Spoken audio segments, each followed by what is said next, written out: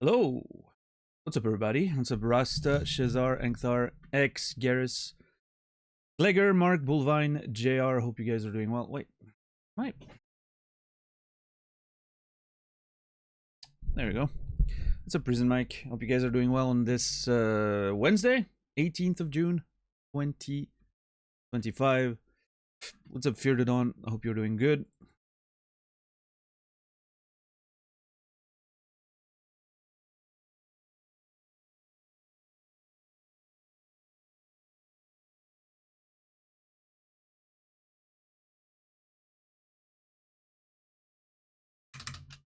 Strange Pie, good to see you. How you going? Warm. That's how I'm going. It's very warm in here, unfortunately. But you know, as soon as I'm able to open the window later, it's gonna be a lot better. So until then, we're gonna survive, I guess.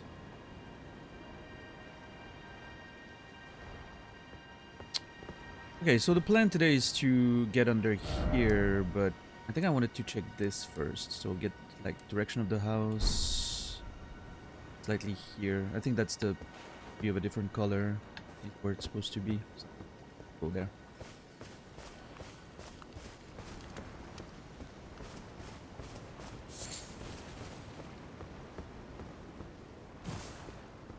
Allegedly 18, but it feels much cooler. I'm jealous, Mark. I think it says it's something like 20... Wait, how much? Like 26, 28? And... yeah, it says 25 right now, but... I don't know, maybe outside it feels like that. Inside the room right now, it definitely is close to 30, so... a little bit annoying.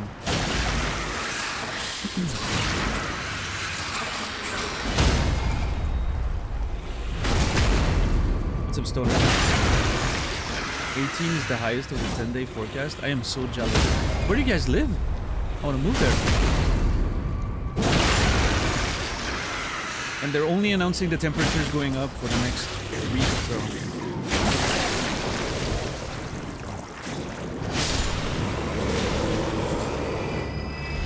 I'm not looking forward to that too much.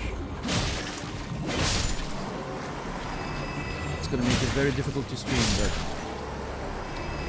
we'll see what we can do. Alright, let's count. 1, 2, 3, 4. Oh, wow. Nice work, Mark. That's pretty quick. I would have done it myself, but I was fighting the creature. Thank you, Mark.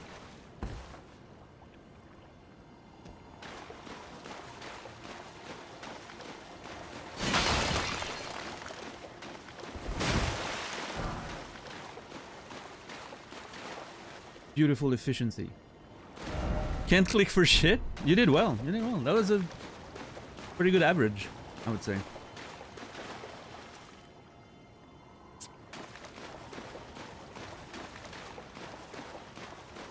And thank you, Strange Pie, for the kill emote. Always love it. Reported. Thanks. I mean, those bots never last very long, I think, but... maybe because people report them. I'm not sure how it works, but... oh, there's another crystal formation here. Wait, what the fuck? Oh, there's a bunch of fire monks there. Already banned? Nice, hell yeah. I'm assuming this shit spams on like every channel at once, and then they get insta-banned. And or maybe there's even like an automated system, right? Like the account got banned like, I don't know, 20 times in 5 minutes, so it just gets immediately automatically banned by the system, right? I would assume they have a technology like that at this point. I hope so. Twitch. Oh.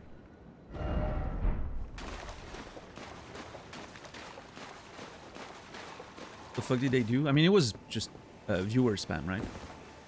Like bot spam. Hey, want more viewers? Blah blah blah. Oh, it's more of those nerds. We saw a few of these on the bridge, right? When we were going there, I think. You have so much power. Yeah, your dad is CEO of Twitch, Glegor. You know what? I feel the wind that's in the game right now. That little wind that moves the leaves and all that. And I have my fan blowing on me right now. And I almost, like, the immersion right now is kind of amazing, I will say. It's like I'm feeling it. And I can tell kind of... It probably has a little, like, salty smell in the air because of the swampy area and all that. But you can feel the cool breeze and all. 4D Elden Ring, yeah, I'm telling you. As soon as we can plug I was gonna talk about like haptic suits, but no, I want to go the next step. I want to get a plug in my fucking spine right away. I'm okay. I don't like this world too much. I don't like reality too much. You can plug me to the machine. I'll enjoy that fucking juicy steak. Cypher was right. Cypher had it figured out. He was the smartest character in the Matrix. He knew. And the older I get, the more I understand Cypher, man. I'm telling you. When I was younger, I was very much a rebel. I do still have a bit of a rebel streak. You guys know me, right? When we talk politics and all that, but... I don't know, the older I get, the more I get Cypher. Just ignore all that shit. It's not like you can change the system anyway. It's rigged. So might as well enjoy the juicy steaks.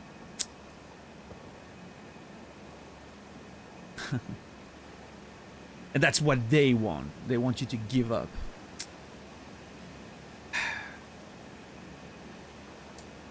Fight the power, free Luigi, all of those things. Oh, now it's raining. Shit. Very cool though, for the vibe change with the weather and all. God, I can't wait to make it to up the cliffs, like to the capital and all that. It's gonna be so fun. Anyway, one thing at a time. Can't get excited about the next thing always. Gotta be excited about what we're doing now.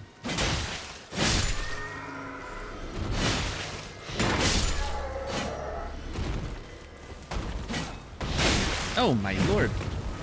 So I was having dinner with my mom tonight, and there was this Miley Cyrus song on the radio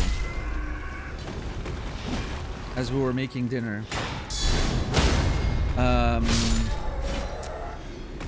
What's the name of the song? I don't know. The lyrics said something like "Not the End of the World" or something. I think that might be the title actually, or "The End of the World" or whatever. That song's a fucking banger. Miley Cyrus is vastly underrated. Albinauric blood clot.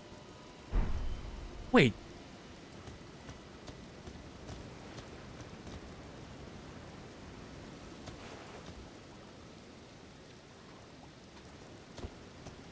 I'm confused because if those are Albinaurics,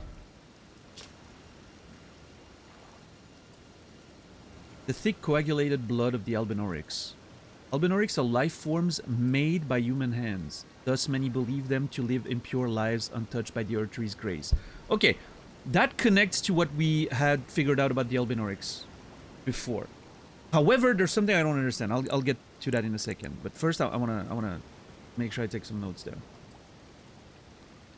I'll put that here, I think.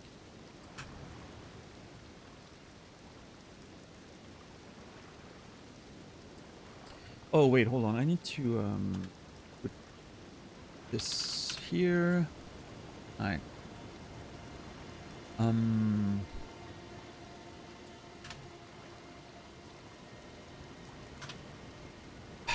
Life forms made by human hands.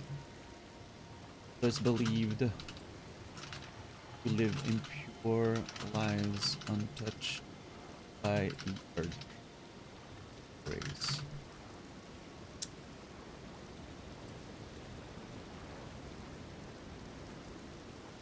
But then I'm confused.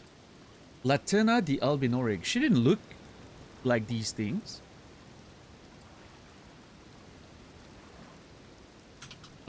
How is she an Albinauric yet looks perfectly human as opposed to the ones we fought?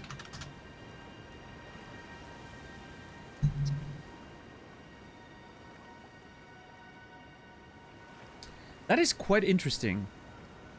So okay, they're made by human hands. Okay, fair enough. They've been created. I get that. So maybe they can look very different, and those are just the ones that maybe I don't know, like the ones that weren't made very well, and so they just use them as cannon fodder, like, you know, like to be warriors and all that. And some of them are maybe a new generation, better made, more human, look more human, more realistic. And those would be the kind that Latenna is part of, maybe? Okay, well, keep that in mind and see where it goes, I guess. Temporarily boosts dexterity in mixed physique. Oh, that's kind of cool. I still think my mix right now is pretty good. Like, a little bit of life regen works well against poison, and like the bubble, of course, is pretty OP.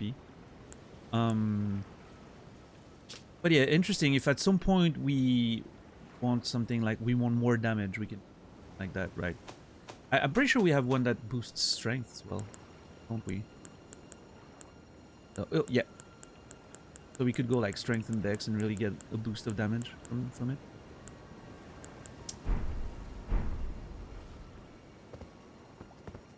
Oh yeah, something I haven't done in a while is activate a rune arc. I mean, I don't know how much of these we can find, so I'm trying to be conservative with it. But...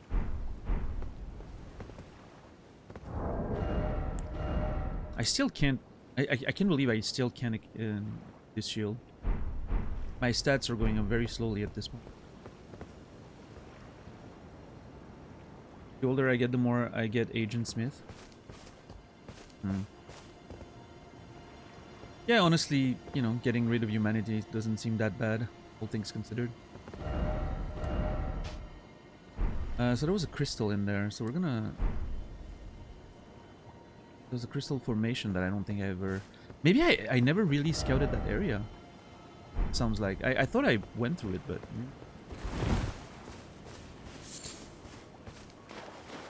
Maybe I did and I forgot.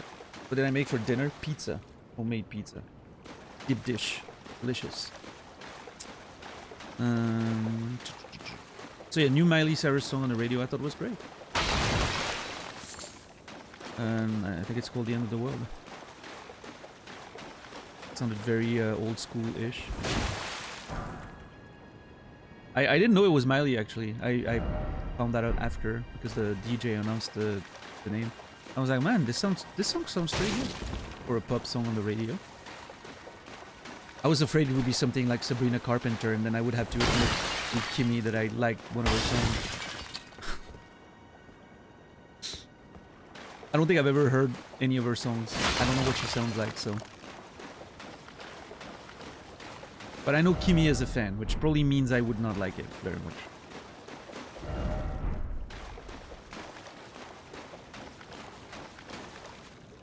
Pretty massive. Not surprised by that at all. Ugh! Jeez! How are you doing, $10?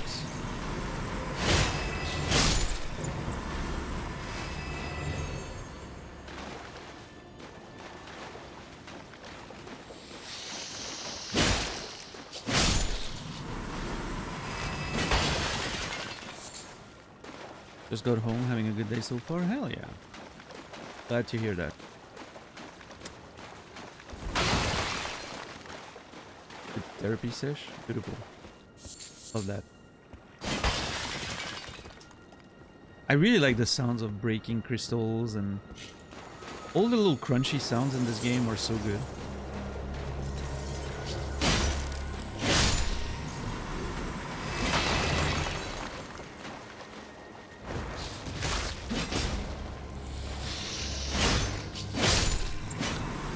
I'm working right now, I have the rest of the week off after today. Hell yeah. Wait, what is today? Wednesday? I just realized my birthday was on a Friday, by the way. I didn't get anything back from... I didn't hear back from Twitch, so I'm assuming my request to be front-paged. My birthday has been silently declined. I don't know, they say they get back to you regardless, like positive or negative, but I didn't hear anything, so... I don't know. We'll see, but it's on a Friday, So if the request is accepted, we'll have an exceptional stream on a Friday. And I might do a longer stream than usual, if that's the case.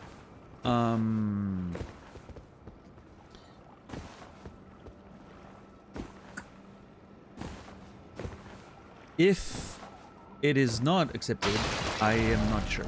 I'm gonna... Maybe we'll do the birthday stream on like Thursday, like going into my birthday, right? Or maybe I'll do a Friday one anyway. Like we do a normal Elden Ring week and then I do a special thing on Friday. I think I know what game I'm gonna play on my birthday stream.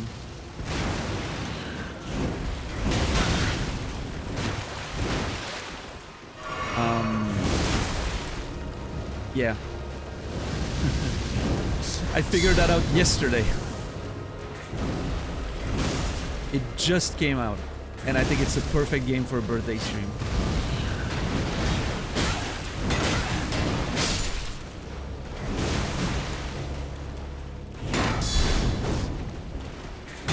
Oh yeah, $10? Nice, I'm looking forward to that. Then I guess even if I don't hear anything, we'll have to stream on Friday then. Just in case, right? Oh my god, I'm so dead! Yeah.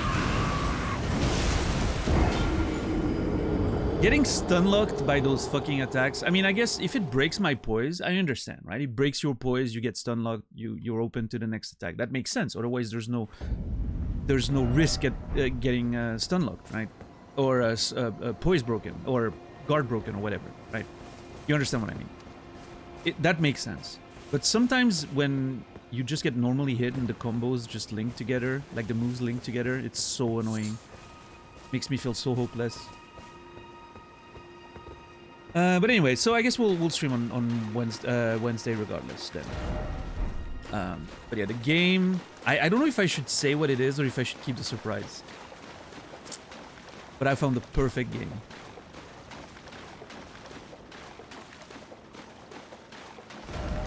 Keep the surprise. I don't know, building the hype can be also important, right?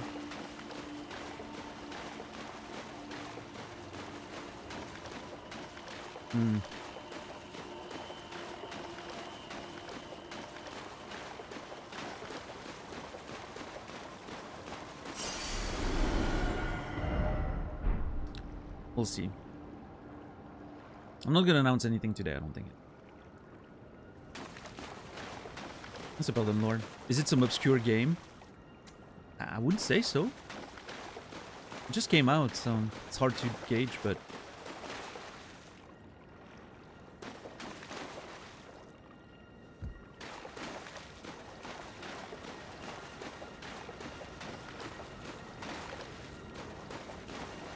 I think those are the ones that I was finding. You have some idea?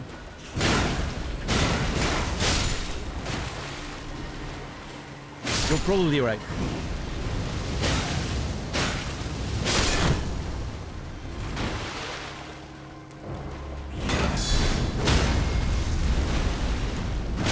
Oh my lord!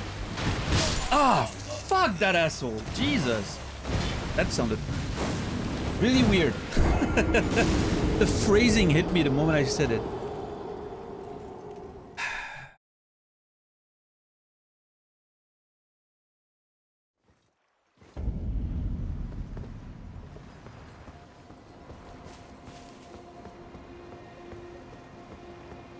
Also a great opportunity for that's what she said or he said or they said. Happy Pride Month and all that.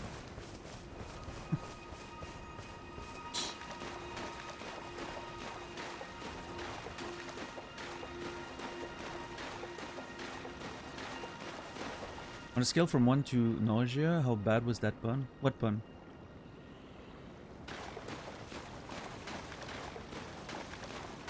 We do, Mark, we do. Immense mental health months as well? Is it? I didn't know that was in June.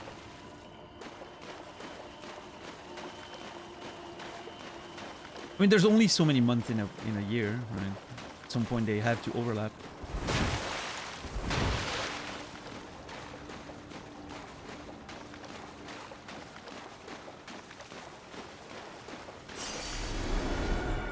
I wasn't very clear. Oh, that was... Well, that's not a pun, is it? Yeah.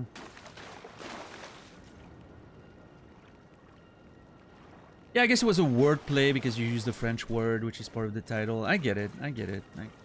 It didn't register to me as a pun. I thought you just made a typo.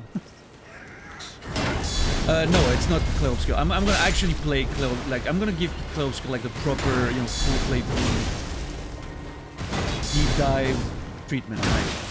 It's gonna be a whole thing on stream when we get there. No, the one I'm thinking for my birthday is something I can play just once and we'll be good. You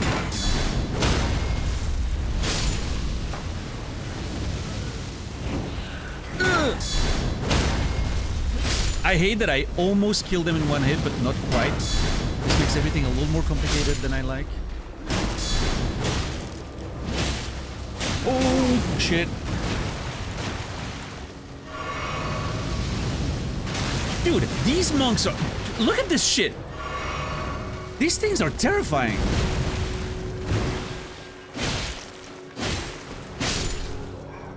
Why have I done so well against those guys until now? And this guy has just almost killed me 3 times.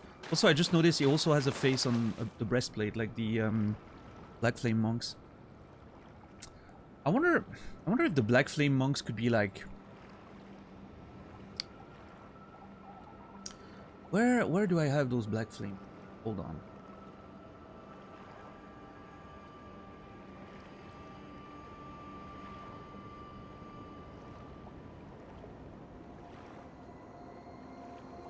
Oh. Hold on. So, the monks, right, of the Black Flame, they used to be guardians but became traitor. I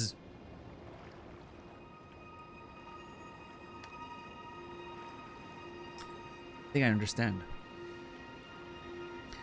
I think the Guardians of the Flame, like the monks, the normal monks, eventually got tempted by the Black Flame. I think the Black Flame...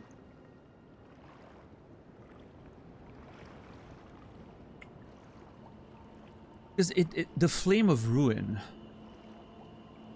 Is that the flame that the Guardians are... The... Hold on. The Fire Monks.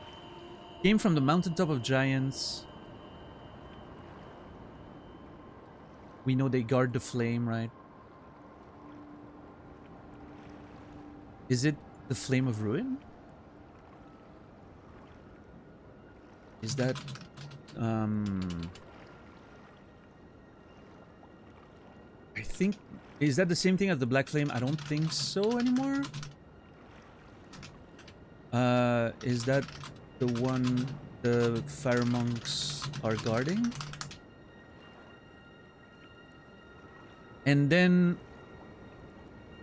Were they Guardians of the Flame who got corrupted by the Black Flame?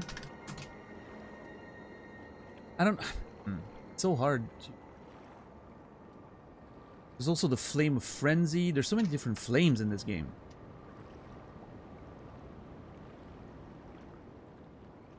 I think part of the complexity of this lore is that there's so many similar names, there's so many similar concepts. Hard to know exactly where it stops.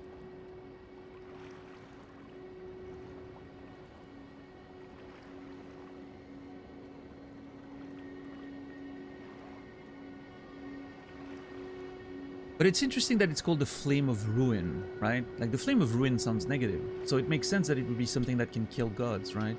Which is what the Black Flame is described as. What's up, Tixar?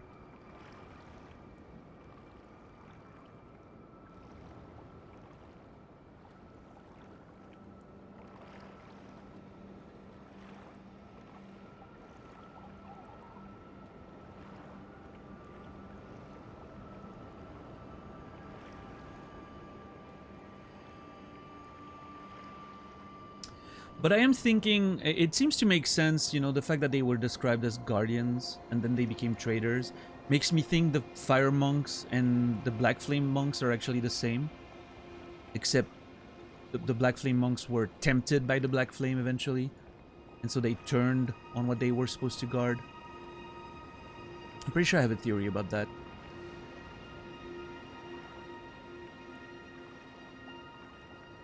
Although, my initial theory was a little different. What's up, Seraphim? Maliketh sealed the Black Flame in the Tower of Caelid, and the monks were originally supposed to guard the seal, but eventually got corrupted.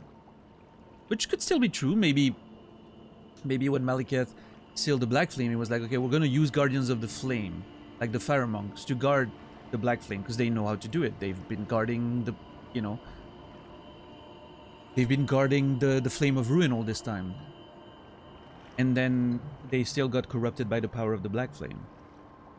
It's like a bit of a, you know, like One Ring type situation.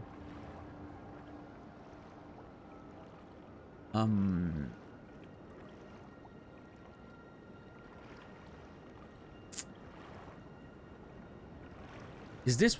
I mean, maybe that's the reason why they're guarding the flame? Initially I was thinking of the flame as something positive.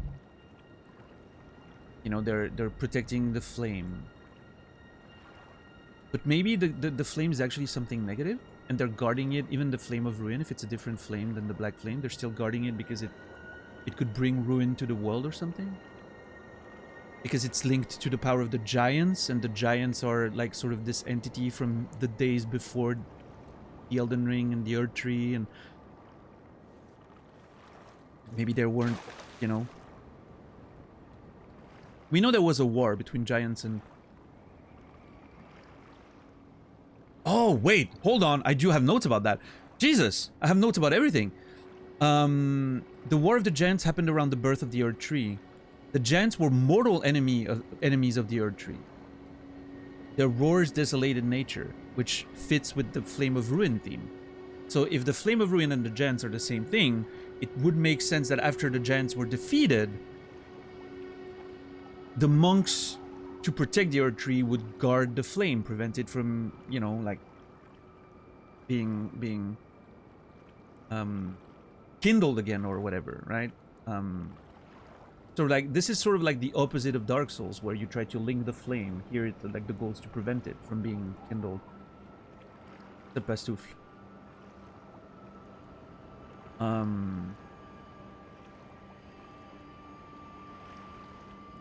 Yeah, there's something interesting there. I think I'm starting to get a picture.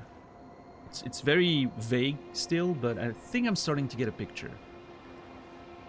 Oh man, I can't wait until we can...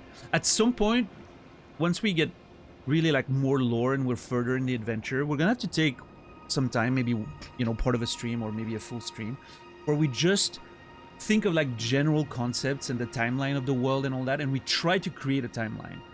We tried to create a timeline and sort of like put together all the story and the lore by going through the notes and like connecting them with one another and doing like a sort of master, you know, story at the bottom of the notes. Try to put everything together in a way that makes sort of sense. How are you today, Pastouf? Dead whale. So yeah, we'll have to figure that out. Should be interesting, should be fun. But I'm waiting to have a little more substance, I guess. Everything is still a little vague, but I'm starting to see some connections and some interesting things. What's up, Brainy? We're writing your book together? New book together? Well, I mean, I can't, because it's a, you know, existing IP. I know you're joking. Hey, maybe, who knows, maybe this is gonna, maybe it could turn into the Pale...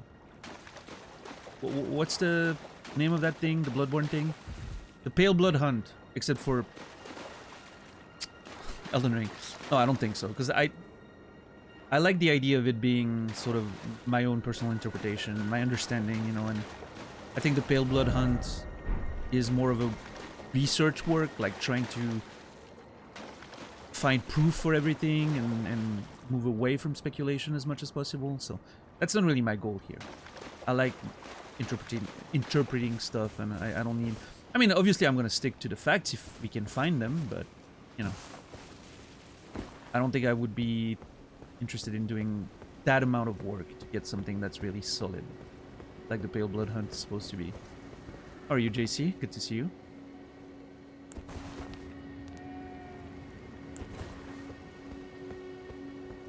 That's exactly the opposite of what I said, Naz. Thank you. Alright, let's see. We still don't have a map for this. This is very annoying. God, I really hope this isn't the only map. That would be a pain to explore. Alright, well, let's... No! No!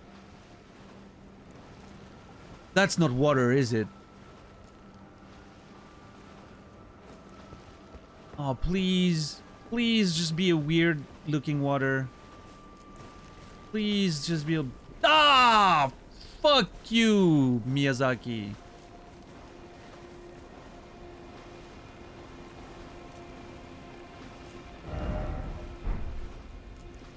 I was so excited to explore under this, like these cliffs.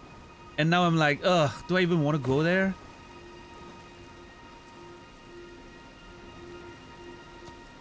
There's clean water here. What do you mean? There's just a little separation. Look at this. Can we dig a little canal so that the clean water cleans the... That's not how it works, right? The bad water would infect the clean one. Yeah.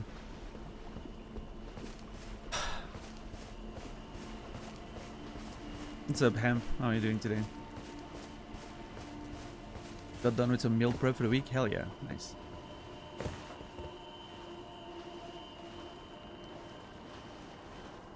I am so sad we're not hitting the streets tonight, Naz. I'm very glad we're hitting a rematch tomorrow, but I'm so sad we're not hitting the street.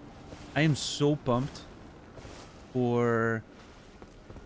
To keep... Like, what I did yesterday with, like, my replay analysis with the you know... Starting taking notes and everything on my replay. On that match against that Kazuya. God, that was so good. It really made me want to play so much more Tekken and actually do proper learning now. Taking notes and everything, you know, studying that shit. What's up, Silachi? What tool am I using for notes? Yeah, thank you, $10. It's Scapel. It's a software that I use for writing books, typically. Well, I mean, developing worlds and ideas. It's a mind map software. I'm not using it as such when I'm taking notes for games, but technically it's a mind map software, right? You can create nodes, you can link them together, you can do a whole bunch of different things. It's very customizable. Out of the box, yours is not going to look like mine, right? It's going to be a lot cleaner. It's a one-time purchase. Yeah, I think $15 or something. I paid 15. Maybe it's a little more expensive. But yeah, so it's, you know, it's quite customizable. I made mine to look a bit like a blackboard. And then I used some OBS magic to have like the transparency and, you know, being able to use it on stream. But yeah, you can put pictures in it, as you can see. You can, yeah, there's quite a lot of things you can do with it. It's, I don't know if it's the best note software. I'm sure there's more modern stuff because this one is pretty old at this point. There's more modern software probably you can find that it would be better for whatever your needs are. But for me specifically, you know, I started using that when I was writing my novels a while ago, and I just stuck with it because I enjoy this software. I'm used to it. I think it's clean, it's simple, it works for me. Yeah. It's nice that it's not a live service, and your one would probably be maybe that's true. But yeah, so I like taking notes when I'm playing video games. So it's the whole thing, and I actually set up the whole thing with the overlay, transparency, and all that for Elden Ring. Before that, I used to have like a normal, you know, window, and I would just bring it on screen. It was ugly, and now I have this whole immersive thing with the overlay. So I think every game going forward, I'm going to be taking notes. Well, I mean, not every game maybe needs notes, but most of the games I play, I feel like I could be taking notes. So I think it's going to be exciting going forward. I'm very happy that I set that up. Now part of my stream sort of workflow. So everything is a subscription now. Yeah, that's true. Yeah, no, this one I think, I don't know how much is it now. Is it still $15? I wouldn't be surprised if it's a little more expensive. Yeah, it says 20 Swiss francs, so that's a little more than $50, but inflation and all that. Still a one-time purchase, so.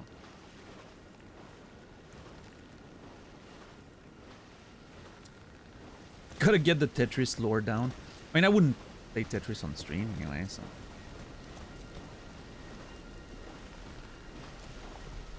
Yeah, no, that's what I like, Tixar. No nonsense software. You buy it, you install it, it works. It doesn't give you pop-ups. There's no... They're not trying to get you to buy other features.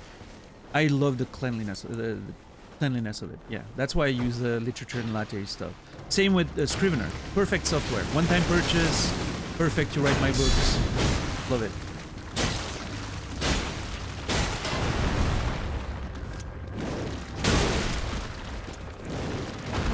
Oh god, I'm stuck.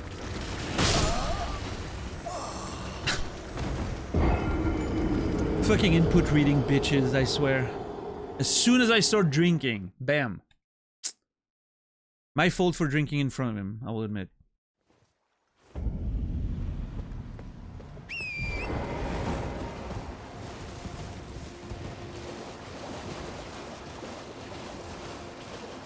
Still recommend the Tetris movie, yeah.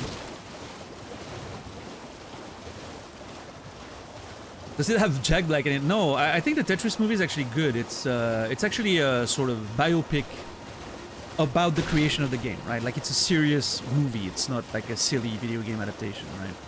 It's like a biopic around the creation of the game and you know, the dude who created Tetris. So I think it's really cool. I hear it's really good. What's up, Nubelicious? How are you doing today? Must click on your stream because I thought you were doing a Super Mario cosplay. Yeah, I either get that or Freddie Mercury or Magnum PI. Come sell it. So yeah, I get it. The real inspiration is Daniel Plainview in There Will Be Blood for the stash, but yeah.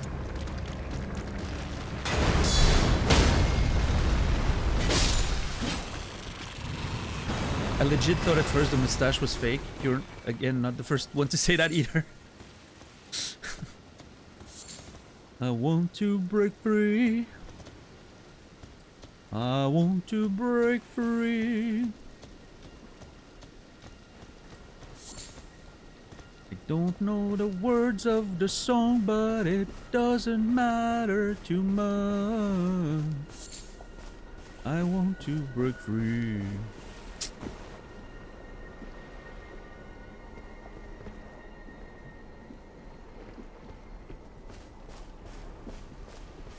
Who says it isn't? That's true. Unless you can pull on it yourself, will you ever be convinced?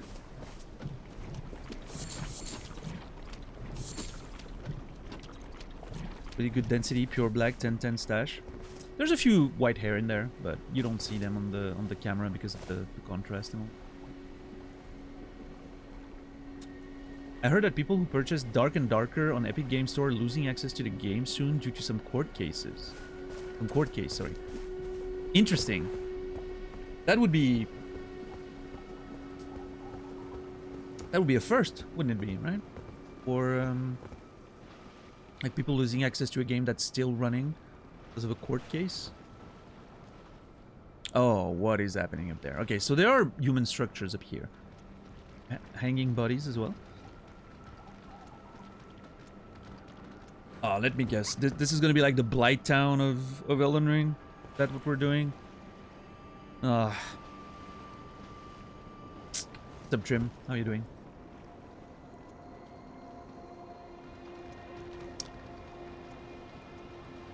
Does your character have a stash under the helm? What do you think? Of course he does! Can't get a real close-up, but...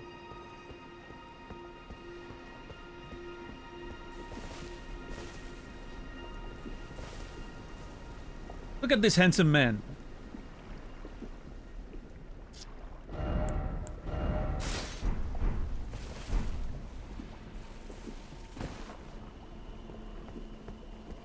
I am really just a stash. The stash is the real streamer. Everything else is just a flesh golem the stash is using to be able to stream on Twitch. I need fingers and everything, you know?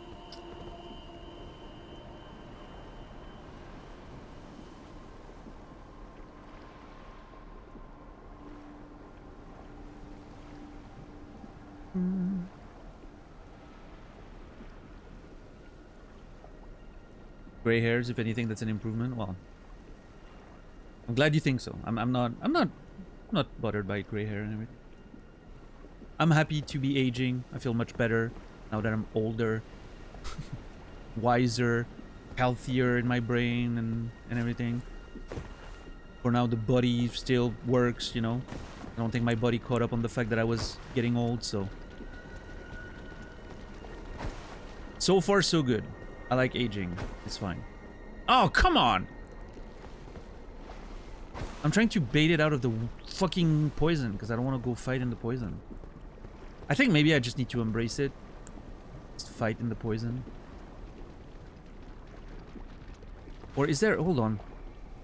Oh, I think there's little platforms where I can fight. Nice, nice, nice. Let's see. Yeah, okay. Okay. That makes more sense.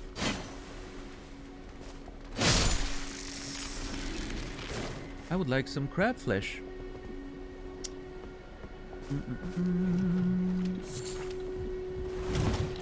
There are a number of games on Steam that got delisted, but people who bought it still have access. Yeah, and that, I guess that's fine, right? If for any reason the publisher must pull the game, who knows why, right? They're right. But if you purchased it, you still have access to it, that's fine, right? I think that's okay. You know, losing access to the game is what's the problem. I mean, if it's an online game and they have to close the servers or whatever, yeah, I get it, right? It's a thing. But like single-player games that are suddenly not available to you anymore on like those store services, that's fucking bullshit. And unfortunately, it happens. So.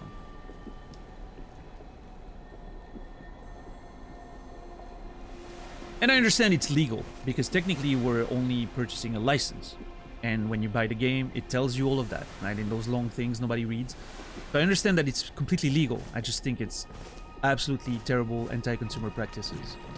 And I think it should be illegal, but I get it. It is what it is. Oh god, oh that's gonna suck. Oh god, I'm gonna die. I'm absolutely dying.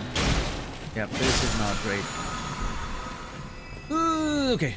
I thought I was gonna get baited into the next crab. Let's see.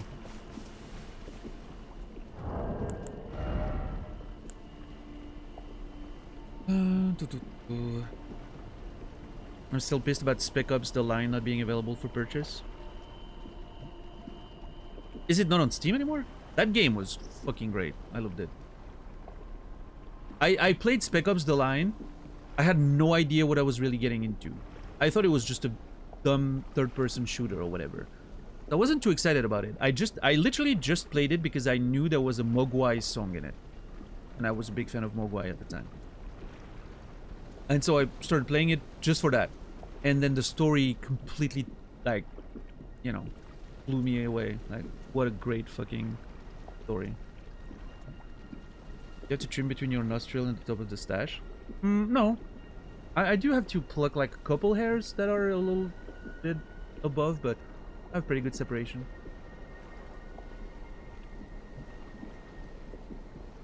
I'm 36-year-old and as I older, I gain weight. When I was 15-year-old, people called me Somalian as I was slim, fly weight. That seems racist somehow. Am I the only one who was getting a racist vibe from that comment? That seems like a very racist stereotype.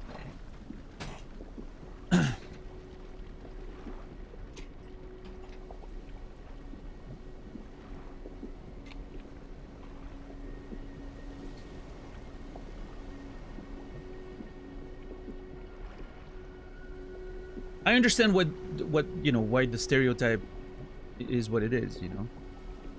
Unfortunately, Somalia suffers with poverty and you know, scarcity of food and all that, but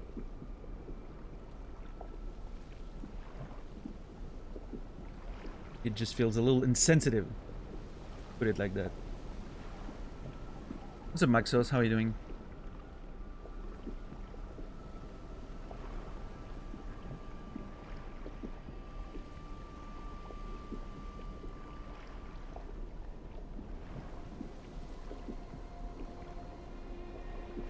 Can't purchase it anymore, I think because of issues with the music licenses. That makes sense. Yeah, that's what I was talking about earlier, right? Like the publishers sometimes have to pull the things from the store. And I think the fact that they were using, again, licensed tracks like the Mogwai one and all that, it makes sense that it would not be like the licenses have a limit of, you know, a certain number of years you can use them for. Yeah, I get it. It's unfortunate, but it is what it is, I guess.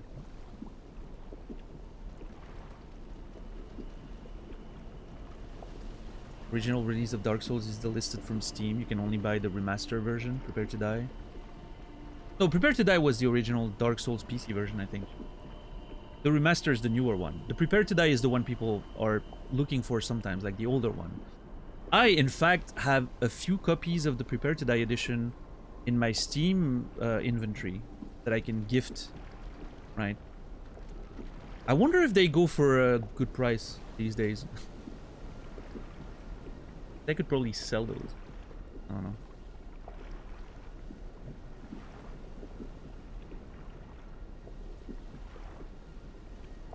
People are probably looking for a boxed version, not just a digital. You know, people want the collectors want the actual bugs, right? Steam Prepared to Die.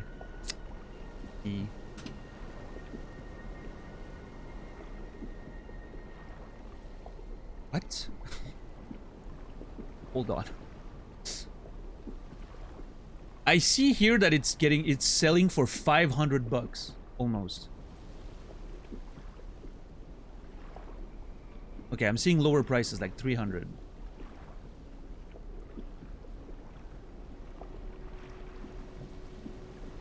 Maybe I need to look into selling those keys. Digital version, yeah, Steam key. I mean, it's listed at that price. I don't know if it's selling at that price, but it's listed at that price, right? So...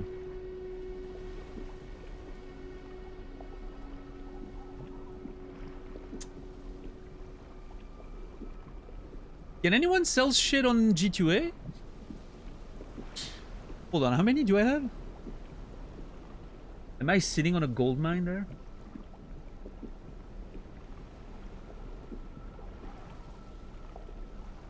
I have 2 of them.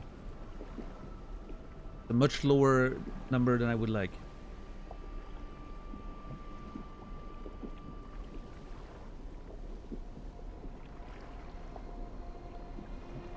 But I mean, hey, even if I, you know, like, even if, let's be reasonable, and even if even if they sell for like $250, that's still $500 right there.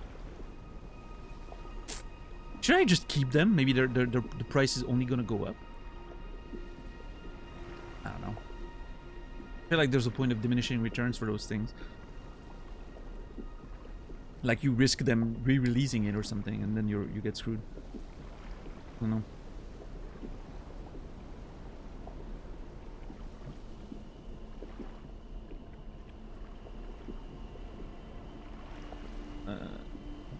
Have you seen the trailer? Hold on, let me try to make sense of your sentence. Have you seen the Trench Tales? Like Dark Souls in World War time. I haven't seen it, no. I don't pay much attention to trailers. Trench Tales. It looks interesting visually, but apparently it's pretty bad. Also, it's early access. I'm not interested.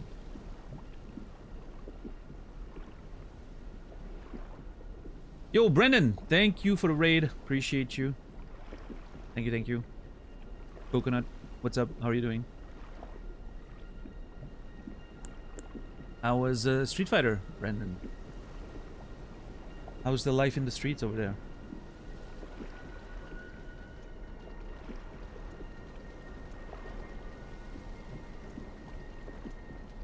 But yeah, I don't know. Now I'm thinking about trying to see if I can sell those Prepare to Die editions or keys or whatever.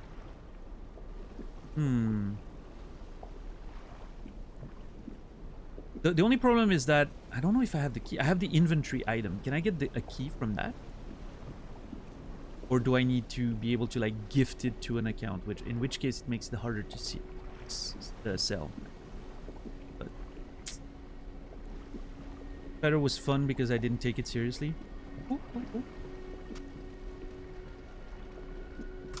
I'm glad you had fun. That's what matters.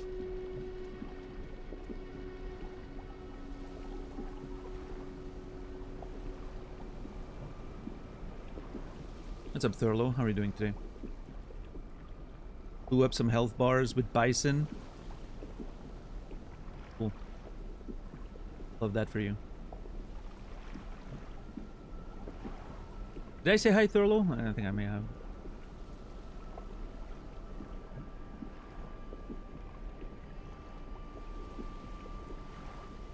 Well, that's the thing, Salachi. I wouldn't sell it on Steam or anything, right? I would put it up on like a reseller website, and then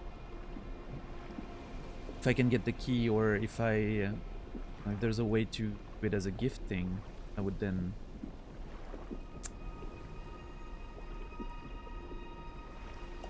Hold on, let me.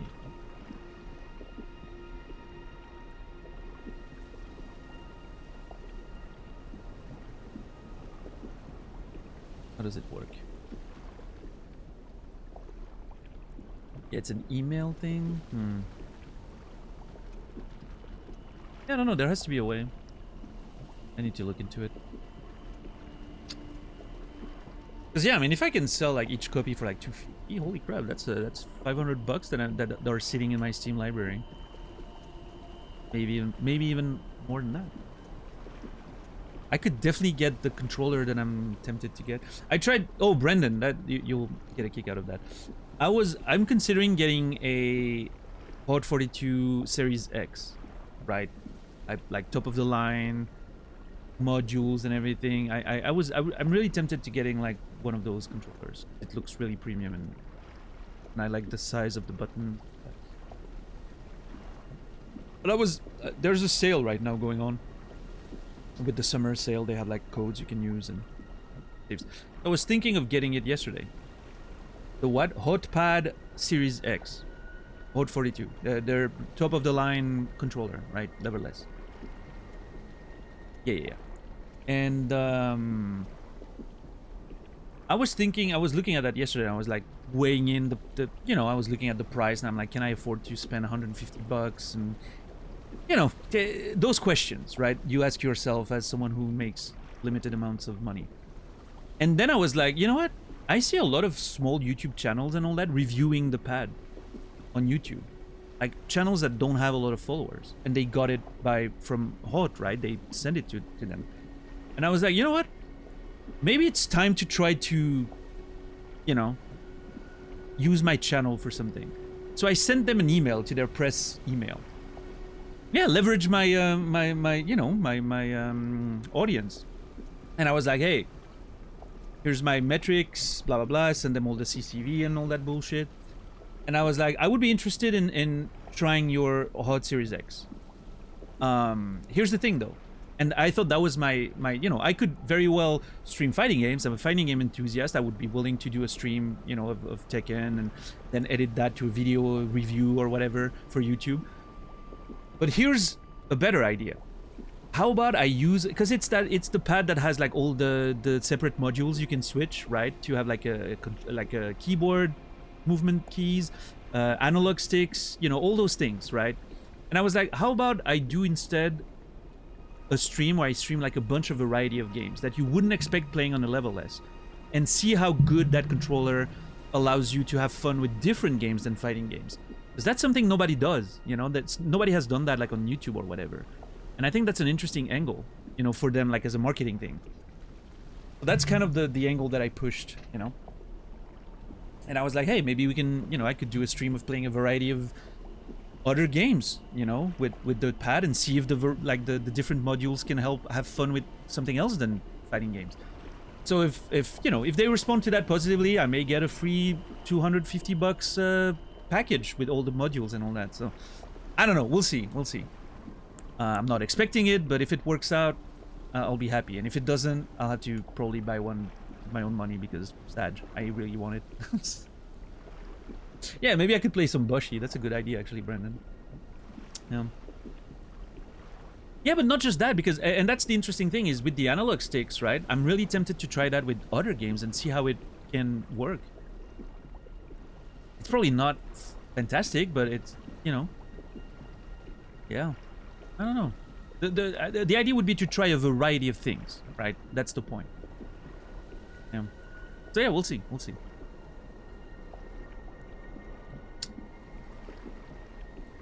This Ash of War grants an armament the sacred affinity and the following skill. Vow of the Indomitable. Skill of the ancient warriors of the Erdtree.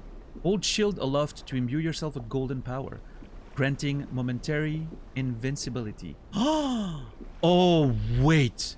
That could actually be fucking cool for us, right? I mean, it's expensive. 20 FP, I can only use it like 3 times.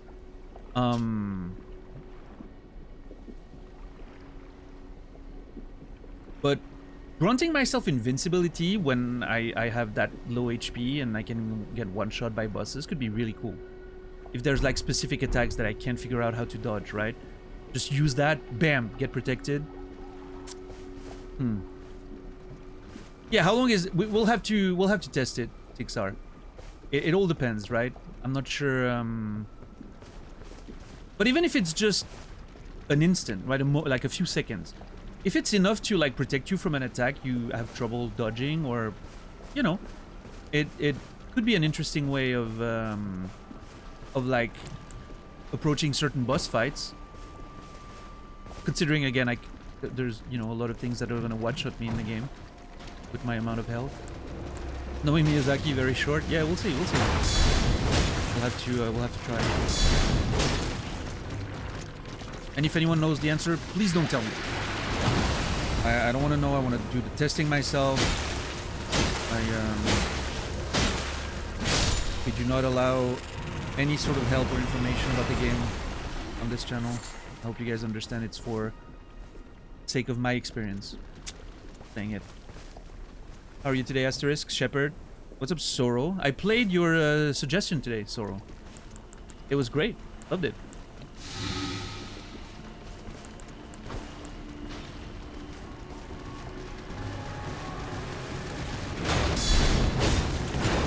I don't have that one anymore. What does that mean? Oh, the emote. My bad. Yeah, it's a tier 3 exclusive, that one.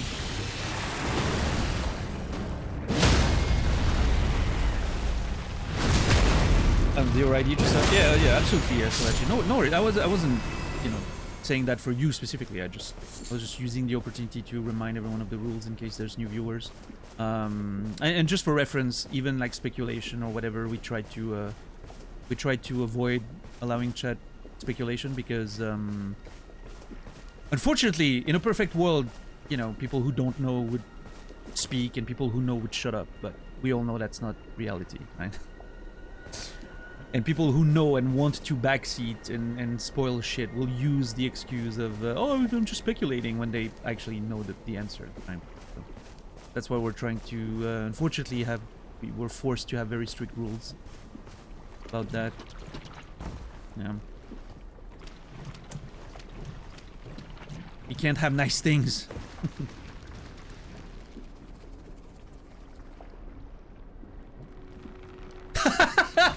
Oh.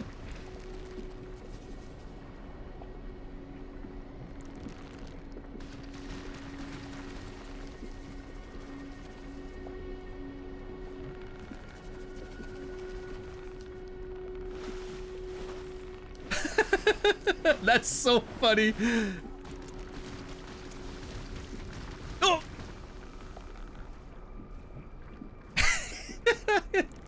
It's like it's not sure if it, if something's there. Did I hear something? Oh.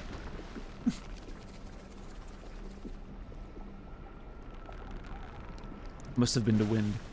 Look at him eating food. What a cutie. Also changes your thought process. That's true, Blegar, yeah. I hear no lies. Okay, where do we fight? I guess we fight here. That's so funny. Love it.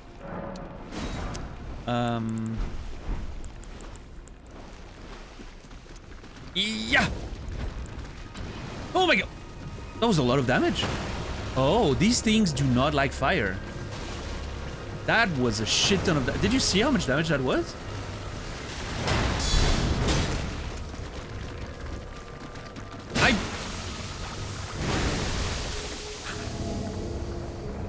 What?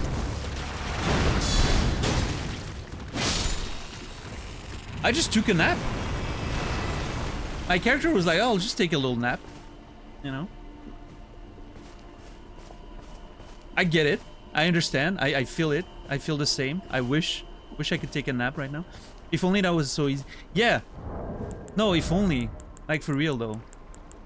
I would love to have sleep pods, IRL. Just bash it on your face.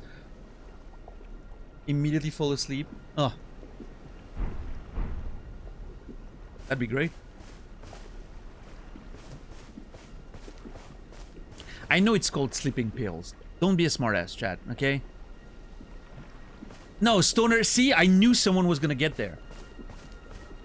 I knew someone was gonna go there. I don't want to hear it.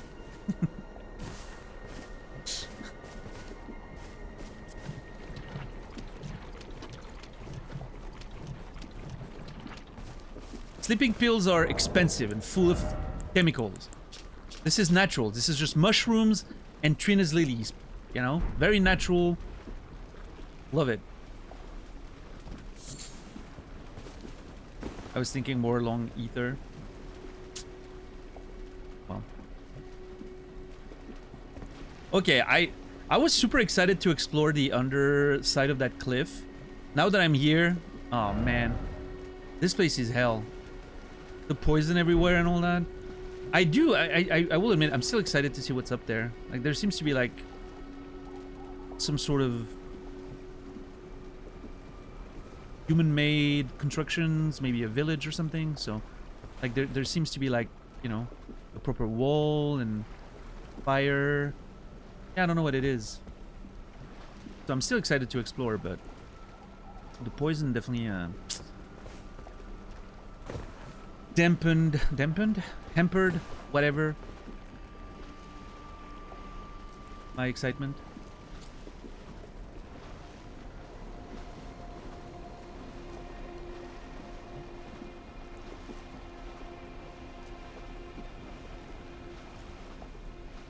Side effects, magic would be much cooler. As far as I know, you can buy melatonin pretty cheap. Yeah, but melatonin's not really a sleeping pill. It's just, you know, it's a hormonal help to get your body to think it's time to go to sleep. And it helps. It does. I do take melatonin and it does help for sure. But it's not. Sometimes if you really are struggling, if you have a bout of insomnia, it's not gonna do anything. But in general, yeah, I can say that my sleep has been a little better and easier with melatonin. Yeah, it's not going to change the quality of your sleep very much. Unless, I mean, there's those slow release melatonin pills that, like, slowly release all the way through the night, which I think help getting a bit more deeper sleep and all that. But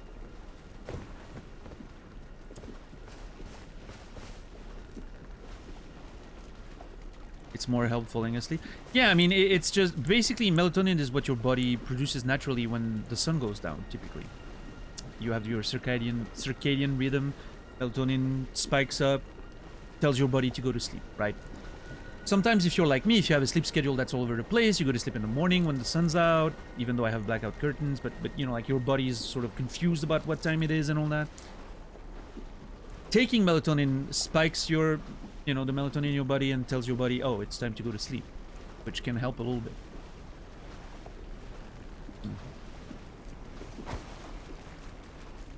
Again, not the end all be all or anything. And yeah, actual sleeping pills can be pretty bad for you. That's true. Oh well. Okay, please. The one time, dude, the one time I'm using a fucking. That crab was literally baiting me to come in the fucking poison swamp there. I think that's very rude. Did he? He put his friend to sleep. Oh shit. He put his friend crab to sleep. Did you see that? Did I just... Hold on. Okay, things are happening.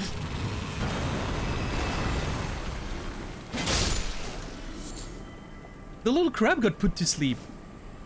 Look at that. This is amazing. Yeah, this is actually... Wait, why am I dying? Oh, shit. I didn't see I was poisoned.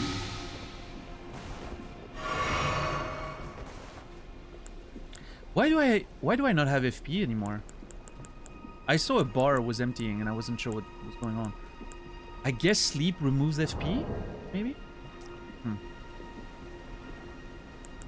Maybe that's a thing?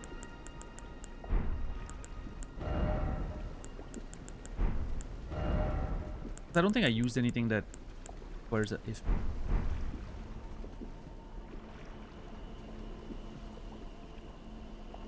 I hate when people talk about medication, complain about chemicals, and promote natural things where the chemicals are exactly what's on the package. All the plant stuff is just a mixture of random chemicals synthesized by a plant. You never quite know what really is in there. Yeah, I mean...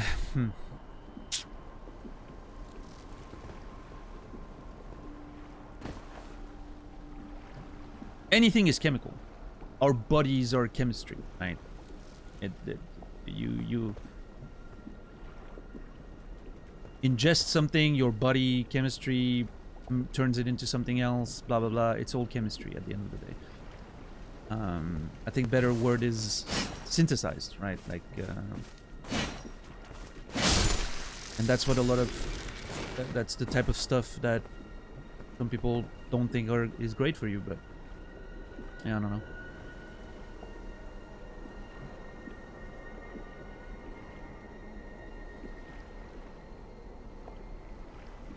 I think our bodies are more used to chemicals produced by plants than chemicals invented by humans. Yeah, I don't know. I'm not sure. I'm really not an expert on this. Careful with dihydrogen oxide. That's a real killer. Yeah. Also,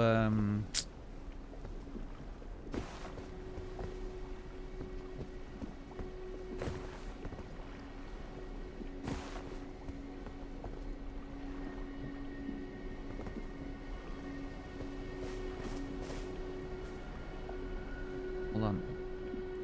It's in everything nowadays. That's true. That's true. I was trying to think about the composition of just air, but I'm not actually sure. There's more than oxygen in there.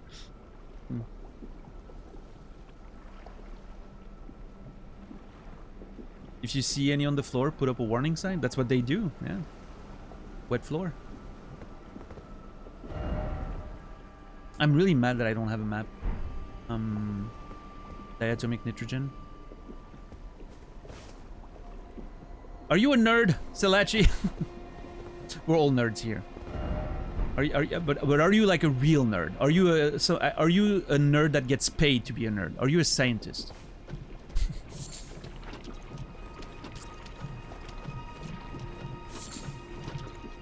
I mean, technically, I'm a nerd that gets paid to be a nerd. Technically, right? I'm playing video games on the fucking internet.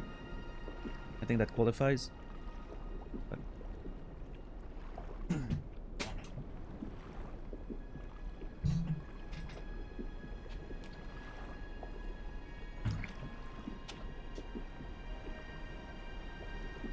Everybody who ever drank dihydrogen monoxide will die. That's true. I just did. God, I'm living dangerously. I should get hazard pay. I'm an engineer, not the cool type. I don't build bridges, planes and stuff, just software. Yeah. My cousin's a plane engineer. It's not that interesting. Oh, it's actually pretty cool. But software engineering is cool too.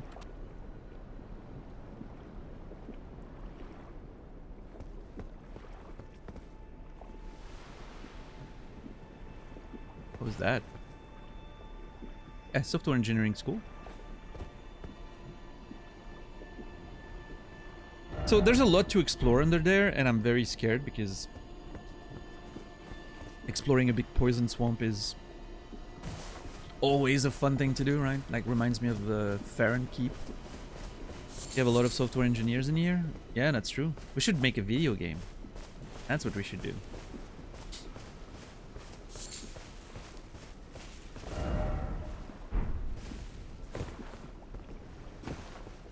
Oh, what was that health bar? What's up, Senea? How are you doing today?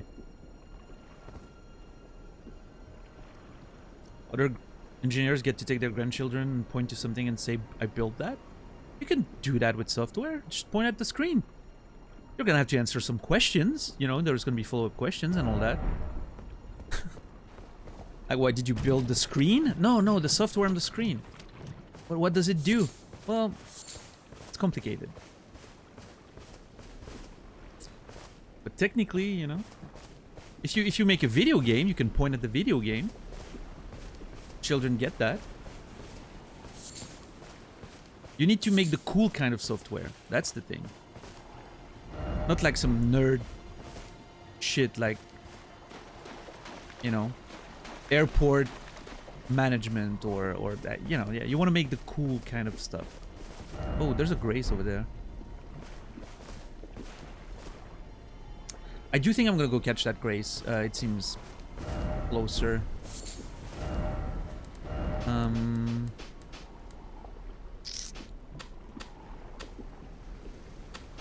But I do want to make sure that I still explore those things eventually. You only do the stupid nerd shit. Hey, we all do. We all do. I'm playing bad video games on the internet for a living. I should be writing books and I don't. And instead I play bad video games on stream.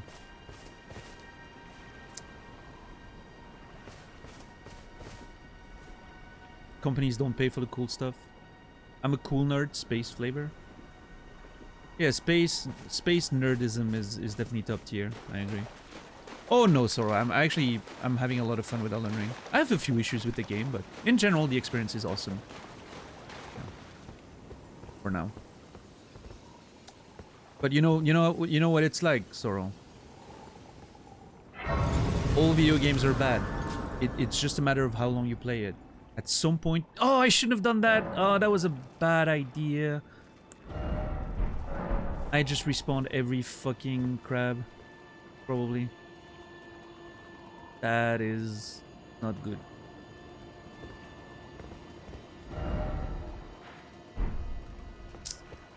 I'm actually gonna pass time until morning. It's way dark in here.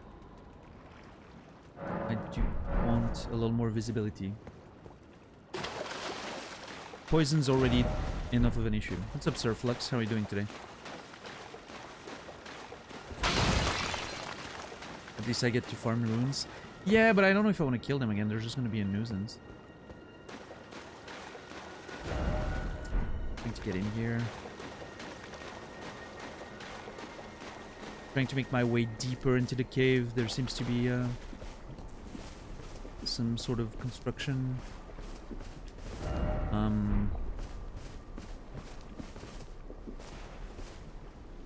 There's definitely some crystals out there.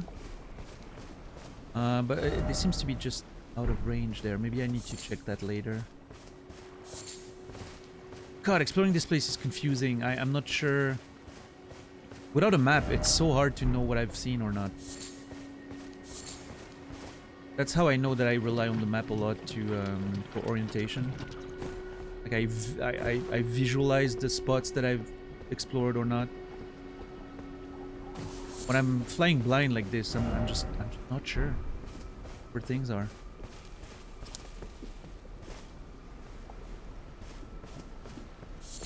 Negative review 1,000 hours. People make fun of that all the time, right? But I get it. Again, like if you play a video game enough, you find more issues, and eventually you reach the point where, oh Jesus, the game's just feels bad, right? Well, I understand the idea. It's a bit unfair if you had that much fun with the game to call it bad, right? But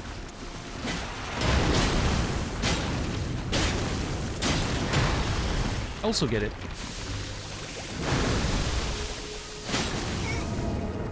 Okay, so yeah, sleep removes a half your FP or something. Oh god, I'm so dead.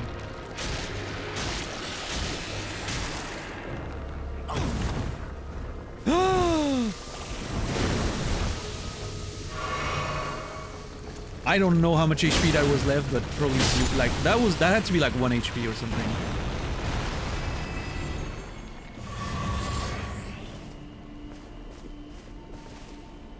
Even water is not great if you drink. Well, yeah, but that's different. I don't think that's a fair analogy.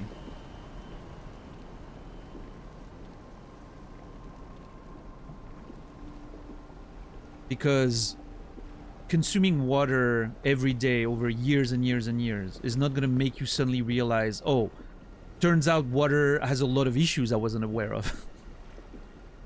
Turns out there was like poison in that water that I never realized was there. That's how it feels with games sometimes. You play a game enough and then you realize all the little problems with it. And then it becomes harder to not pay attention to those issues, right? And at first you don't really see them because you're focused on like the fun stuff and like the, you know. That's usually what happens with games, in my opinion. That is a shit ton of bodies. What the fuck? What is going on here? Some of them prisoners. You can see like the things around their necks. Patch water. No. Okay, so there's a ramp that leads up here, and then that bridge that I saw from a distance, and then a house and a few little things, gazebos or whatever. Okay, so there's a whole village up there. Getting a Blight Town sort of vibe immediately. What are your main complaints with the game so far? Let me think. What would be my main complaint with the game so far?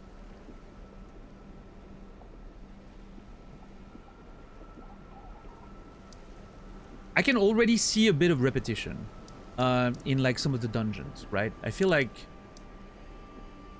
every time I get into a catacomb, it's kind of the same thing. Now, you know, the layout's different. You still have to explore and all that. But every time, like, find the lever, pull the lever, go to the boss room again. Same sort of enemies.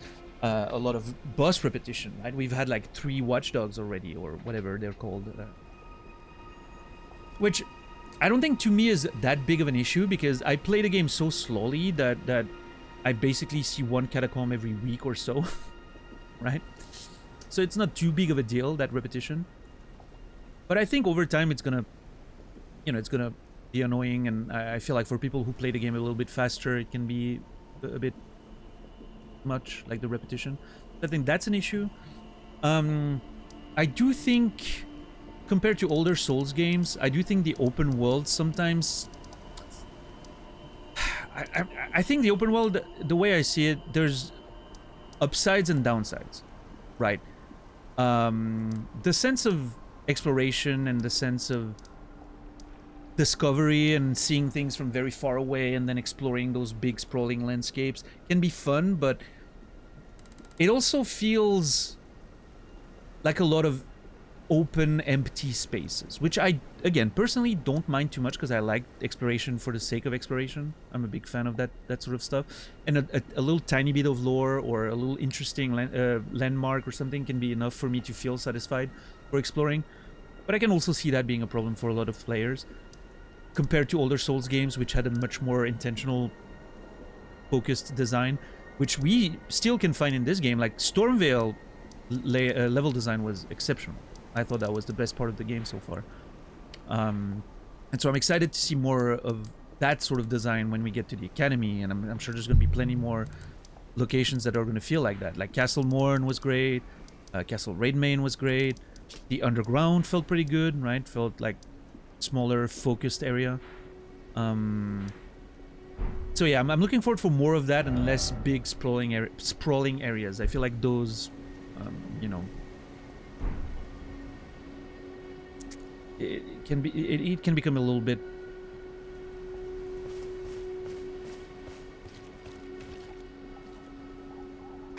I don't know what adjective I'm trying to use there, but repetitive maybe is the word, you know, like it could become repetitive to explore those big sprawling areas over time and all that. But yeah, me personally, none of this is bothering me too much right now because of the way I play the game. Yeah, other than that, I don't know. No, pretty good game. I think the visuals are amazing.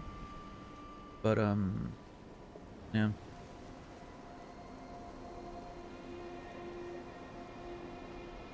Yep. How does it work with the maps? Do you randomly find parts? So you find the maps, like here's a map, for instance. You see those little icons on the map. We figured out that this is where you will find a map fragment. So every time you're in a new area, you kind of want to shoot for those things, right? Like we saw there's one here as well. But right here, for instance, like where we are now, I don't see any of that. I don't see a marker. So I don't know where I'm supposed to find the map. I don't know if it's just that one up there that's going to reveal everything, or if I'm, you know, if I'm going to find one sooner than that. We'll see.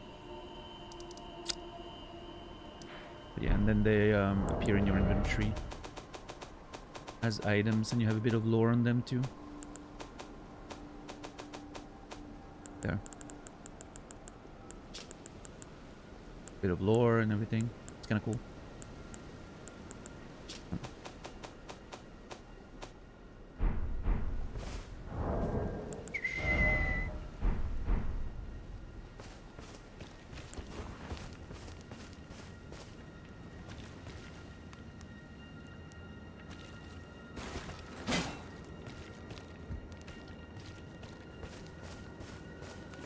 What's up, Colette? How are you doing today?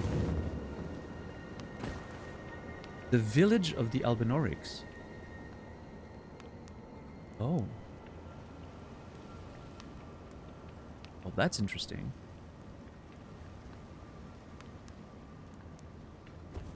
Wait. No. They don't look like the ones I killed. Someone cry?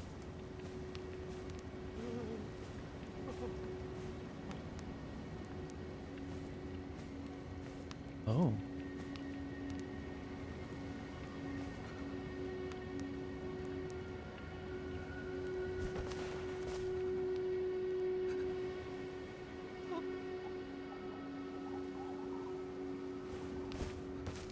Okay. Oh, I can target it. Uh-oh. I thought it was an NPC for a second because I could... It was crying and all that, but apparently I can target it.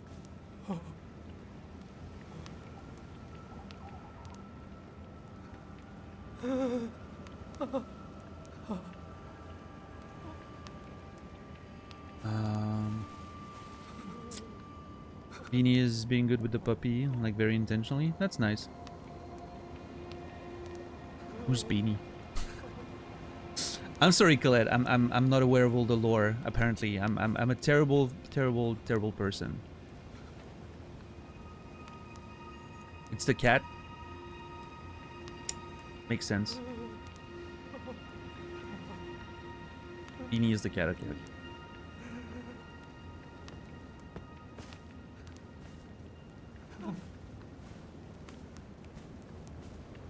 I don't know if I want to...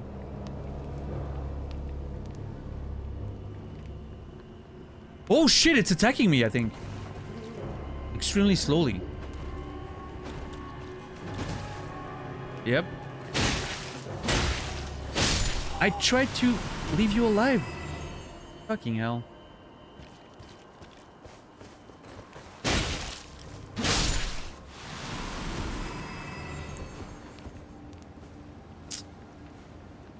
Just keeps intentionally going where the puppy is, hasn't slapped him down at all yet? Hell yeah.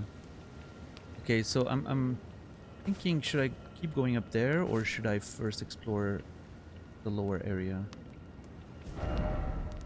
Anything resembling a map? Nope. Not yet.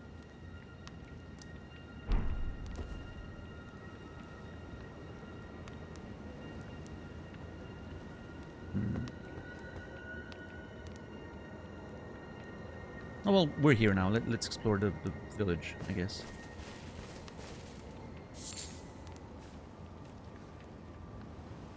Oh. Oh, that's, Nephili. What is she doing here?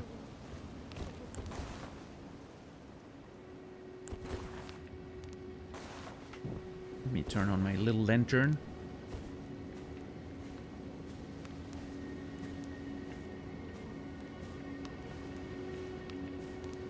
Hello? Did you kill them? Hopefully not.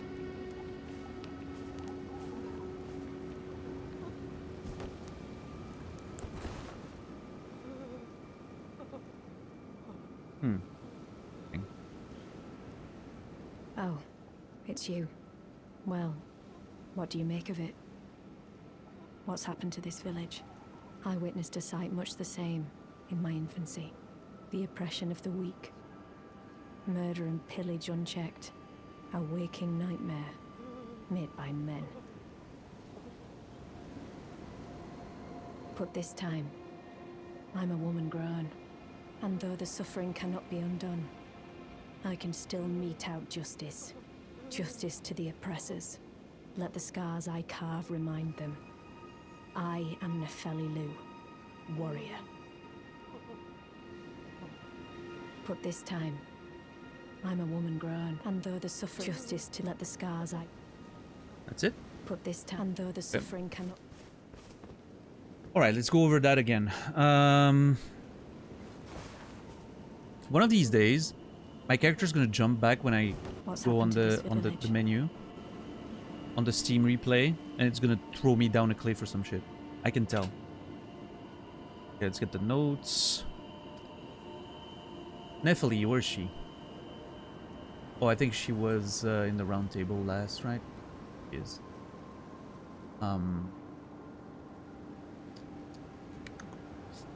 Okay, let's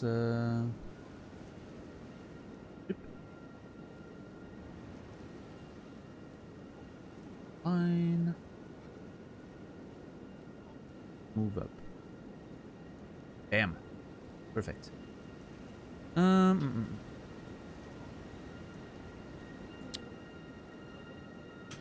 Found her again in Liurnia at the Albinauric village. What did she have to say? Let's see. Oh, it's you. Well, what do you make of it? What's happened to this village? I witnessed a sight much the same in my infancy. The oppression of the weak. Murder and pillage unchecked. So, clearly she's not responsible. She was investigating the murder and pillage and felt strongly about bringing justice to the oppressed. Spoke of seeing similar things in her youth. Paraphrasing, right? That's kind of the idea, I think. A waking nightmare made by men. But this time, I'm a woman grown, and though the suffering cannot be undone, I can still mete out justice. Justice to the oppressors. Let the scars I carve remind them. I am Nefeli-Lu. Justice to the oppressors. Yeah, bringing justice to the oppressors. Not the oppressed. The oppressors don't... Okay, yeah. Warrior. Nefeli-Lu warrior.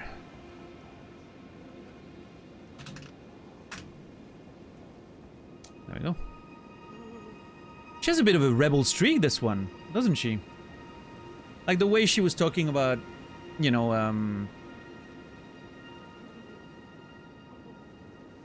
she was talking about the Lord of Stormvale and Godric, like, you know, that he tainted the winds, and now she's, you know, talking about the poor, the oppression of these people and how she wants to avenge them and all that. It's pretty interesting. A bit of a rebel. I like her. And seems to have an interesting story. But this time. Yeah.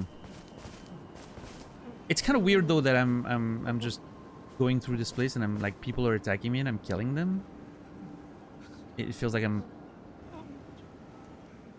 you know, isn't that what we're... She's talking about avenging them and then I'm here killing them as well. I don't know.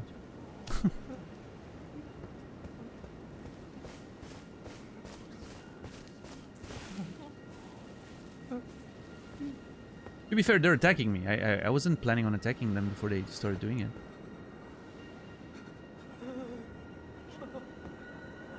All those coffins everywhere. Interesting. Larval tear. That's not the first one we found, right? Needed by Renala to grant rebirth. Oh, I forgot about that. The core of a creature of mimicry known as a silver tear. As much a substance as a living organism. Material required by the ember egg. You know that ember egg that we think maybe possesses like primordial life essence in it? Because it's part of the Erdtree's blessings. Or the sap of the Erdtree, right? Cradled by Renala, Queen of the Full Moon, to birth people anew. Being born new allows relocation of attribute boosted by leveling up. Okay, so I'm thinking that Renala is actually gonna be our respec mechanic. She's gonna be a respec mechanic once we find her, most likely in the academy. That's what we know where she is. We do need to acquire a great rune from her, which apparently is in the egg. That's what we've learned. I'm not sure exactly how that's gonna work out, but we'll figure that out as we get there, I guess. One thing at a time. That's future Daniel's problem.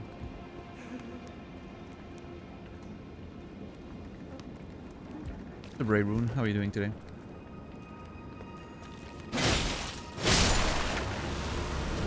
I wish I didn't have to kill you guys, but... Oh my god, there's... Oh, Jesus, there's so many of them. Oh, Lord. I thought they were all dead.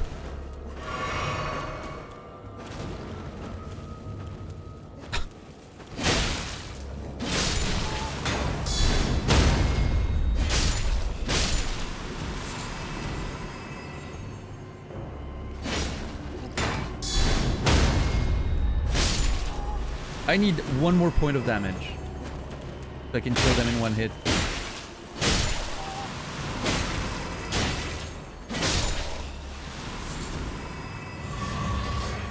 Okay, so all of these are Albinaurics too. I'm getting blood clots from them. So this confirms that Albinaurics can look very different, right? They don't all look like the weird alien-looking things. So that explains why Latenna can look human, I guess, and being called an Albinauric. Cool. I still wonder what her story is. So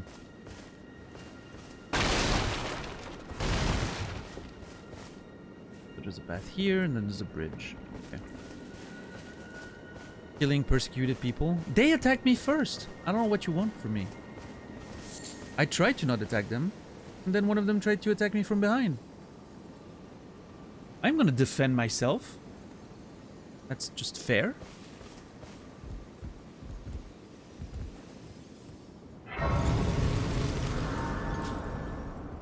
I'm gonna have to check here. This is a shack, so... I mean, it doesn't really... It's not registered as a shack, but... I'll still try to see if there's a bell-bearing hunter.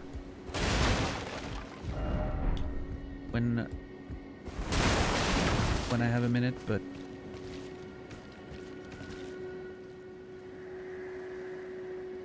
The village is done for. Please, even if it's just you, old Albus, hide well and still your breath. The village is done for. Please, even if it's just you, old Albus, hide well and still your breath. Okay. Where are you hidden, Albus? Old Albus.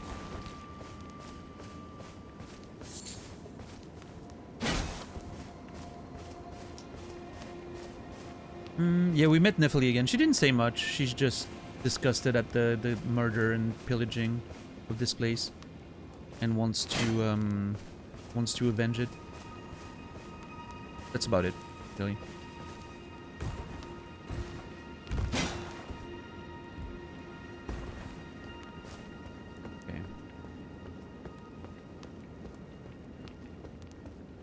Albus. Albus Dumbledore. Where's Dumbledore?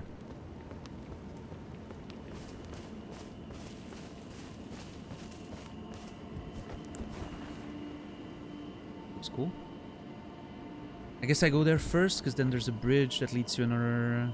Like the area we saw from downstairs. The gazebos and all that.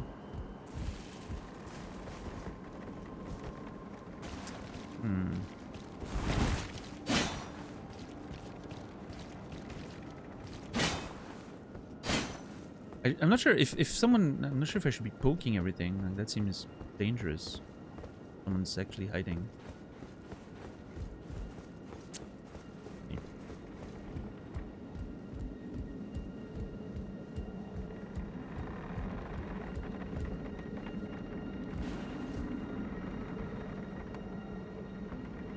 What the fuck is that? Oh, it's just one of them. Okay.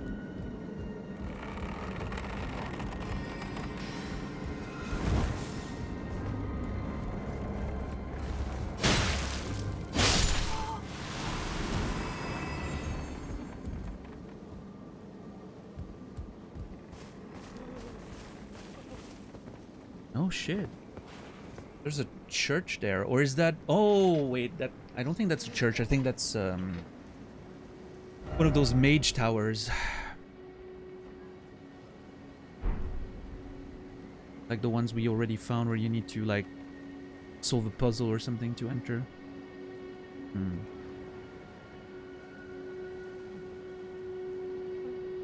Yeah, that view is pretty cool. I'm still really intrigued by this place up there. It looks really neat.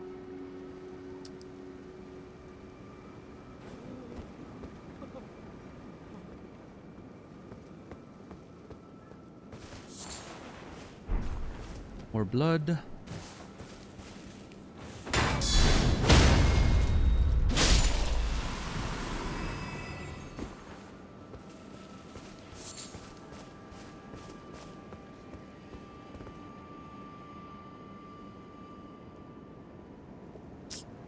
What's the point of this place? Oh.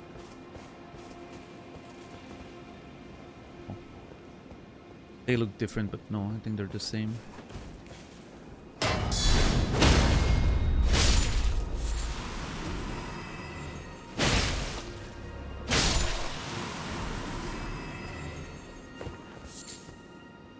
Ah. Crystal sword. Okay. A sword fashioned from pure crystal, a deed impossible for a human, and wreathed with powerful magic. It stacks scales with intelligence. The inscrutable Crystallians have but one clear purpose: to safeguard their crystals unto the end. On theory posits that they yearn for the return of their creator, who will carve for them new brethren. That's... Oh. What's up, Pokebear?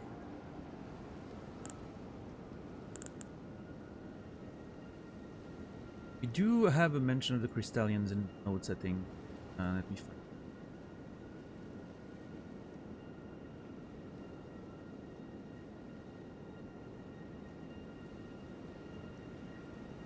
find. Hold on.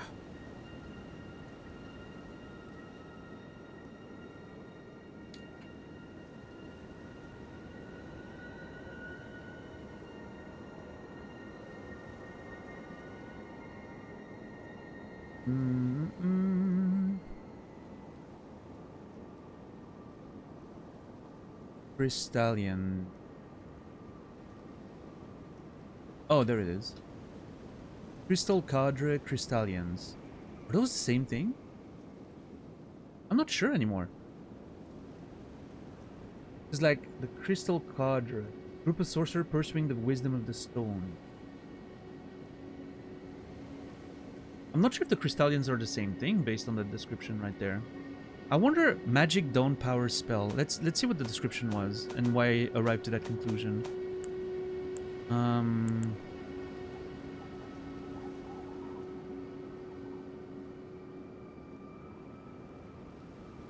Said to have been taught by the Crystallians to mark the swearing of an old Concord. Where did we hear about the Crystal Cadre then? The sorcery of the Crystal Cadre, a group of sorcerers who pursue the wisdom of the stones, the secrets locked in the feigned cogitation of the Crystallians. Okay, I think those two things are different then. I'm just realizing that now. I misread what it meant.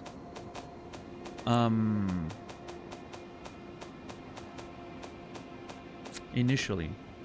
So I think the Crystal Cadre and the Crystallians are two different things. Where's that, Liornia? Okay.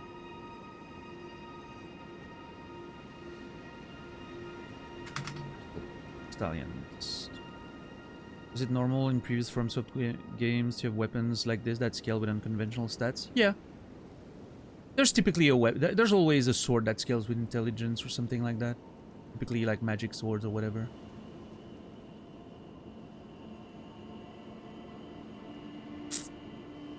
In fact, I'm pretty sure the Demon Souls, like speedrun or challenge runs, use a magic sword that scales with intelligence. Pretty sure everyone dumps all the points in intel in their challenge running Demon Souls. The magic scimitar or something.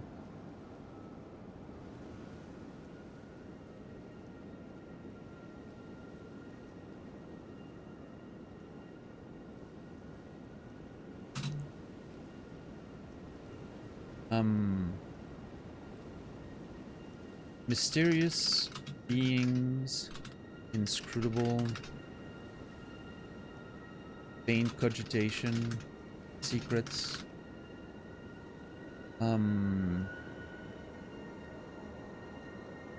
Whose sole purpose seems to be safeguarding the crystals. One theory posits that they await the return of their creator, question mark, who will carve new brethren for them. I think the Crystallians, like the way it says, will carve new brethren for them. I think the Crystallians are beings made of crystal. Crescent Falchion, yeah. What's up, Psycho Rider? How are you doing? Moonlight Greatsword? Yep.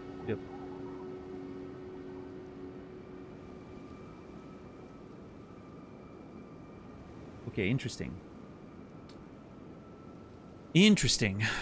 Let's see. What does it look like?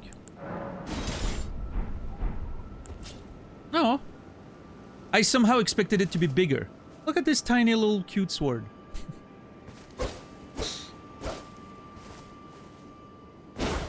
It does. The texture kind of reminds me of old Oblivion. Like, I don't know if you played Oblivion back in the day, but like the magic weapons had a weird glow to it. Or was it Morrowind? It was Morrowind, I think, even. Not Oblivion, Morrowind.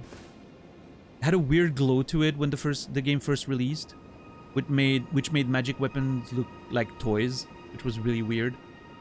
I'm pretty sure they even patched it at some point, maybe. Or I modded it. I don't remember. I was young. It was a long time ago. Well, young. I was in my 20s already. But anyway. Yeah, that's old Morrowind type texture. Looks kind of silly.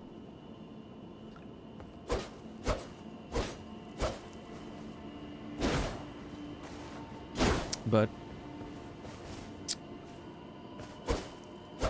we were young in our 20s? I guess so, yeah. I wish it looked more like those crystals, you know? Less like a weird early 2000 3D texture. Because those things look super cool, like the texture and everything looks really neat. Also, that's a lot of crystal down there. I'll have to investigate that later. Yeah, so I'm thinking the only purpose of that little island there was to get the sword. Alright, let's go back.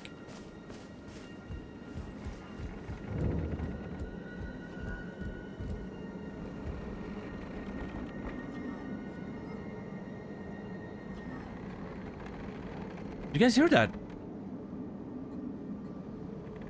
Oh.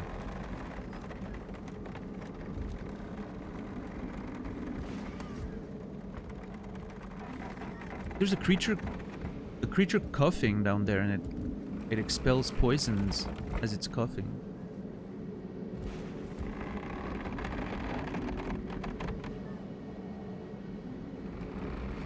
That is weird. Also, is that bridge moving without me? Yep.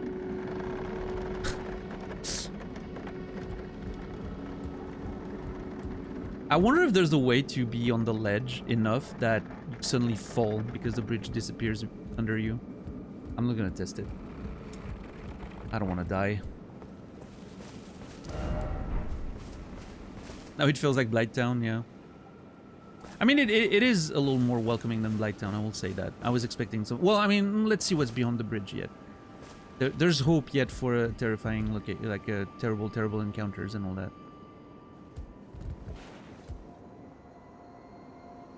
Oh, is that an NPC? I think we might have another NPC up there.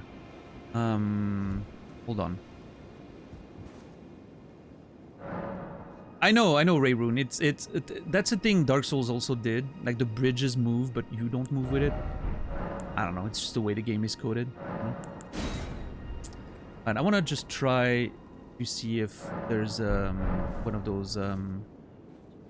It looks like a shack, so I'm gonna check every shack for bell-bearing hunters. Since we found 2 of them already. Old engine jank. Yeah, something like that.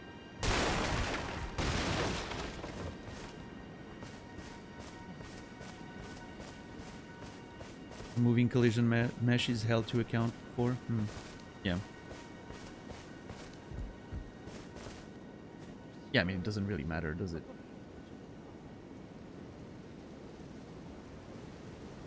Alright, let's see. There's nothing here.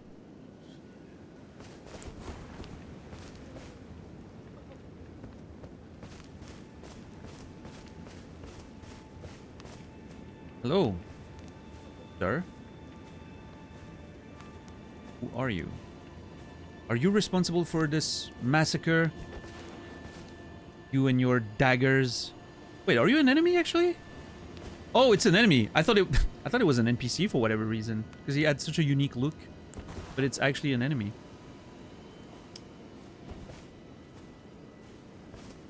I think? Yeah, okay. Oh shit! Oh, that's kind of cool. I like that. Oh my god, this is so cool. What a cool moveset.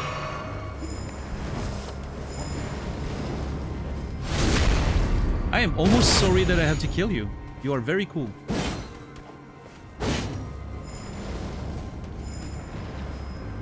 What a fucking cool fighting style. Dude, this is actually very hard. Can't approach them too easily. This has to be like a great PvP build. Whatever that thing is doing. It healed! Whatever that thing is doing, it has to be a great PvP build. You just spread fire all around you, keeping opponents out. And then if they approach, you just quick dagger them. Yeah, this is really cool. Holy crap. Also very obnoxious. And it's healing on top of it. I don't really know how to approach this safely. I don't have enough HP to play around. See, like, I almost get instantly killed. No, it's... Okay. It drank something that turned it red, which I think is interesting. Yeah, those quiet explosions. Really cool. Yeah, Maxos. It looks like a chemical component, like a component of some kind, like, you know. Unlike the other magic spells who look like magic, this looks like an actual, like, chemical thing. Growing magnesium or whatever, and then it just bursts into flame with the contact with oxygen and all that. It feels less like a magic trick and more like a tool, which I think is really cool. makes me think of Bloodborne for whatever reason, you know, that sort of like more, less magic, but more like tool intensive stuff. Like phosphorus, yeah, exactly. Yeah. A gold-tinged flower from a succulent plant that blooms on the Altus Plateau. Material used for crafting items. Said to be a funeral flower in an era long past before the Erdtree grew. Why was he holding... So, I wonder if that's the indication that this guy came from the Altus Plateau.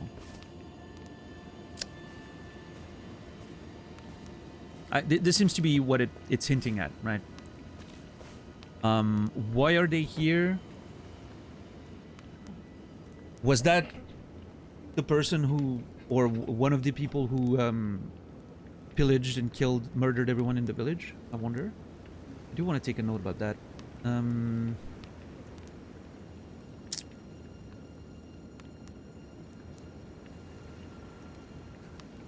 Let me actually, I'm going to take that as a location.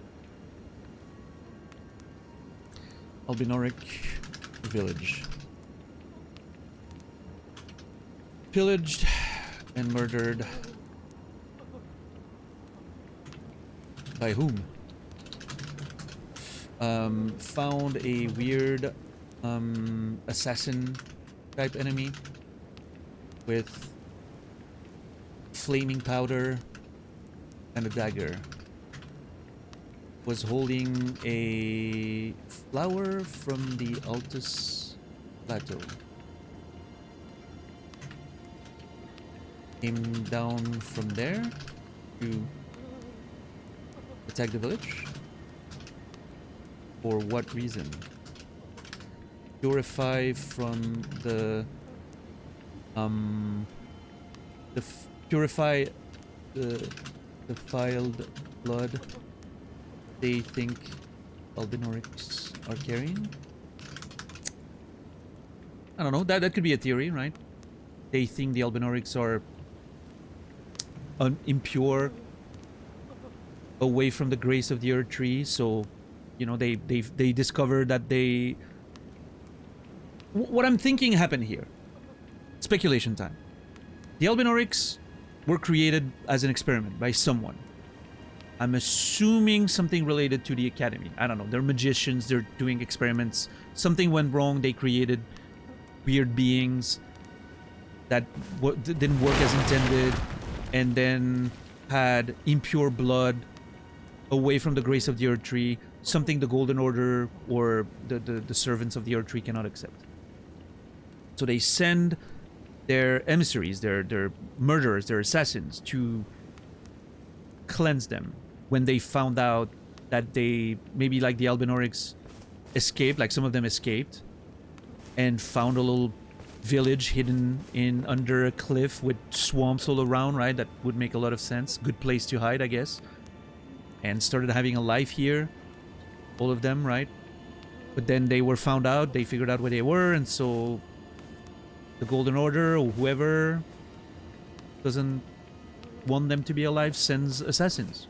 Kill them and purge them, right? That's sort of my idea right now.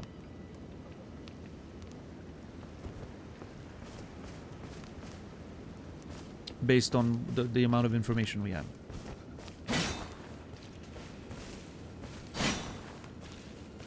Which I think is a pretty cool concept. I'm trying to break it. Thank you. Jesus.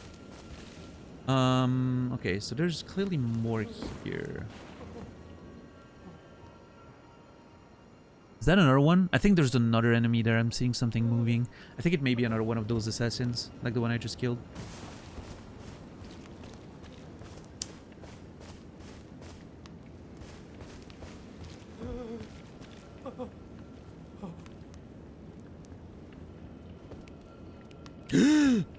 I almost walked too far. Holy shit.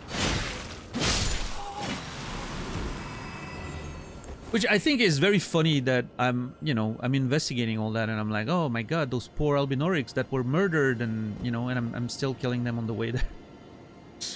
Because they're attacking me. I wish they weren't attacking me. I don't want to harm them. I'm not trying to harm them. They're an oppressed people. You know?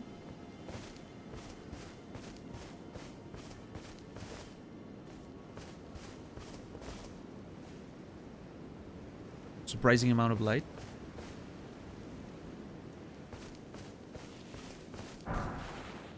The ivory sickle. Sickle fashioned from ivory, weapon carried by aged Albinaurics. These weapons are evidence of their dedication to the Erdtree, despite never having entered its presence.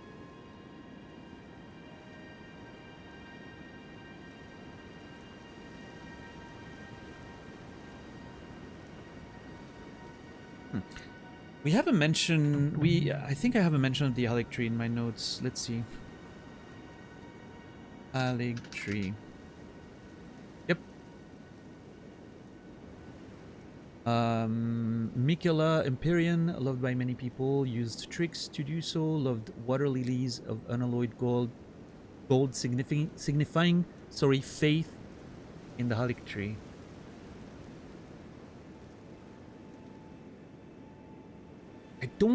I don't know. I don't think the Erdtree is the same thing as the Erdtree.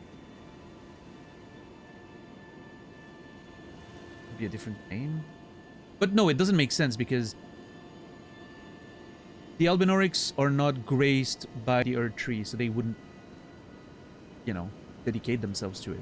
It probably wants them dead, right? So it has to be something else. Did I not have an entry for the Erdtree? Oh yeah, in locations. That's fair.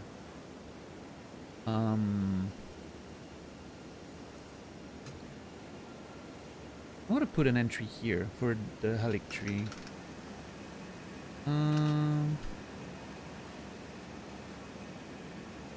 Just the sound of the wind in the game makes me wish for fresh air.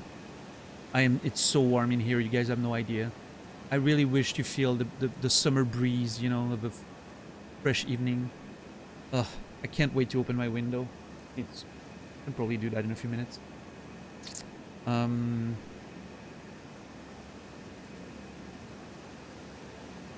Different from the Erdtree? What is it? Where is it?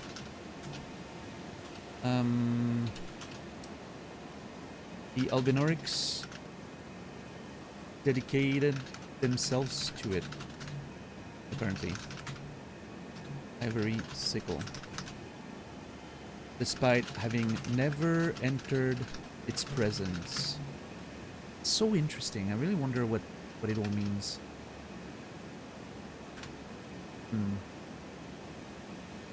What's the link with Mikela and the Empyrean? What is an Empyrean? I wonder.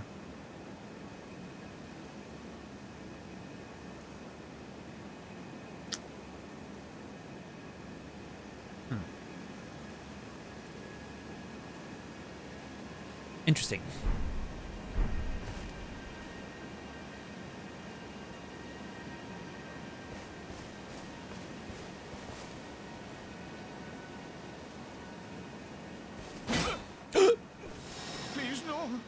Dear me. I haven't a clue. No secrets lie with me, not a one. Oh, please leave me be. That's what I said earlier. I should be careful poking everything. Sir,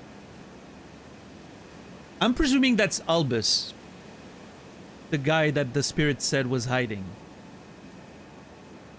If you want to hide, it would be better not to have a bright fucking light.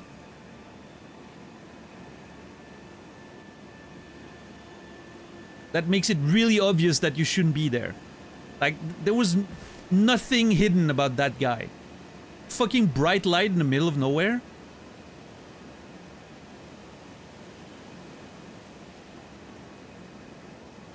Also, that's the second character we found in, like, hidden in an item, right? Like, there was a buck that was hidden as a bush, and now this guy. I'm starting to wonder how many characters I may have missed because they were hidden in different, as items or whatever. You look a little pale, sir. I mean, is it the same thing as... Are they, like, using something similar to the Mimic's Veil. I'm sorry, what? We haven't seen any of these things nearby. This is not a very good... The Mimic's Veil is a mess, I'm telling you.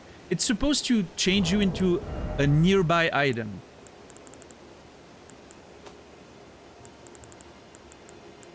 Nearby objects.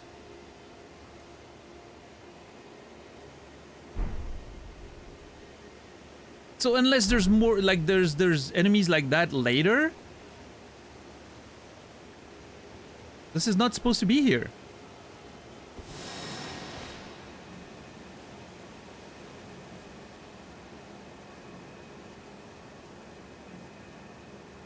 Let's see. What does nearby mean? That is true. Who knows?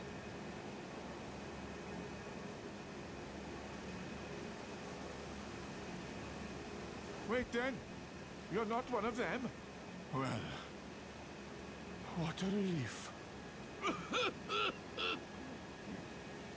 Oh, goodness me. I am Albus, an Albinauric. Albus the Albinauric. Great name. We're finished. The whole village is finished. The cursemongers have destroyed everything. No one that remains has their wits about them. I beg you. Would you look after this medallion? You must keep it out of the cursemongers' hands. Wait!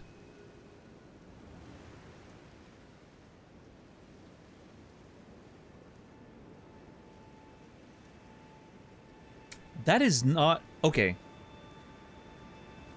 What's up, Kimmy? What's up, Spike Floors? I got fooled twice here. At first, he mentioned the medallion.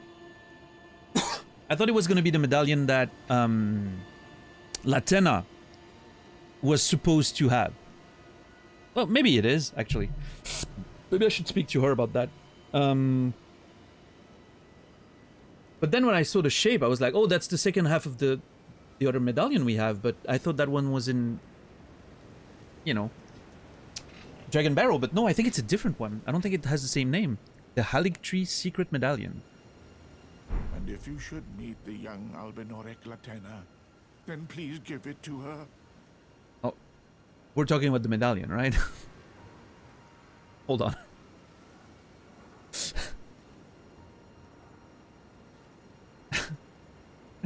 Sir!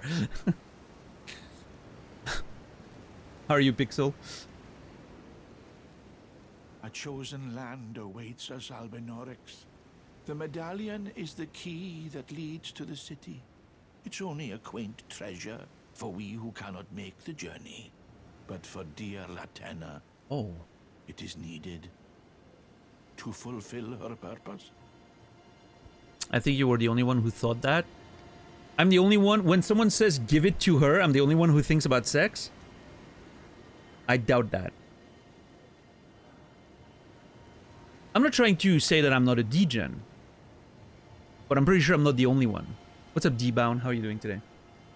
My legs will soon fade, and with them my life. Alas, this is the immovable fate of all Albinaurics. Interesting. Are you okay, sir? Is he dying? No!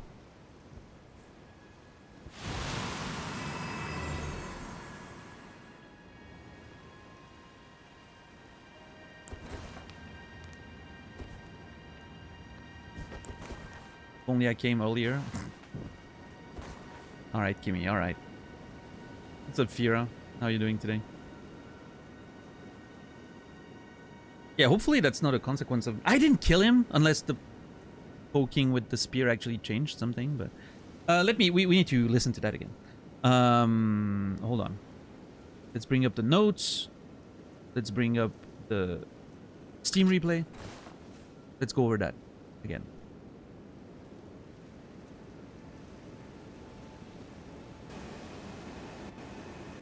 What a relief. Okay. Oh, goodness me. On Albus. Okay, Albus the Albinauric. Albus the Albinauric. I can't get over the name. Like, are they all named like that? Is his brother Alban? His sister Alba?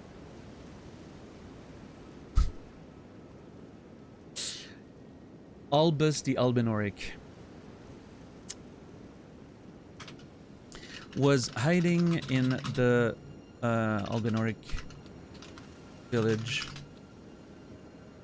managing to escape the massacre. Let's see. Albinauric. As you can see, we're finished. The whole village is finished. Sure. The cursemongers have destroyed everything. The cursemongers have destroyed everything. Told us that the cursemongers destroyed everything. What the fuck are the cursemongers? The cursemongers, according to Albus. Why?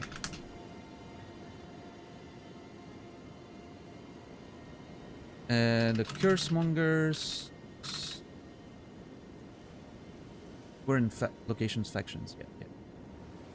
A group of people who massacred the Albinaurics in the village.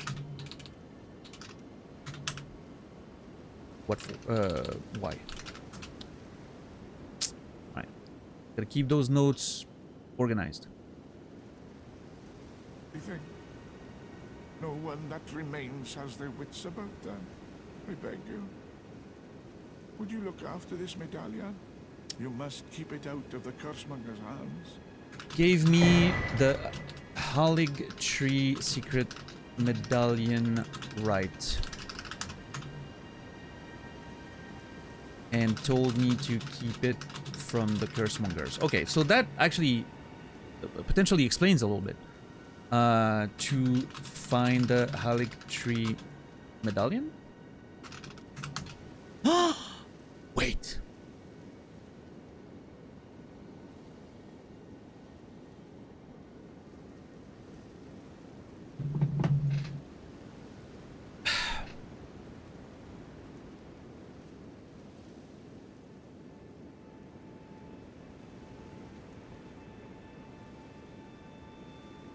I wonder if the Bloodhound Knight we killed in the dungeon before Latenna was also one of these people, like the cursemongers, whatever. And I wonder if they attacked Latenna and killed her wolf to get the medallion. And then did Latenna say something like, I don't have the medallion. It's in the village over there. Did she sell out her own people to survive, to protect her life? And then they came here and killed everyone? Because they're looking for the medallion, right? And if so, if my theory was correct... Oh, hold on. Oh, Jesus. I'm cooking, chat. Hold on.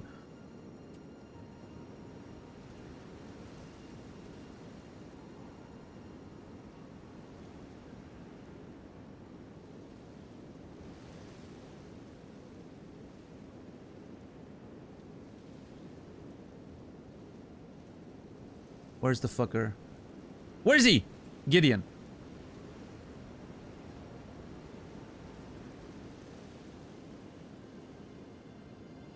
Where did I take that note? I remember taking a note about that. Latenna.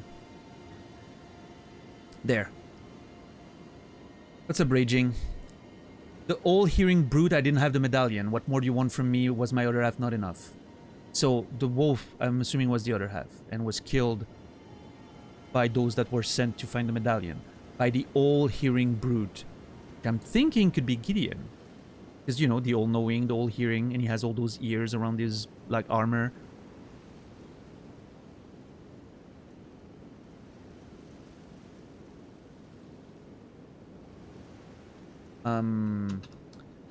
We actually found more Albinaurics that looked more human.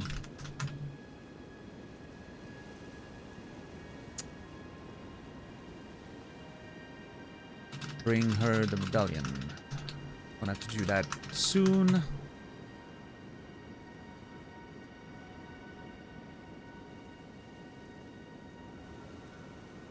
So, were they the same people that attacked Latena's wolf to find the medallion? Did she sell the village to save herself? Were they sent by the all-hearing brute who could potentially be Gideon? Okay, hold on. There's a layer that's super interesting here. If that turns out to be true. No, that's not the order.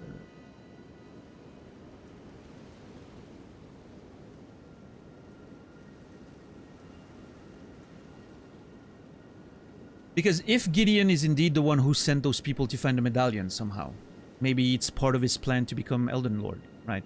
Maybe he needs it for that. We just met Nephili, who saw the massacre, and he's like, I need to avenge them.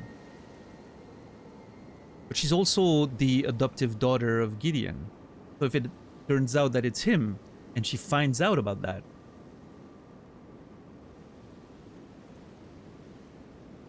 that's some juicy narrative tension right there. Which makes me think my theory about Gideon is correct. Because obviously that's amazing, you know, like that's an amazing setup for dramatic tension.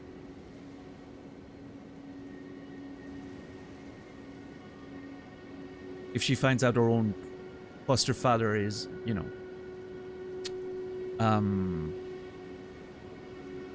if Gideon is indeed responsible, how will she react?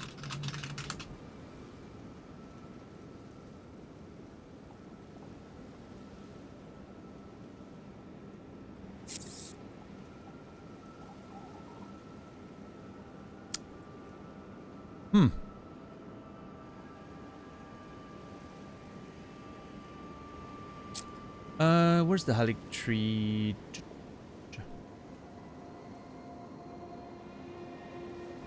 Different from the Erdtree. Where is it? What is it? Why are the cursemongers and possibly Gideon looking for it?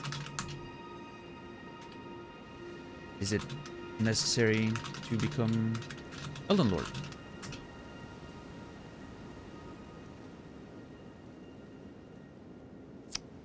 What's up, Sephirox? How are you doing today?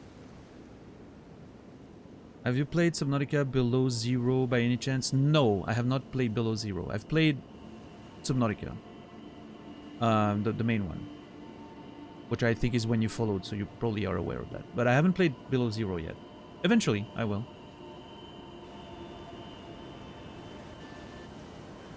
Give it to her.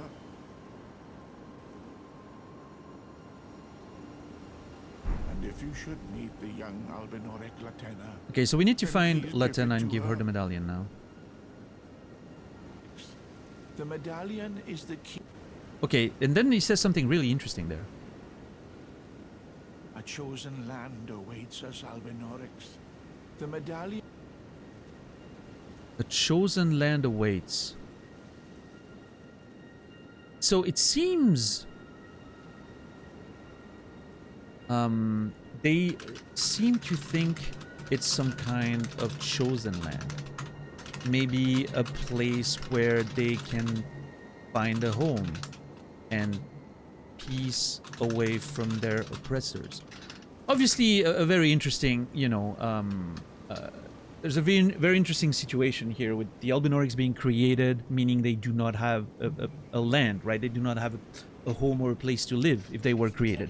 And especially if they were created and then considered undesirable and chased or hunted, they do want to find a place for themselves to settle, which is what the village probably was until they were massacred and all that.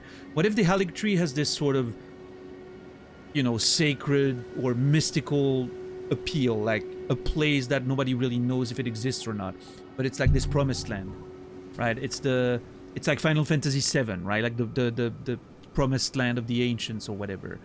And if you can find it, there's all kinds of stuff there. And obviously, you know, the Albinaurics want to go there because they think maybe they'll find peace there for whatever reason. And other people want to find it because they think they'll find power or riches or whatever, you know, is expected to be found there. So it creates that's interesting. It's an interesting trope, right? It's a scenario that obviously is very frequent in fantasy and all that, but I think it's a good setup. I like that kind of stuff. So yeah, there's something really interesting there going on, I think. I like that. The medallion is the key that leads to the city. I mean, it says the city, right?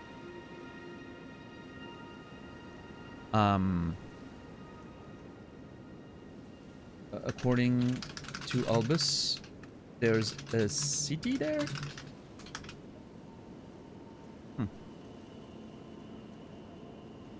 It's only a quaint treasure for we who cannot make the journey. But for dear Latenna, it is needed to fulfill her purpose. To fulfill her purpose. Okay. Oof. Jesus, the amount of lore sometimes. Like you get nothing for days and then suddenly the game drops like so much lore on you out of nowhere. A little like 2-minute interaction with some guy can connect dots that you've you know, like little bits and pieces of lore that you've collected, and then suddenly you get like one dialogue, a short tiny dialogue that just connects all the dots together. And it's just, I love when it does that. It's like you write all those things and they don't seem connected and they seem unrelated, or you don't really see the vision yet, and then one little dialogue or one item, just a little thing there, just places in the middle and it just connects everything right away. And it feels so good when you just connect all the dots.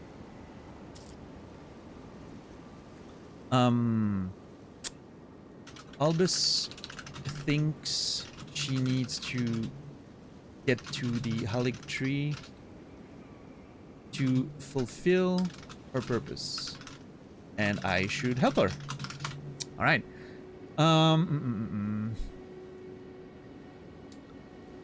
The Albinaurics.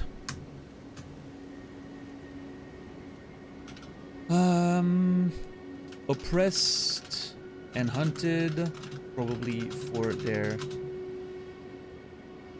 for the belief that they are impure. Who created them? Question mark. Sorcerer's experiments? Maybe. Want to find the Erdtree, their chosen land, but Albus said they can't go there. Treasure for we who cannot make the journey. Old people? Dear Latenna, it is needed to fulfill her purpose.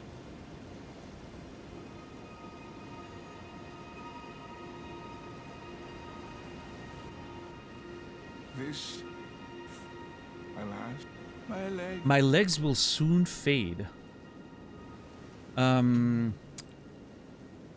And with them my life. This will soon fade, and with them my life, alas. This is the immovable fate of all Albinaurics. Too old? Apparently, well, actually, they may have limited, a very limited life. Albus mentioned his legs fading and his life with it. The immovable fate of all Albinaurics. I mean, we all have limited lives, right? But like,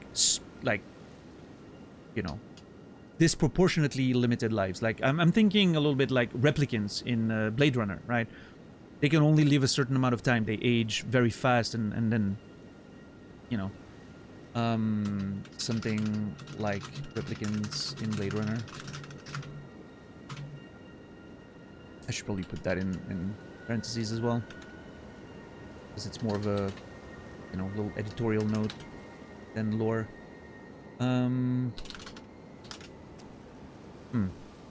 Okay, cool, interesting. This is the immovable It's a lot. It's a lot of lore. all Albinaurics. And then he dies. Okay, cool, great. Oh man, we have officially crossed 500 notes. By the way, 502 notes so far. It doesn't look that big when you look at it from a distance, right? It's a reasonable amount of lore. But then you realize that everything is like a whole bunch of words and paragraphs. I wish there was a way. I wish there was a word count. I don't think there's a word count in this software.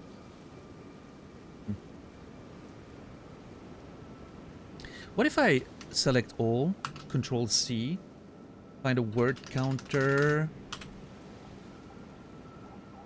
Does it actually work? I think it does. We're approaching 8,000 words. 700 and 800 words. Nice, getting there.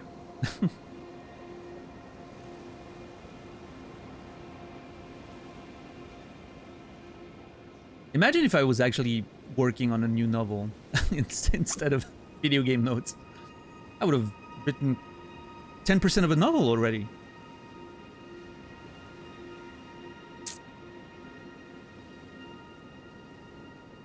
Did I miss window time? Not yet. Not yet. No.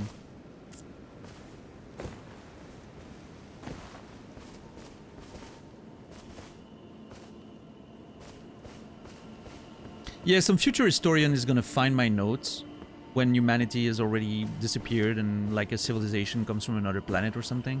Or humans that left come back to Earth, you know. Thousands of years in the future. They're gonna find my notes and they're gonna think that was like the actual history of Earth. They're not gonna realize it's a video game. They will think I lived this, yeah. I'll be like a legend, you know. The hero of legends. Have I really explored everything there? I'd watch that show. Yeah, me too. I would love to write a story about a human returning to Earth after, you know, they left and apocalypse happened or whatever, and the planet has been destroyed, and then some humans return to Earth to see what's up, you know, like thousands and thousands and thousands of years later. And then they have no idea, they had no communication with the planet, they don't know exactly what happened. They were like in another fucking solar system or something. And then they just basically do archaeological work to figure out what happened, and, you know, maybe find there's some threats on the way, or maybe there are some humans surviving, or in the underground or something, you know. I'd read that. Yeah, I'd write that. I should actually probably take notes. That's actually a pretty good idea for a novel.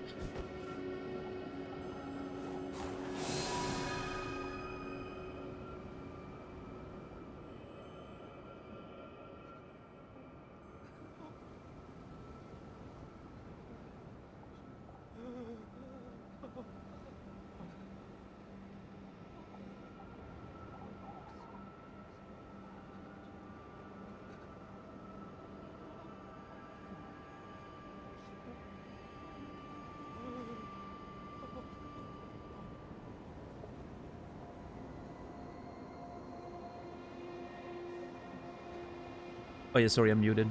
I muted myself to cough, and I forgot to turn it on. So the problem, what I was saying, Colette, is the problem with doing that is if I start writing those things down, that I'll feel obligated to work on them. And I can't possibly think about actually working and writing, right? That would be awful.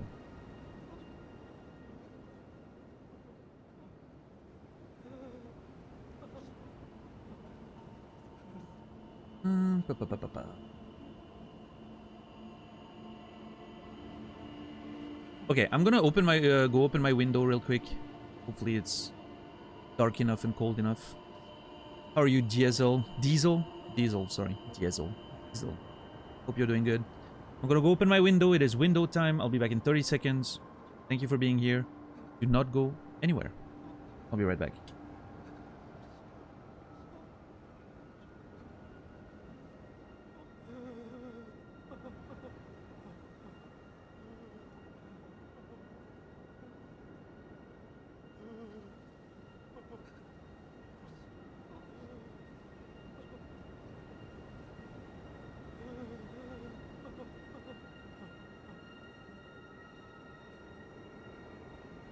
Alright, thank you for your patience. Actually, I need to blow my nose 1 sec.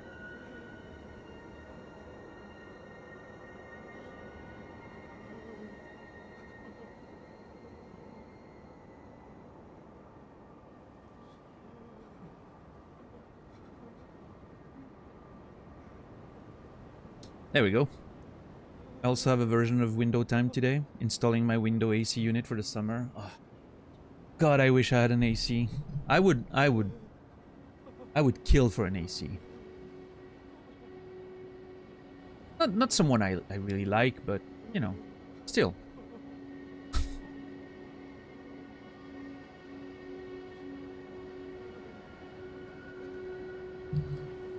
It is so warm in here, you guys have no idea. Are they illegal in Switzerland? No, they're just expensive and not very useful. Because we don't have that many. We have basically like 2 weeks to a month of actual heat that, like, you know, hard to deal with heat. So it's just not really... It's not a good investment. If you're building a new house and you have AC installed, then great, right? But like setting up an old... like a whole AC system on an old house, most of them are not made for those kinds of, you know, like high temperatures and all that. Like the isolation's not great, so it's yeah. It wouldn't be too efficient and cost efficient, and yeah, I don't know. It's just not in the culture.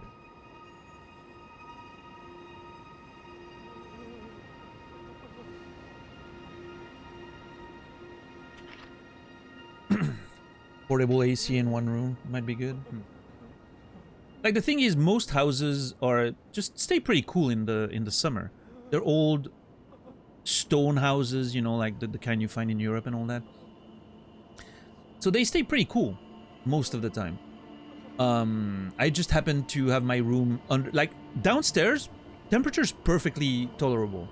That's why I actually go sleep downstairs in another room during like the really warm days. But this room where I usually sleep and I have my computer and everything, it's right under the roof, so it gets extremely warm. There's no like airflow. It's really bad. So there's only one window. It's a roof window, so you can't have like a nice little draft going, or it's really bad. Yeah. But yeah, every year I'm like, I should get an AC, like a portable AC system that I could, you know, fix to the window and everything. But every time I'm like, by the time I'm like, yeah, I should really get one, the summer's almost over already. And then I'm like, whatever, right? I don't think this is... I'm not going to live there forever, too. Like, it's not a permanent thing, so... Oh, well, it is what it is. Can't you switch rooms? For streaming, it wouldn't be great, because my computer is just... everything. All my setup is up here. I like it. It's comfortable.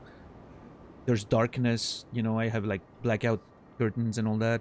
If I moved to another room, I don't know, I wouldn't feel comfortable when I'm just chilling on my computer, and for streaming I would need to find a way to blacken the room, which all other rooms in this house are very bright, so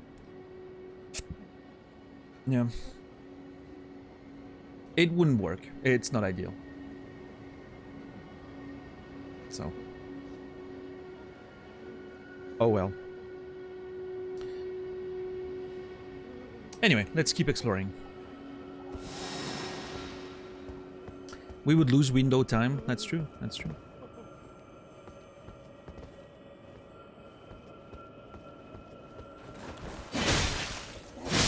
But obviously, as climate change, you know, keeps acting up, and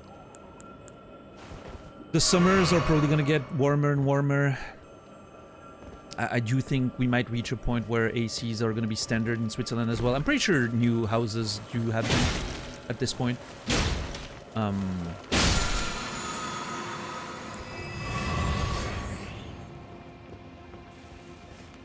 But yeah, I mean, it's gonna, you know, it's only gonna get worse. Heat waves and all that, so.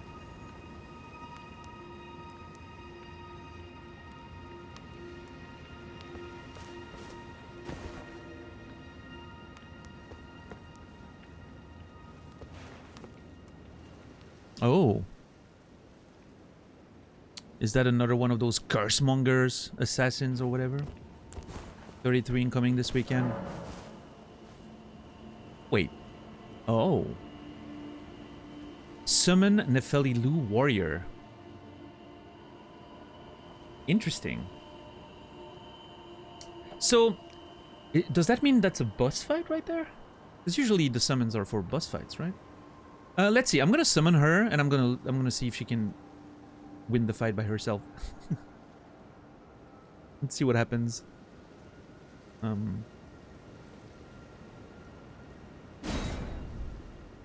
I don't want to use summons to win boss fights, but I do want to summon them at least once every time, just to see what, you know, if there's lore, if they say something, if there's lines of dialogues, or, you know, if maybe you need to summon some NPCs to further the quests.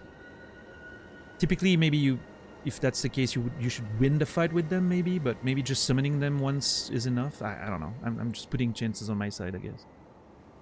But I definitely don't want to beat bosses with summons. So if any NPC quest requires me to beat a boss with a summon, then I'm just gonna fail them. That's okay. Hopefully it's not the case. Alright, Nefeli. Is that thing a boss? Let's see.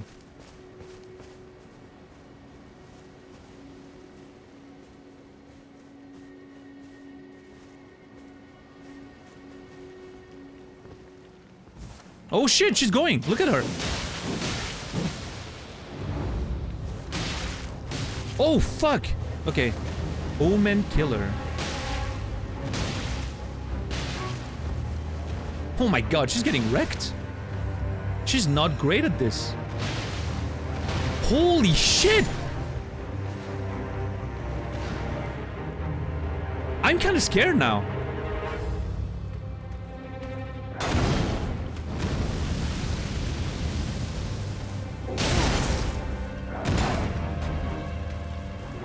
I'm gonna let him kill me. Two reasons. One, I don't want any summon influence on my boss fights. Two, I don't want to risk, if they die while I survive, I don't want to risk that being sort of a, you know, like a thing that gets saved. Like, oh, well, if she dies and you beat the fight, then that's the canon ending, sort of, for the NPC, right?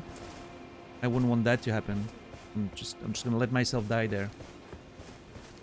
But yeah, she did not do very well against that enemy. Holy shit. Oh, that one respawned. Interesting.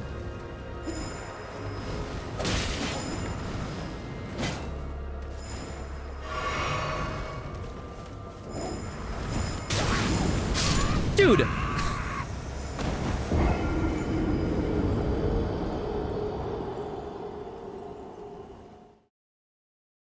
I don't know how I did so well against that guy the first time, but I'm telling you, that thing is...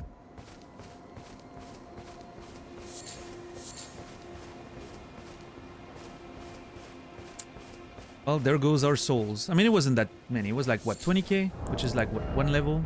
But, yeah, 60% of a level. It's fine. I don't care. I'm over-leveled anyway. I don't mind if I lose a few souls here and there.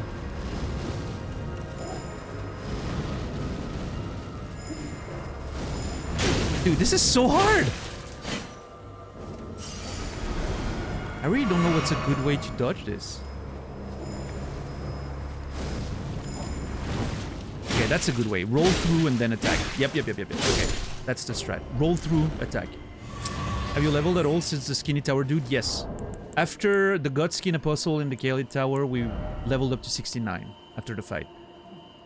We've leveled up 4 times since, which is not a lot considering we've done all of Stormvale, all of the Upper Liurnia, Limgrave, and a good portion of Liurnia as well, right? Like all that side there.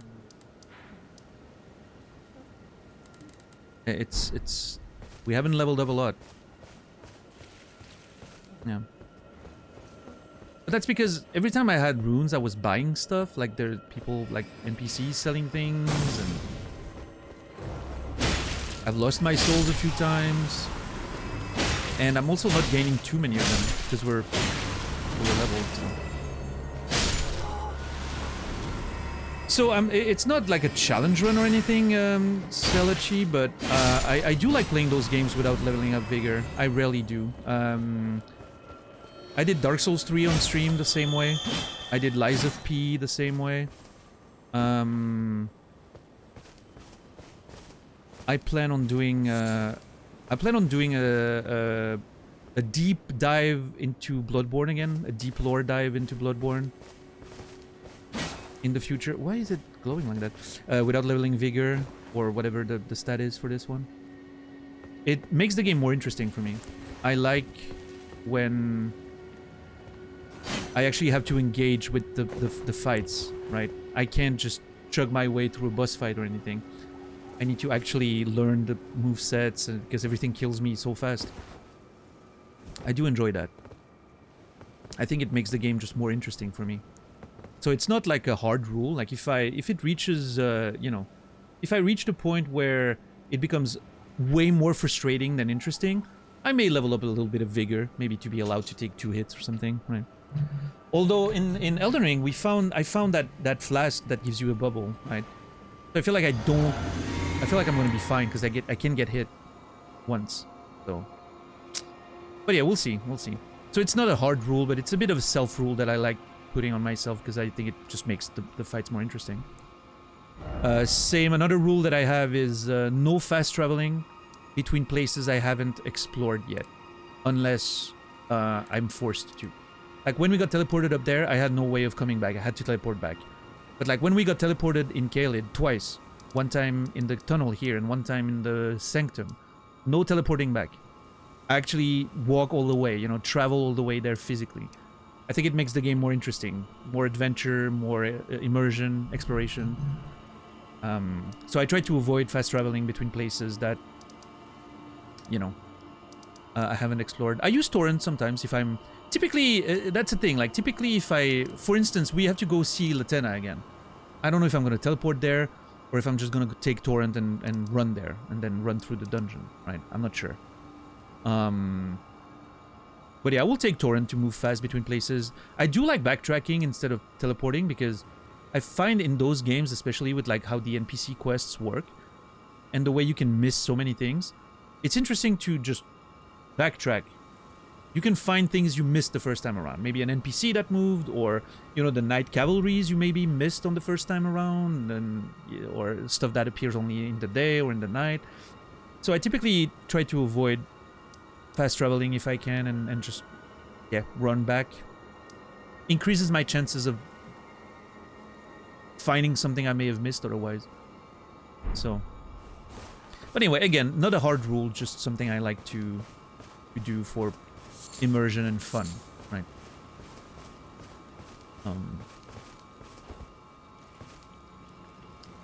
Yeah. Oh my god, hold on. There's 2 dogs and an enemy with 2 cleavers. Is this a Capra Demon reference? I think this fight is a Capra Demon reference. 2 dogs and a double cleaver enemy? Oh my god. Oh, I didn't get the crit. Shit.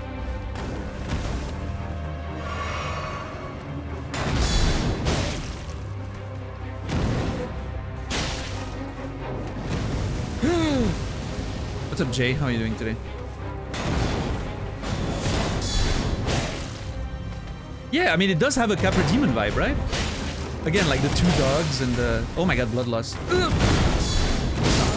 No!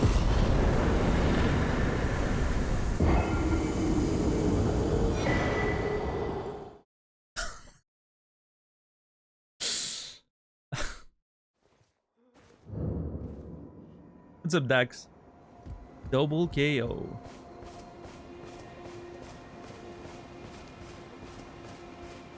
Call it a draw. Except I respawn, he doesn't. So I win. We still got the talisman, which is the important part. Hopefully that didn't screw with, you know, that didn't screw with like the quest line or something.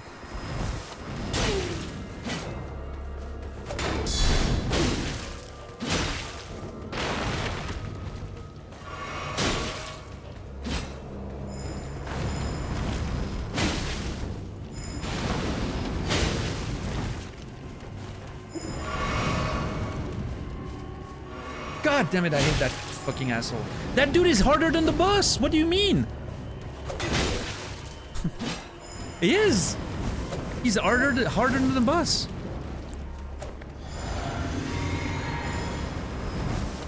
Oh, it wasn't a parry, Garrus. It was a guard counter.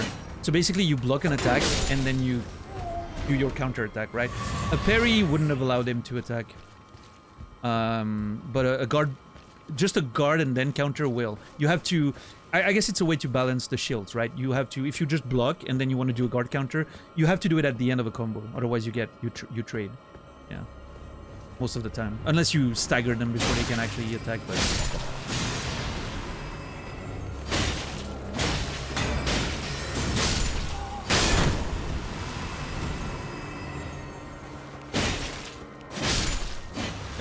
Is it the same moveset, maybe? It looks similar, yeah, like the double cleaver attack and... Yeah, I don't know. I think it's an interesting... I would be surprised if when they designed this encounter with like the two dogs and the way that the enemy is designed, I would be surprised if Capra Demon didn't come up in the conversation, right? You know, and I wouldn't be surprised if they were like, oh yeah, that's kind of like Capra Demon. That's a fun little, you know, fun little wink to older players, right? Legacy Dark Souls players. Because, like, I mean, if it was just the guy with the two cleavers, I'd be like, eh. But the two dogs? Come on. That seems like, you know, more than just a coincidence. Yeah. But obviously nothing more than a little Easter egg, right? Oh, never mind, there's 3 dogs. Nope, the theory doesn't check out.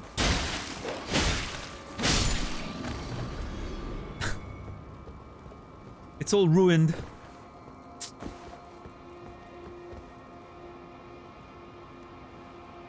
Theory is in shambles, yep. I believed. Oh well. I mean, if they wanted to make it even more like Capra Demon, they would have made like a very small area, right? Anyway, let's read the item that he dropped. Oh, we need to read the Erdtree's medallion as well. What's up, Coily? Oh, wait, it's this.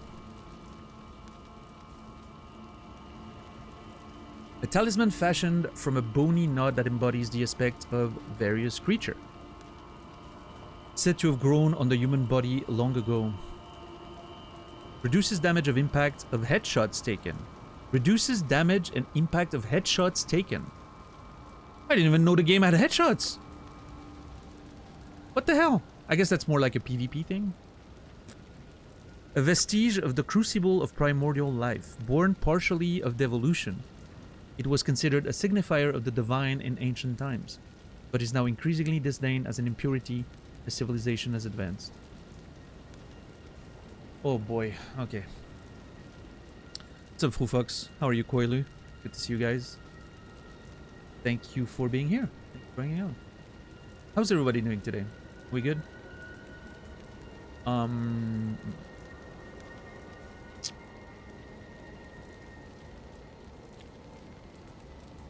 Oh, we do have the Primordial Crucible here. Okay.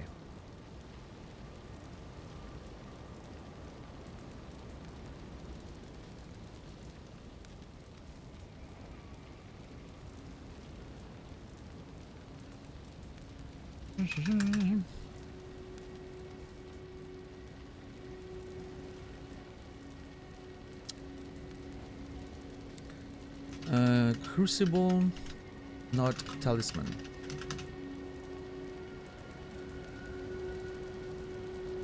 Just had a nap after a long day. Yeah.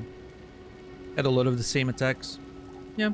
No, I still think it's a little, like, you know, a little cheeky reference for players who play Dark Souls, and I don't think it has any other meaning than that, but nice little callback to a good old Capra Demon.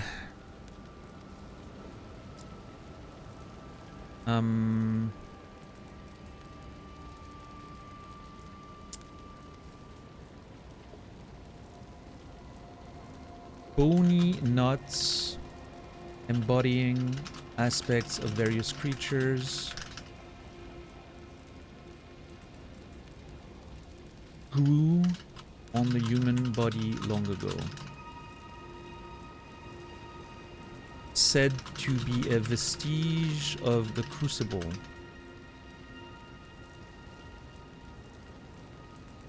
Born partially, I'm not sure what that means, so I'm gonna quote it. Of devolution, it was considered a signifier of the divine in ancient times,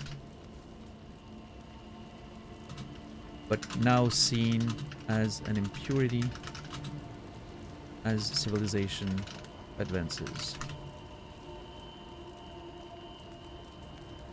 So something, humans used to have those nuts growing on them, right?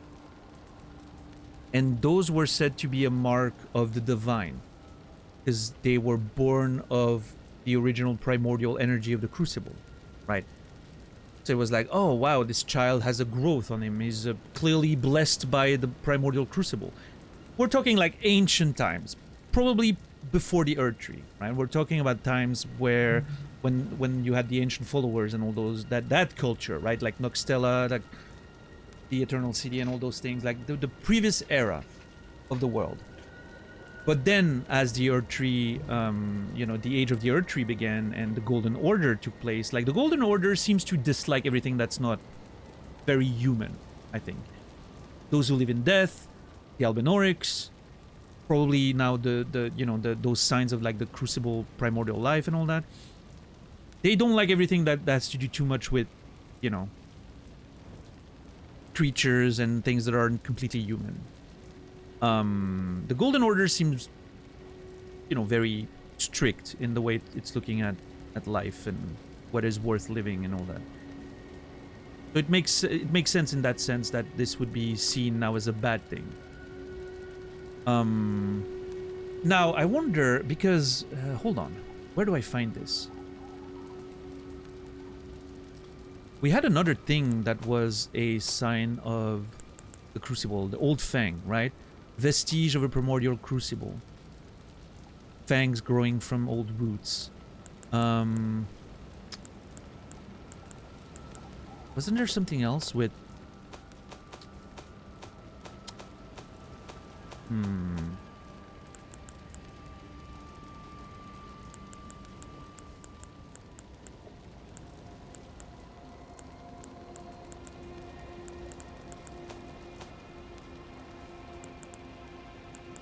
I feel like there was something else.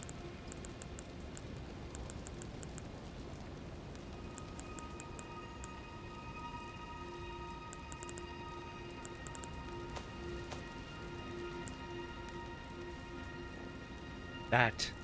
The horn that came out, vestige of the primordial crucible. It's hard to pronounce if you're not an English speaker.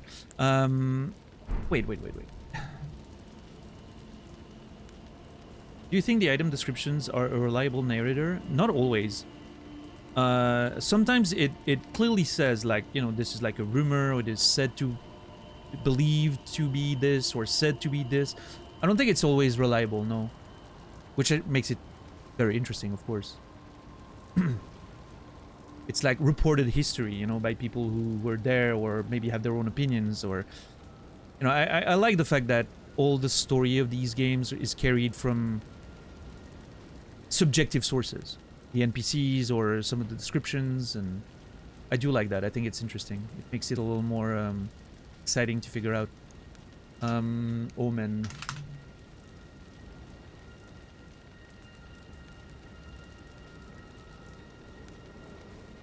Because the name of the boss here was Omen Killer. Omen Killer. Is it someone who kills the omen, or is it... Well, if it was a killer omen, it would be the other way around, right? Is an omen killer. He kills the omen. And we know that the omen... Margit was one of them, right? I think the omen were not liked very much. Wasn't there something in the shackles about that?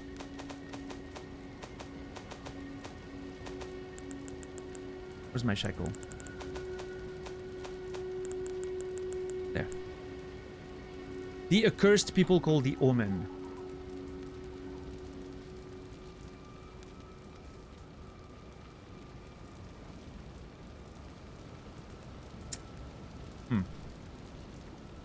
I do not have a reference to the Omen anywhere else. I don't think I took a proper note of them as a faction. The Omen.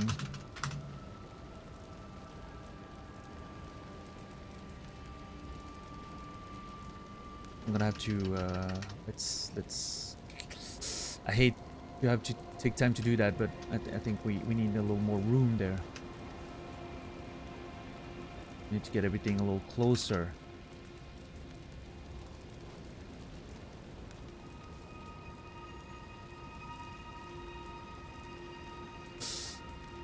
How's everyone doing tonight? Is this fun for you guys? I mean, I guess some of you are watching, so you know. I don't know how fun it is to watch some nerd do notes and think about lore for like 30 minutes at a time, and I hope it's remotely interesting.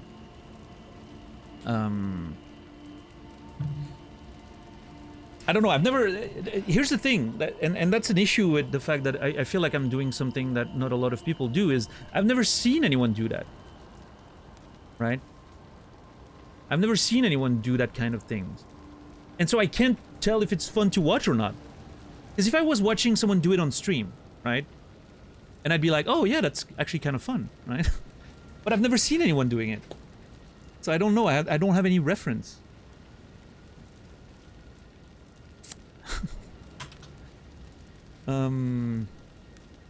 Which I think is, I guess, is a good thing, right? Do something unique, you know, and then those who are interested will watch it, I guess. But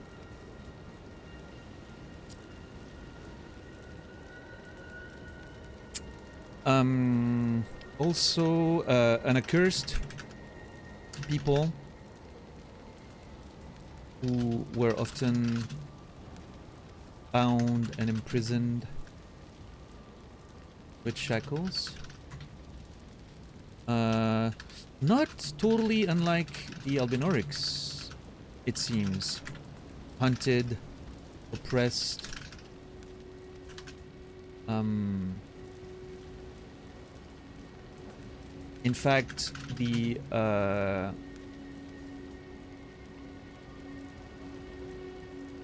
enemy in the Albinauric village was called Omen Killer. Was it a hunter of cursed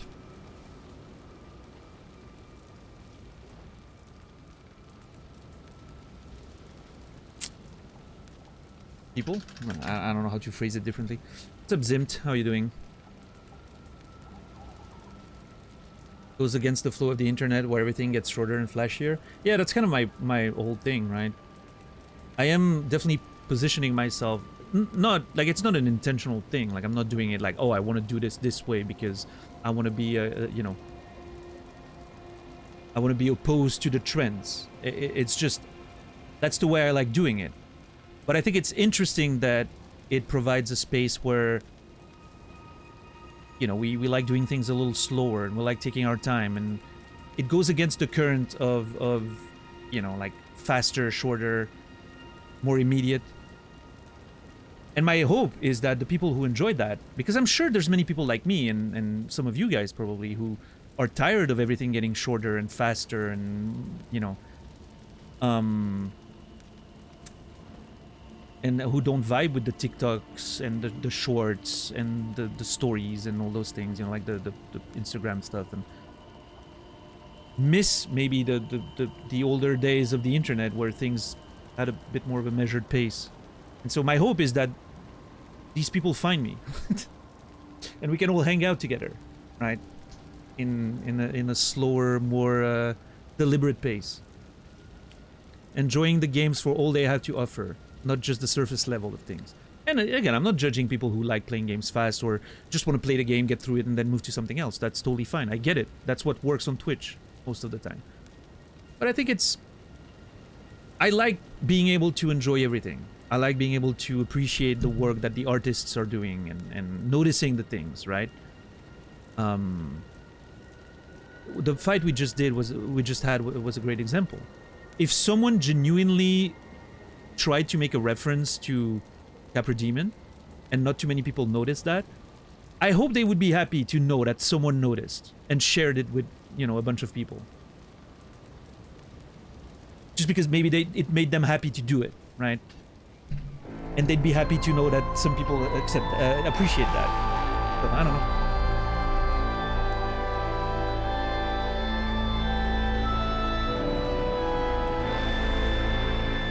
Yo, Ren, thank you for the tier 3, 15 months. I appreciate you for the resub. Thank you so much for the support, Ren. You will be remembered. And also, I haven't said that, but it's you're the first resub of the day, so it makes me think of it. Solid Snake. I don't know if Solid Snake is watching the VODs these days or if he's hanging out, but he resubbed off stream earlier today. So Solid Snake, if for any reason you're watching the VOD or whatever, I saw your resub, tier 3, 29 months. Thank you, Solid Snake. Ultimate Lurker, Solid Snake, just shows up once a month to resub. Solid Snake, you will also be remembered. Thank you. Reject the short format, foster patience. I think, you know, it's one of those things, like, there's good and bad in everything. I don't hate shorts. Sometimes I like watching shorts. But there needs to be a little bit of a balance, for me at least. I find that I'm worried about the fact that we're moving always towards shorter formats. I feel like it's... As someone who used to teach kids for years and years and years, right? I did that for a decade. I can't imagine that it doesn't have a negative impact on the kids being exposed to formats like that all the time. I feel like their patience must be shorter. I feel like their critical thinking must be less, you know, developed. I feel like their capacity for focus and you know, has a negative impact on adults. Yes, that is true, but adults are responsible. You should be able to tell yourself, you know what, I can avoid this. I can do better. I need to stop myself. I'm noticing a negative impact. I can do better. Kids don't have that capacity yet, which is why I'm worrying about the kids a bit more, you know? But yeah, to your point, yes, it has a negative impact on adults, so obviously it's going to have a negative impact on kids. Yeah. And they're going to pay the price for it, right? We'll be long gone when the world's going to really feel the impact of all that stuff.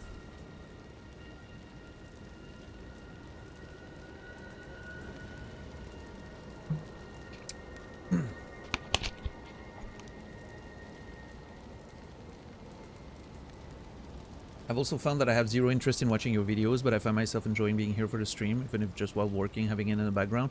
I get it. I don't take that as a bad thing personally. I like having the VODs available for people who can't watch live, or people who don't want to, like right now, for instance, people who don't want to wait for me to spend an hour talking about other stuff and just want to see the gameplay, so they can skip. But I personally don't watch VODs either. I have a hard time watching VODs, typically. The only VODs I watch, and I've been doing that recently, is like really old VODs of man versus game from the old days of Twitch. Because there's no other way to, you know, that man doesn't stream anymore. So watching old VODs of man versus game reminds me of what I liked about Twitch.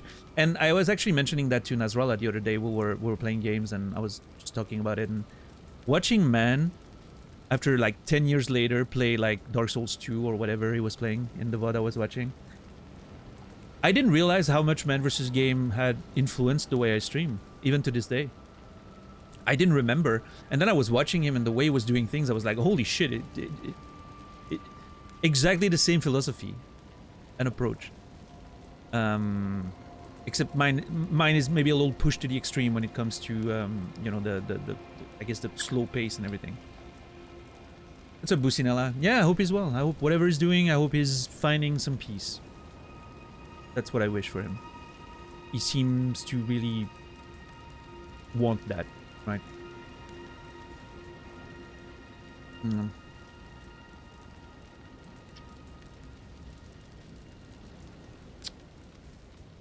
But yeah, I get it, Sanaya. I also prefer watching streams live. It's more interesting. You get the opportunity to interact and... I don't know, it's a vibe. You put it on the side, you just chill, right? Anyway, that's my conclusion. The only thing I hope is if there are people out there that enjoy that kind of stuff, slower content, I hope they find me. I hope we can make this community as big as possible. It's never gonna be huge because obviously it's not the mainstream way people enjoy streams, you know, or content. But hopefully we along the way, hopefully we collect as many people as possible, and the community grows and eventually it becomes a very sustainable, you know, project, I guess. That's my dream for this project, specifically. What's a White Wolf? Unless the trends change and you're the precursor who's about to be top streamer. I doubt that's ever gonna happen, but... for one reason, I don't think advertisers want longer form content. Short form content means more ads. Don't be fooled. That's the only reason why that's the trend that's being pushed. Not only do you train people to recognize things faster and understand messages faster, meaning you can make very short ads and people will get them immediately. If you have a lot of scrolling through a lot of short form content, you can slip more ads in between, right? That's the only reason why this is happening. That's the underlying motive behind it. I'm fairly certain of that.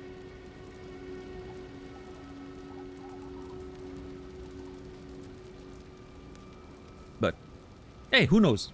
If the trends turn around and it suddenly long-form streaming is the norm again, and slow pace, maybe as a reaction to the world getting faster, and I become a prominent figure in that field, great, right?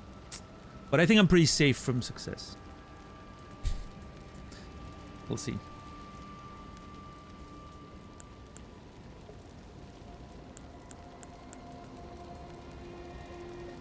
Yeah, Garrus, but unfortunately it works on you know, like the effects do work on mainstream audiences and like the bulk of people. Otherwise they wouldn't do it. You know?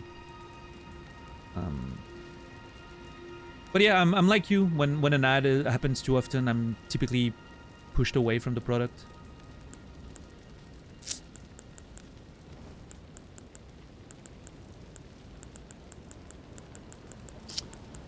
But it is just the way it works, you know.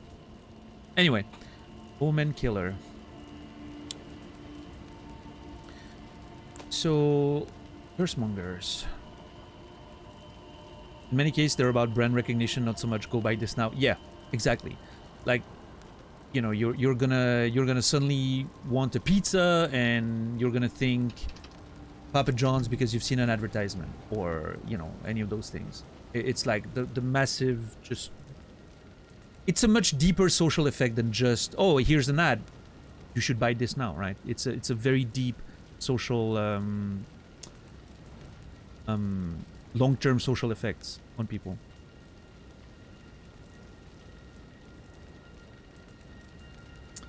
Algorithms are fickle. One day you might just get randomly noticed and jump by 500 viewers for no apparent reason. I doubt that, but, well, you know, I wouldn't be mad against it, Tixar. I've always said, I think a few hundred people, maybe, I've always said my comfort zone would be 300 to 500 viewers, I think. It would be enough to make the channel viable, probably, long term, and it would be a number that still allows for good conversations in chat and for me to keep up with everything, right? More than that, we'll see. We'll see. I don't think we'll have to worry about that, but I think there's a number that it could become, like, there could be a number where it becomes too much, right, chat-wise, but I don't think we'll have to worry about that ever.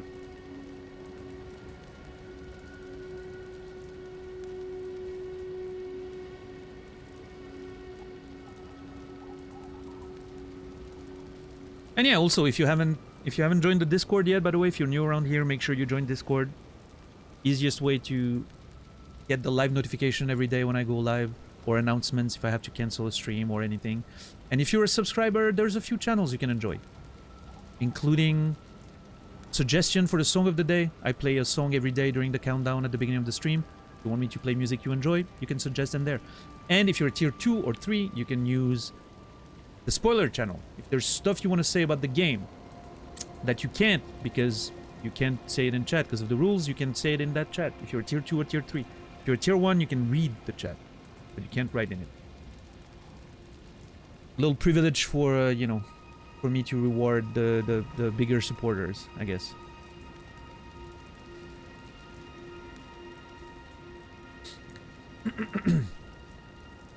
Dopamine burst influence children. When I see what my teenage nephew and niece watch, it scares me. I get that, Sanaya, well, for sure.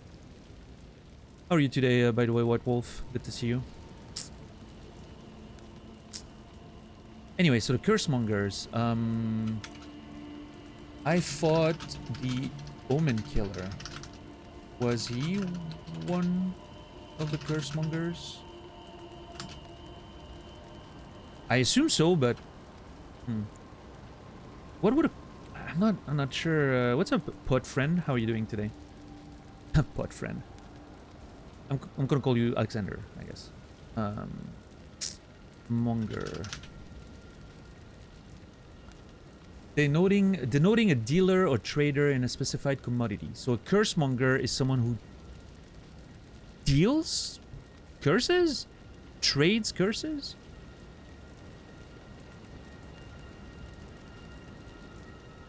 A person who attempts to stir up or spread something. Oh, okay, that could be that also. Spreading a curse?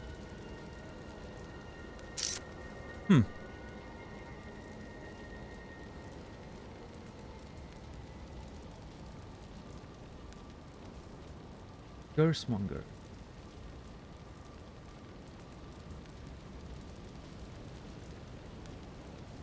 Yeah, I'm not sure exactly what the implications are here, but we'll figure it out eventually, I'm sure. And yes, thank you, $10 for the link to the YouTube channel for all the VODs. Unfortunately, Twitch doesn't allow us to make collections anymore. So long term, the VODs aren't going to be available on this channel. So if you want to see past playthroughs, or even like the early Elden Ring VODs already are not on Twitch anymore, I think, because it's been over 2 months. Everything's saved on YouTube, so... And there's even an add-on you can use to have chat, I think. None of my videos are AI generated, that's true. Real 100% organic human content. Why does it feel like we're almost in the world of Detroit Become Human already?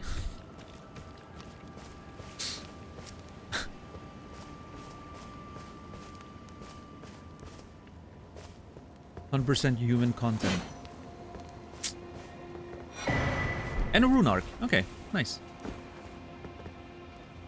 How can I be sure? That's a good question, Salachi. How can I prove that I'm human? I don't know. If I'm an AI, frankly, I should get paid. Because I'm fucking realistic.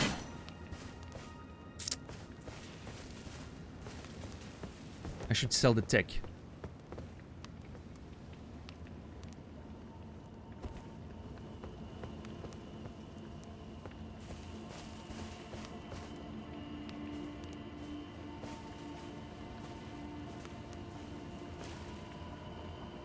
I don't mind them being invested in some things. I do that myself, but the nature of those videos is concerning. People screaming, scenes changing every 2 seconds, reaction faces.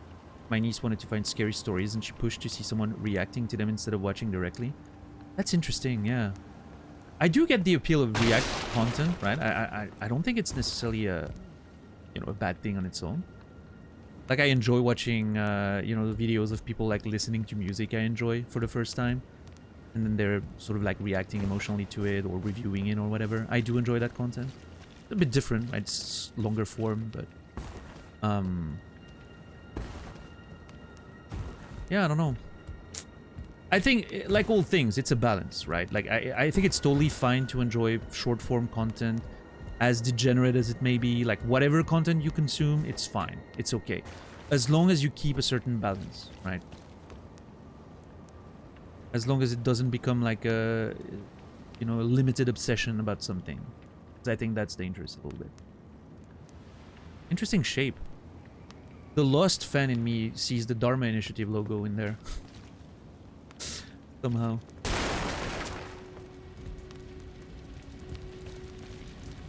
And so they were burning the bodies. Killing them, burning them, purging them. That's what they were doing. The Omen Killers. Well, the Omen Killer and the Cursemongers, right? I feel like for children and emperors, their ability to judge things for themselves, finding and thinking, well, I like it. They look for someone to tell them it's good. Yeah, I think that you have a pretty good point there. Something about validation, right? Or, well, either validation or literally like, tell me what I'm supposed to think. And then you become very influenceable. That's why I hate the term influencer. I've always hated that term. You know, because there's an implication in that term. I'm supposed to influence someone to do something. I hate that. If someone wants to buy, like they watch me play a game and they're like, oh, that game looks awesome. I like watching you play and I'm going to buy it. Great. I'm very happy that someone was, you know, felt like they wanted to play because they saw me play a game and it looked neat, right? But I don't want to influence anyone. I'm not trying to, you know, change the way you think or the way you enjoy things. Influence doesn't have to be negative, though. Yeah, but that's the thing, though. Yeah, exactly. That's Salachi. I was exactly going to go there. Salachi said it. Calling streamers or content creators influencers reduces us to a utilitarian function. We're meant to influence.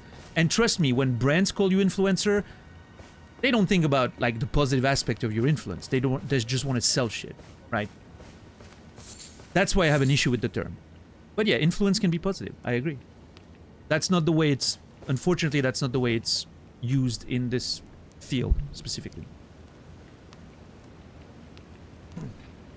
I hate the content creator term.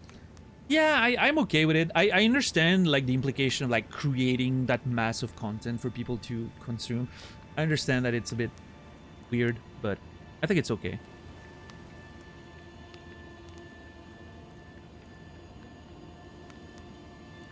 What happened to entertainer? Yeah, I like entertainer. You know, if you ask me what I am, I will say that I'm a streamer. I don't, you know. There's no implication. I'm a streamer. I stream. That's what I do. Right? Whether it's entertaining, whether it has an influence on you, whether it, you know, this is on the receiver's end. I just stream. That's what I do. I don't think about the results of my streaming or the effects of it. Does that make sense?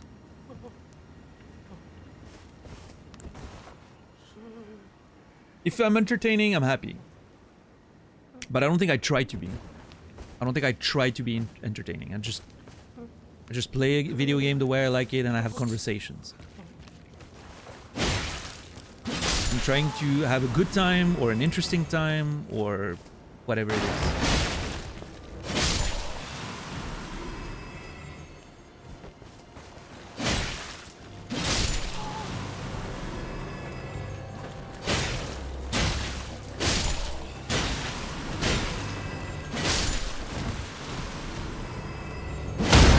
Oh, jeez.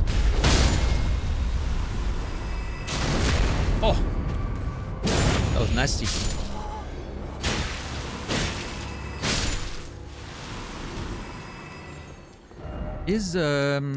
Oh, she's gone, huh? Where's she now? Yeah, she's not here anymore. I was trying to find Nefeli. I just want to... Let me look around the village. I want to make sure that I didn't miss her, if she's somewhere up there.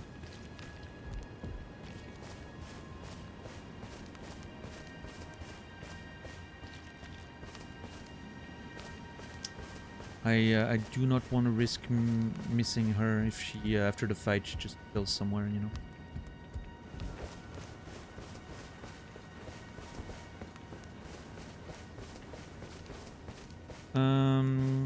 I definitely don't like that one. Which one, Captain Dax? Content creator? Any specific reason? Got into reaction binge recently, music and movies. Really enjoy, wanted to rewatch, just bring a friend. Yeah. Yeah, I get that. I do think reaction content, when it's done well, and... I like what you said about streamer. You stream? Yeah, that's what I do, right? There's no, like, assumption about what my streaming is doing, right? I just stream. That's it. I like in the old days, a lot of people were use the term caster, right? Or casting. Or broadcasting. That was the term before, like, streaming really became the norm. I like that too, right? We're sending something out to the world. However, it's received, it's not really on us, right? Like that's on the part of the receiver, I think. But, you know, obviously I have my opinions and I have my thoughts and I express things, and, you know, if it helps people changing their minds about something sometimes, great, but that's not my goal, right? I'm just happy to speak my mind, and sometimes I'm the one who changes his mind, you know, by conversations with chat and all that. You guys are the one influencing me. I learn things and I change my opinion on things, and I learn of new games that I then want to play. You guys are the influencers here. In fact, you guys come to me with games that I should play. We're reversing the roles, is what we're doing. There's a Grace all the way there. The discontent creators. Oh, wow, that's my brand. I should make that my brand. I'm not a content creator, I'm a discontent creator. All video games are bad.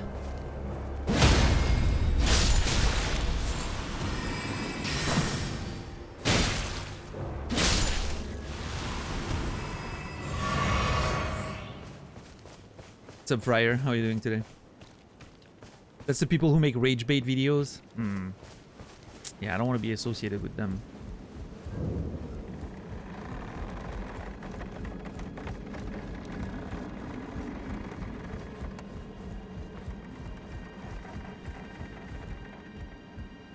Alright, I don't think she's around here anywhere. She go back to Roundtable, maybe. I do feel like I want to go talk to, what's his name? Gideon. And maybe her if she's there. See if there's any progress in this, like, if I can question him about the Albinaurics and all that.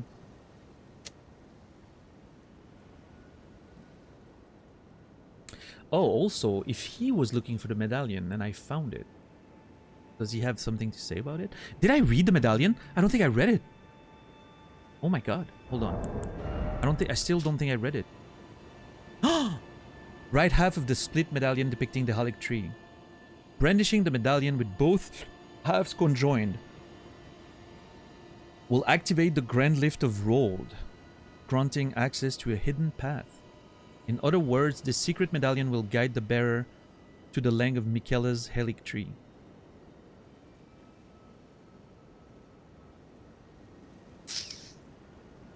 Okay. That's interesting.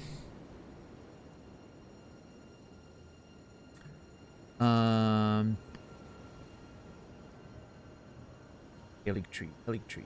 There. I'll move that here.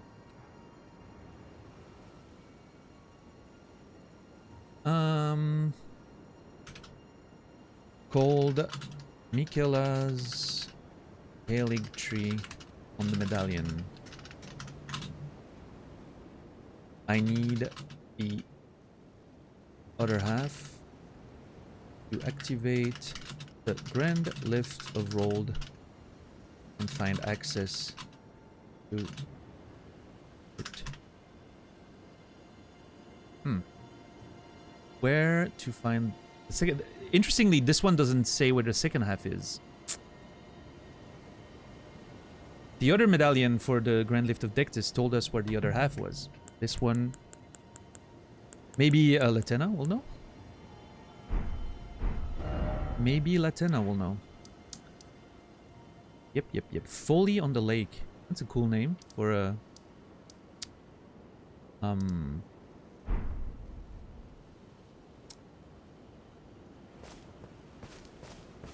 Grace.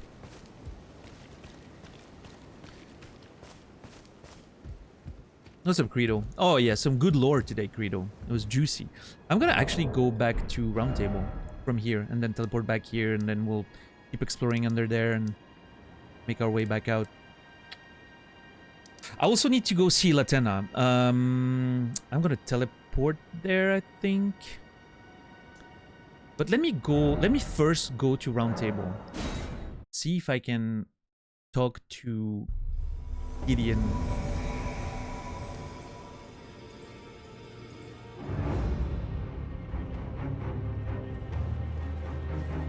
What the fuck is going on?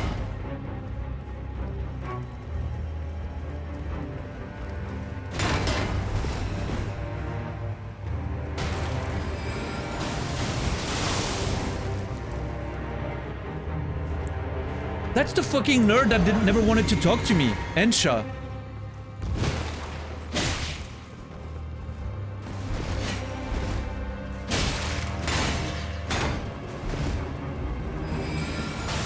Oh my fucking god, dude.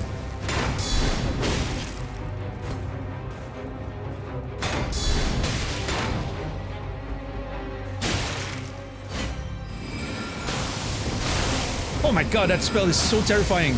It's like, it's a gravity thing. It's like pulling me closer or something. Dude, I can't...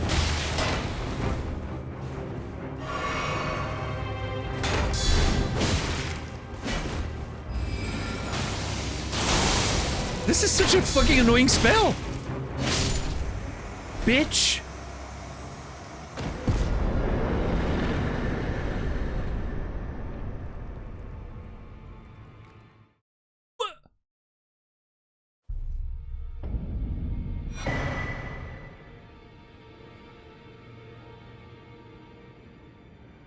Okay, that was terrifying.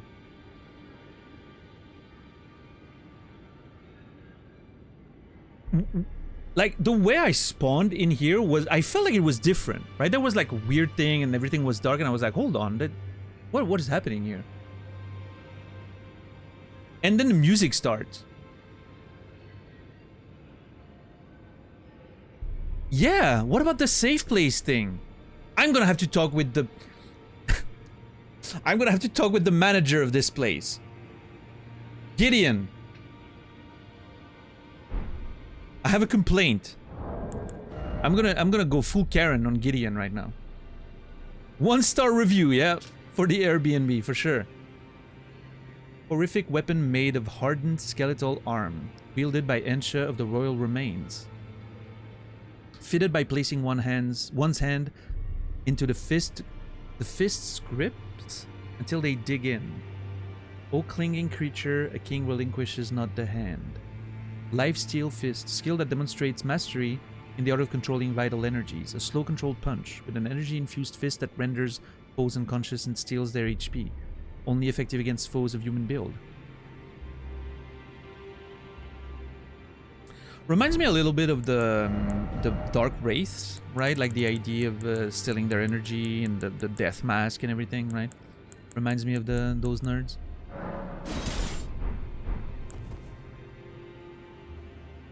What a weird weapon. Oh, I can't use it. Never mind. I wanted to see the moveset, but I guess I could jump down, but whatever. Okay. What just happened there?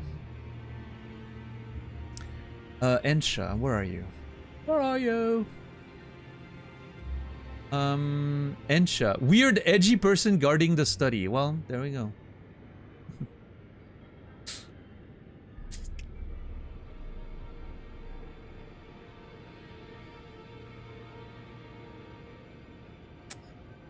Hmm.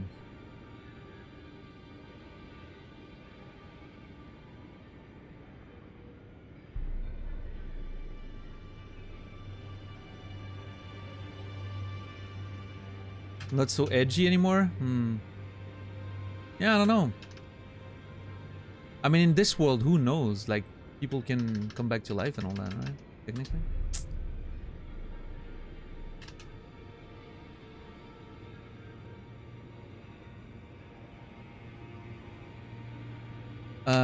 Attacked me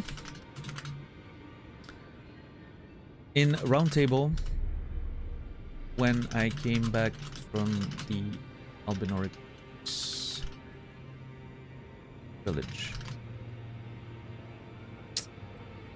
The Royal Remains. Was that what it was called? The Royal Remains?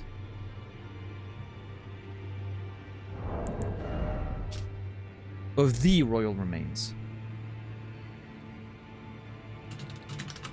There we go.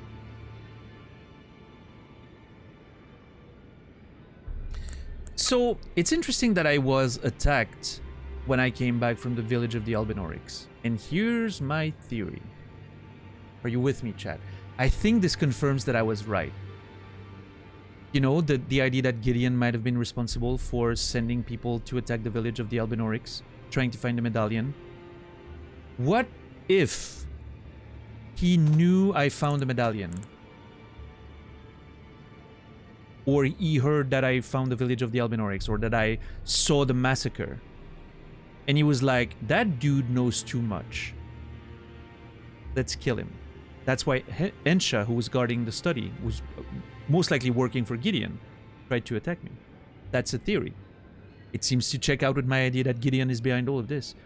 Maybe it's more simple. Maybe it's just because I had the medallion and Gideon wants it. Or it could be unrelated to Gideon and it just so happens that it seems to make logical sense. But maybe Gideon's not responsible at all, and Ensha just took it upon himself to attack me because I have the medallion, he wants to get it, or I know too much about the cursemongers and the Albinaurics that I found being killed. I don't know. I'm not sure. But I think it all signs seem to point to, you know, the idea of Gideon being behind all this, I think.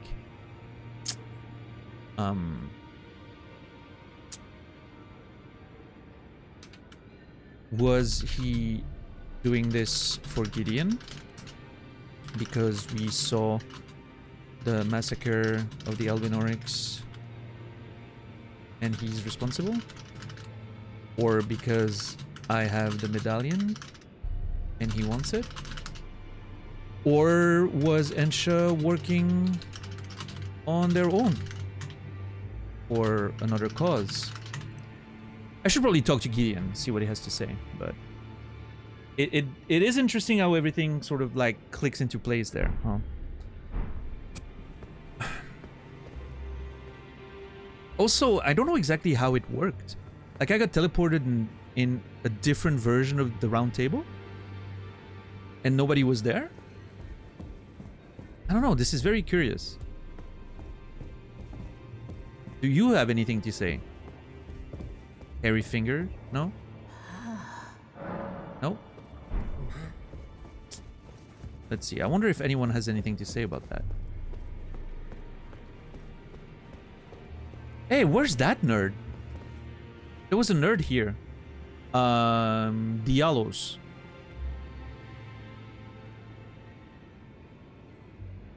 He's not here anymore. That's interesting. Okay, nobody has anything to say about what happened.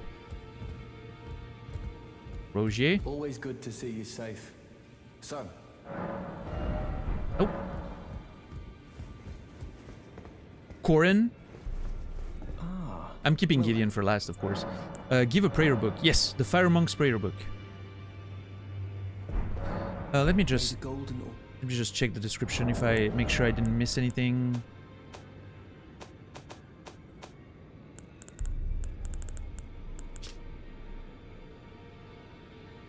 Oh, we took the notes on that. Perfect. I can happily give the Fire Monk. Is he gonna say that it's profane?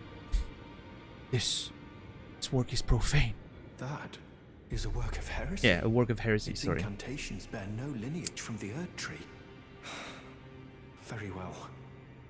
I'll take it off your hands. I'm giving a weird reading list to Brother Corhin. Brother Corhin is reading all the heretic materials thanks to me. That dude's going crazy before the end of the game. I'm calling it because of the shit that I'm bringing him. I think it's kind of the same, again, I mentioned that in the past, it's kind of the same story in Dark Souls 3, where you bring all those things to, you know, whatever's their name was, like that NPC, that you bring them, like, you know, more and more depraved stuff. There's more to life than the teachings, yeah. So those two, we already read them, right?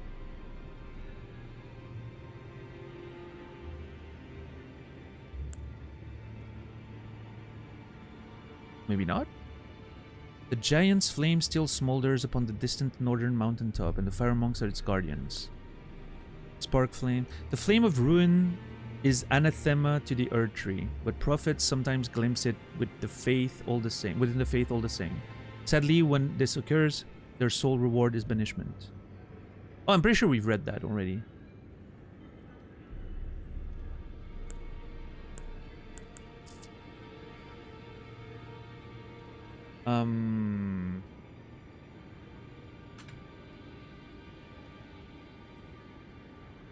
Is that an insect?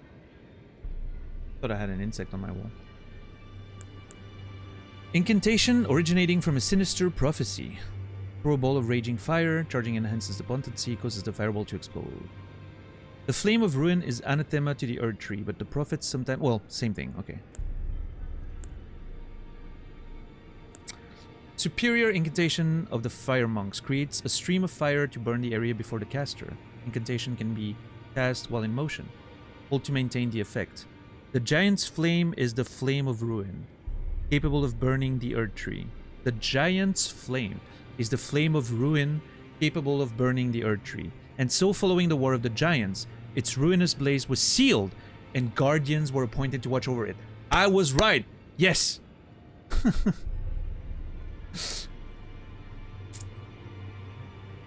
Love it.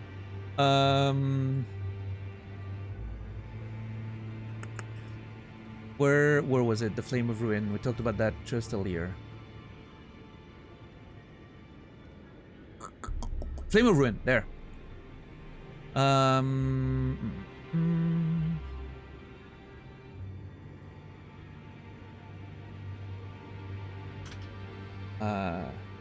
Anathema to the Erdtree. The giant's flame is ruinous, capable of burning the Erdtree. And so it was sealed, and the fire monks appointed to watch over it. So Guardians of the Flames, we know the monks used to be guardians and then became traders. They went against the Erdtree and then started like, you know,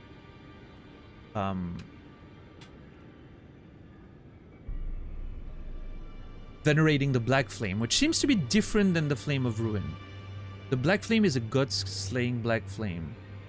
It seems to be not exactly the same thing, but there's a link there somewhere, I think. I'm not sure what it is yet, though. But I feel like there's a link somewhere, because the Guardians, you know, like the Black Flame Fire Monks used to be Guardians of the Flame. I think they got tempted by the Black Flame and its gut-slaying power. I'm not sure exactly what the deal is. This also makes... What was his name? Aden? Aden, the Flame Stealer or whatever. What was his name again? Flame Thief Aden in the Ever Jail? Aden Thief of Fire. There. Oh, wait. This is a location. Go there.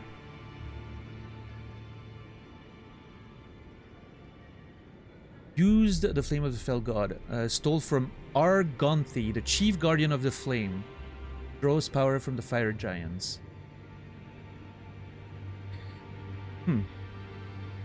Yeah, it makes me wonder what kind of flame Aden actually stole. And if it was that strong of a flame, was there like an actual danger for the whole world? May the golden... In which case, Aden's an actual, like, was an actual menace, right? Like that, it could have been bad. The Flame of the Fell God.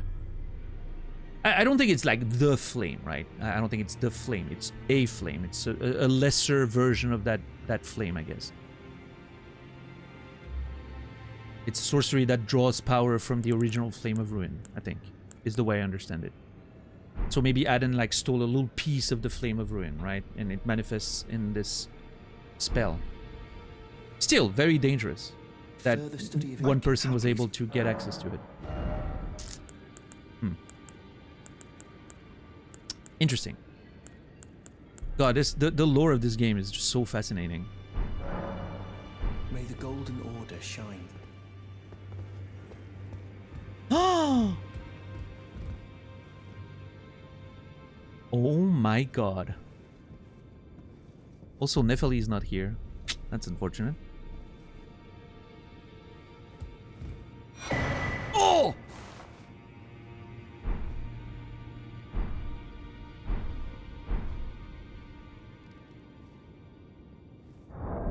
The whole damn set.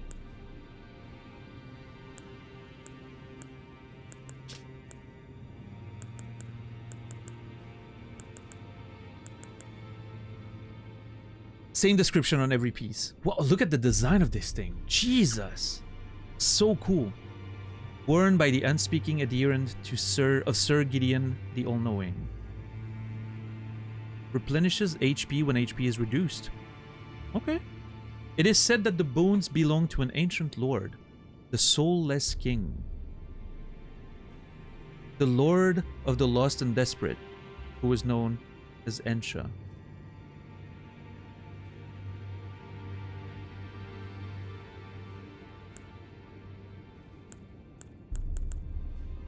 Interesting. Ah, come on, game.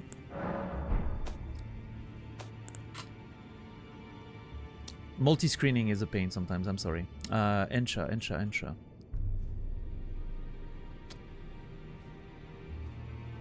I'm sorry, by the way, that I didn't engage with the AI conversation too much. I think it's a very interesting conversation. And I'm no problem with you having that conversation in chat. I'm tired of talking about AI. I feel like I speak about it so often. So I don't, I'm letting you guys have the conversation. I'm not participating. But you guys, if you've been around, you know my position on AI. I think it has some great uses. I also think there's a lot of issues, and I don't want it anywhere near art. That's my short version of my approach. You think I could use AI to come up with more of these baits? Maybe, Brandon, maybe.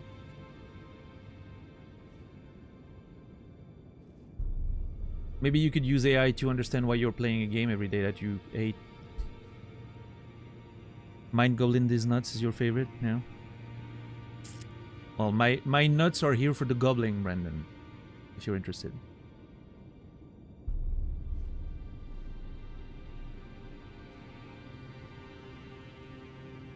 Mm-mm.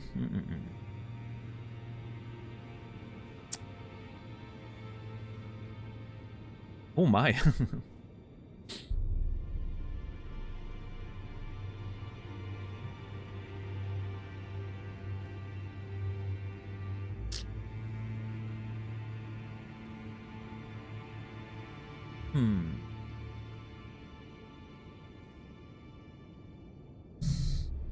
So I'm not sure if I understand everything here. The bones belong to an ancient lord, the soulless king, the lord of the lost and desperate, who was known as Ensha.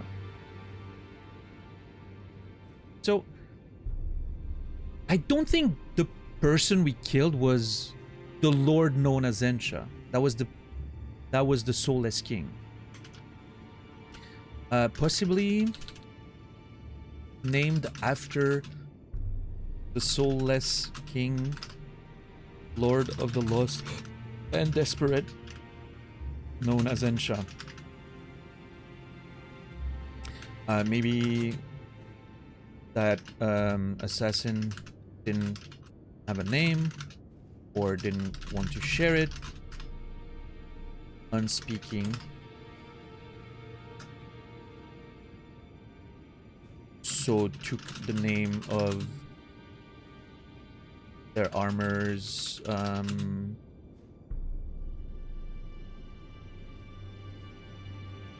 ancestor. I don't know what word to use there, but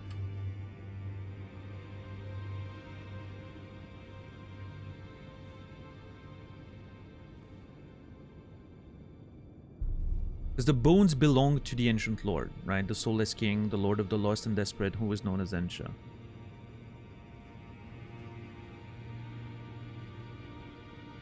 Gold human bones.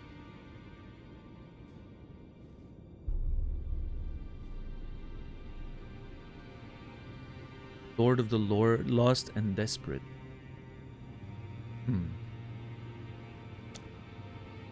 Interesting. Progenitor. Yeah, I didn't know what word to use there. Like the person who the bones belonged to, right? But I understand my notes. That's what matters. I understand what I meant. Gold human bones. I don't know if that armor is gonna be like really cool or not. Let's see. I think it has a chance of being really cool, but also not so cool.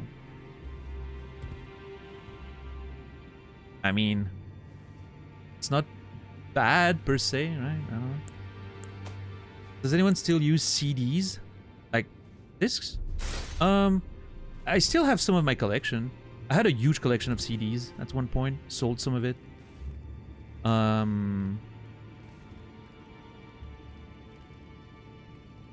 But yeah, I still have some of it. I never used them though. No.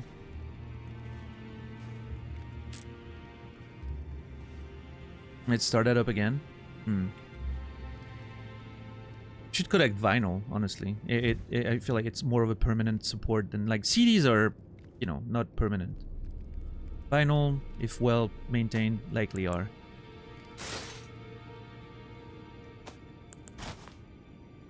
CDs are permanent though?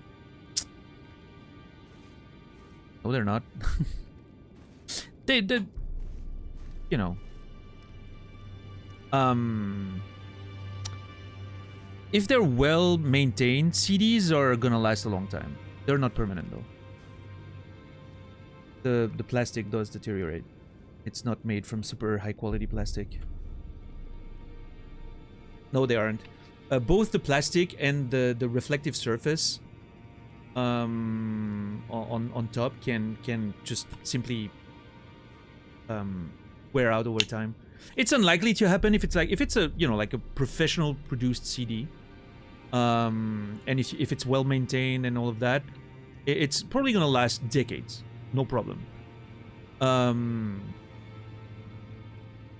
It's not the same with like burnt CDs. Like if you buy like a cheap CD for burning, those are cheap. Like those are like the reflective surface on top is gonna deteriorate very quickly and easily. Those don't last very long. But like professionally made CDs use higher quality materials. Typically those will last a while if they're well maintained.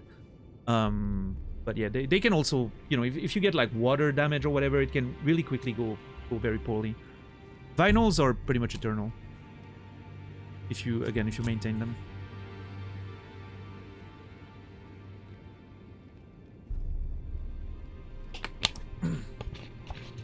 Vinyl is a pain in the ass. Is it? I don't know.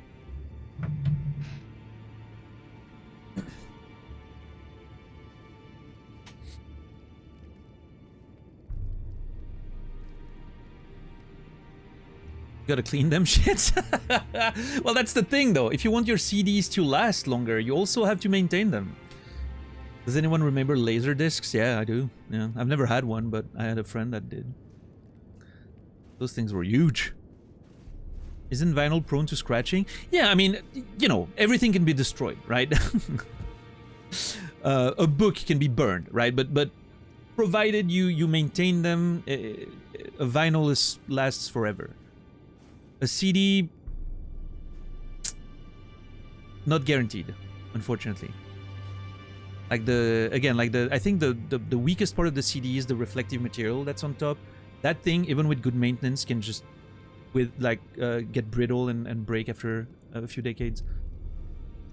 So again, shouldn't happen with, you know, really well made ones, but you never know.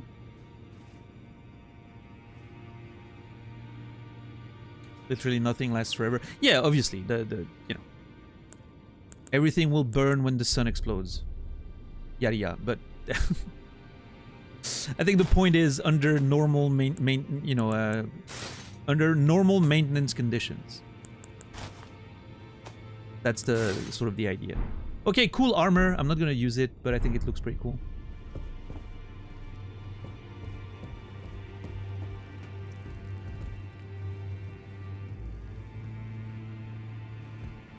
Can I still not open those doors?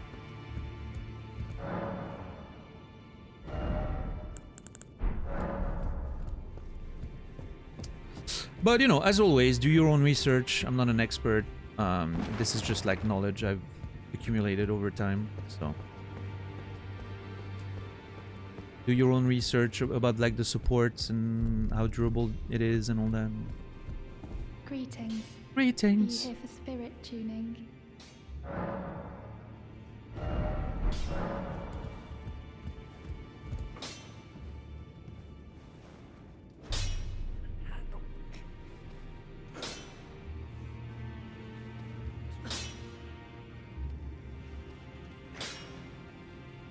Well, I took it no matter it's lay out your own. Oh, should I try that new Ash of War on the shield?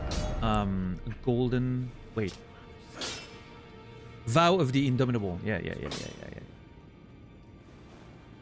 Momentarily invincibility. I wanna try that just to see. Oh. I can change its properties to make it better defense against magic and holy, but at the cost of physical defense. I don't want to do that. I want standard. But yeah, I do want to try the Vow of the Indomitable and see how it works. Alright. Hold me, Fia. I am pleased. Would you like the blessing? Let's see if we have something to talk about. Now.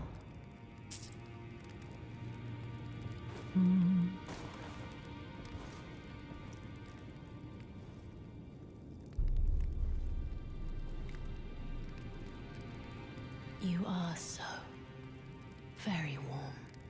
And they killed all of them. They're all dead. Then good day to you, my dear. Alright.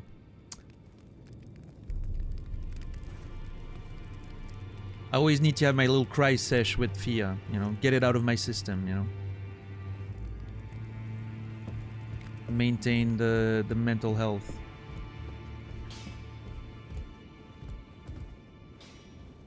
Anyone have recs on getting some high quality music sources? You mean like a website where you can get high quality streaming? like Deezer, or it's not a Deezer nut joke. Like there's really a website called Deezer, or like Tidal or something. No, Deezer. Like, you know, Deezer. Yeah. I think Tidal is recommended for sound quality a lot. If you subscribe, I think it has pretty high quality. Lossless and all that, you know. Like a Deezer nuts joke, but for real. No, it actually exists, yeah. Yeah, if you want the files, Bandcamp's a good one. You can get the FLACs very often. FLACs is the highest quality you can... Well, one of the highest quality you can get. Yeah, FLAC is a really good format. Brendan. If you want to, like, download stuff, right?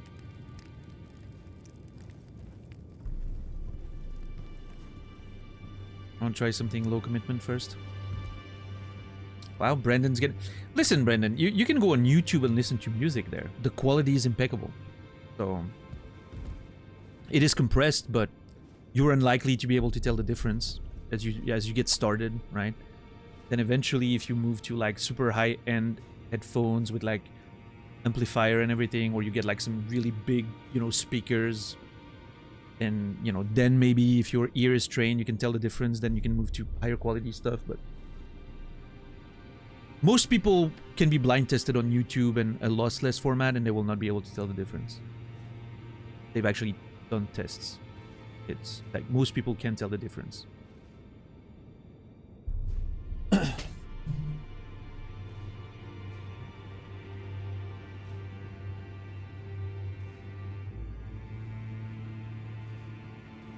What headphones do you use? Are you asking Brendan or me?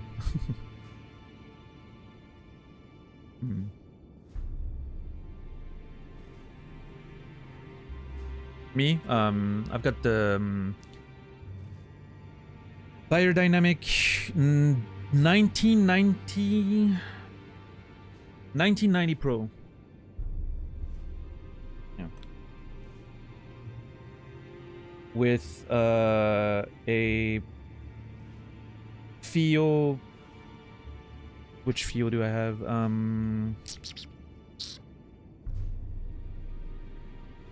Some Fio amp. I don't remember the exact model.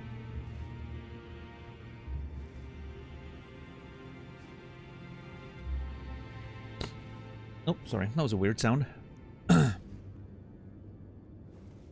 Ify Man Sundara. Yeah, those are pretty good. Yeah. Fio is decent value for money. Yeah, that's what I would. I got a refurbished one that was even cheaper. I maybe paid $100 for it. So I was very happy with it. It works great. Love it. And the biodynamics that I have are quite good. I mean, I was always a big fan of the 990. Like I do like the brightness of it. I know a lot of people don't like the top end being that bright, but I personally love it. And I think the sound stage is fantastic, so.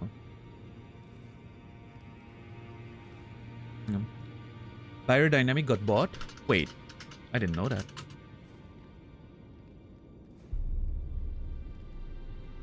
Oh yeah, geez, just happened. Oh.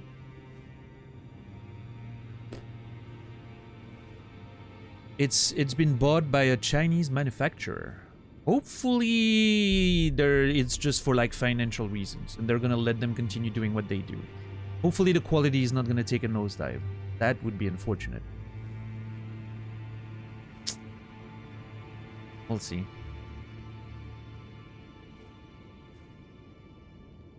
Yeah, that's unfortunate. Again, maybe it's just a financial move and it's not going to change anything. They're going to let them continue running the company the way they do. But if they export, outsource the production to make it cheaper and the quality takes a nosedive, that would be a problem, fortunately.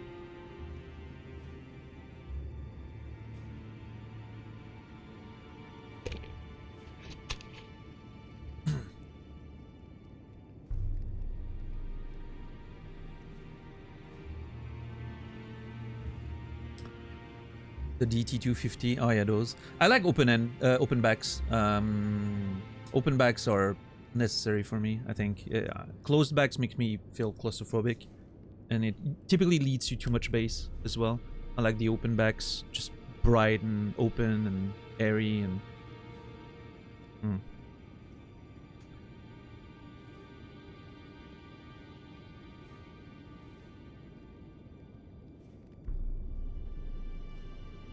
ODs was also obtained by... There's another D's drugs there in that name. ODs.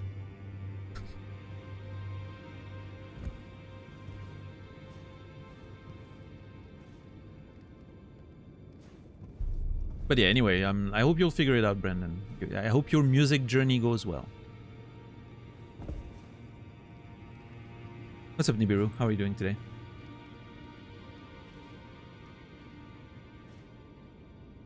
It's pronounced Odyssey? Okay. I didn't know.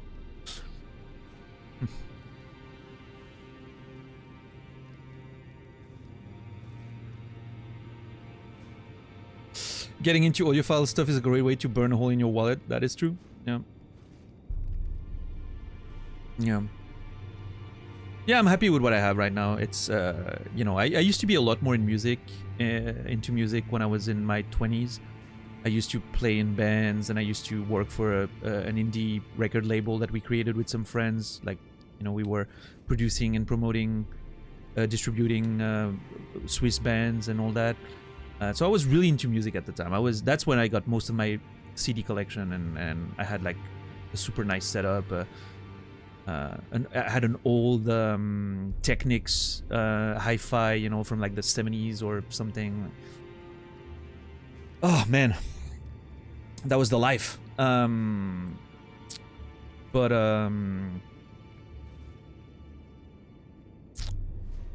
Eventually, yeah,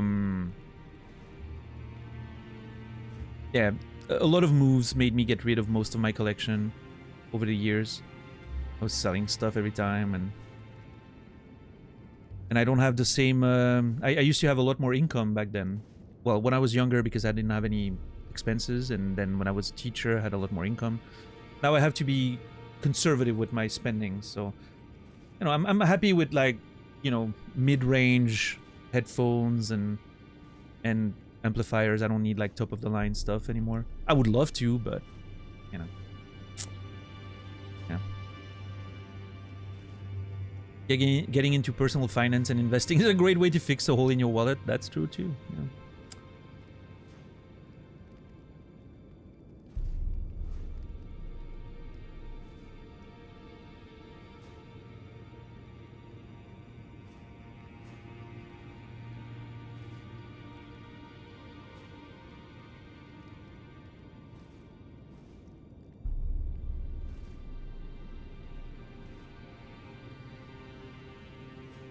I'm looking into building my own speakers. That's awesome.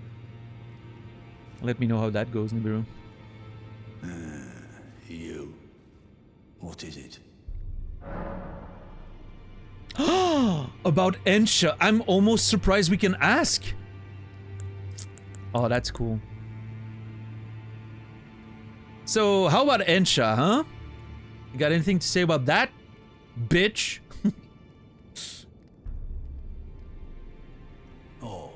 My apologies for that nasty business.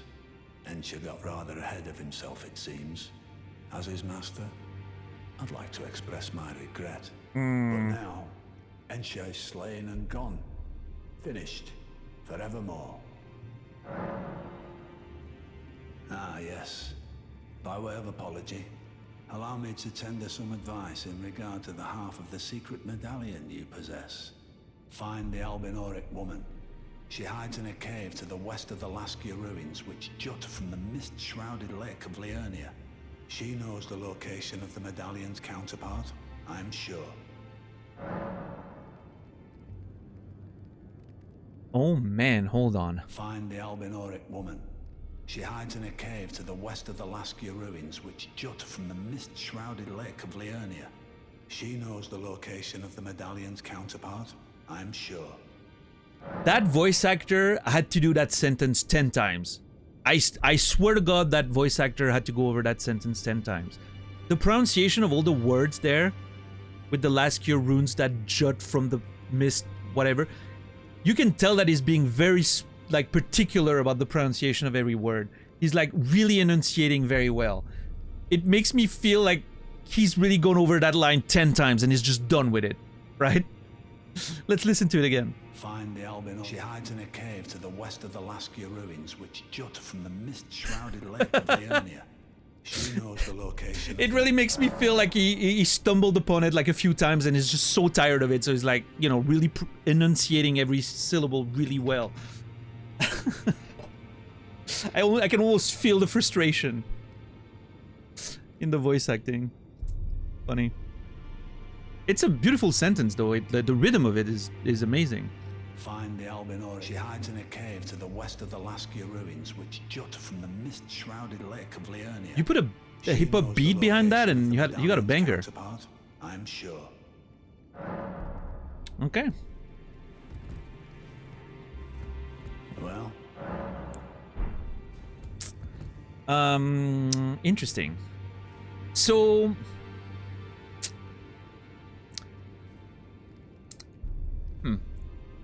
Gideon.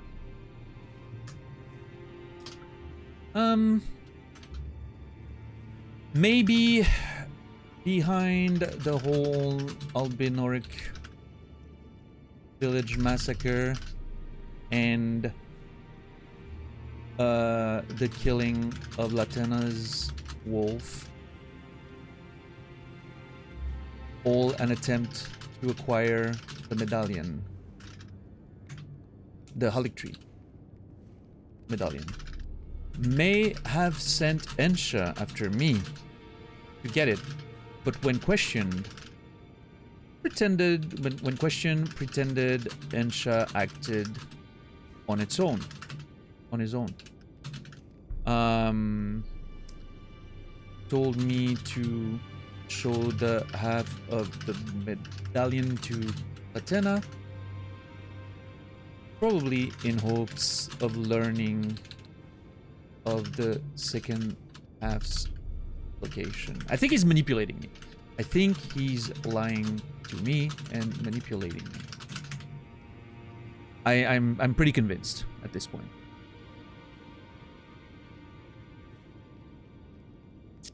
But who knows? Maybe not.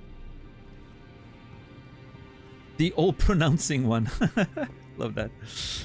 Reminds me of Colbert pointing out that Chance the Rapper has some verses with the same flow as Tolkien Lord of the Rings poetry. Fun? Did you need something? No, I'm not talking to you. I want to use the table. What the fuck? Okay, let's see. I just wanted to reset, see if anything changed. Find the Albinauric. She hides in it. I'm surprised that I'm kind of surprised that Nephili is not here. My cat typing again. I need a better solution for my desk. Oh, the pluses. Yeah, I didn't read into it. Okay. Yeah, I'm really curious that Nephili. I expected her to be here.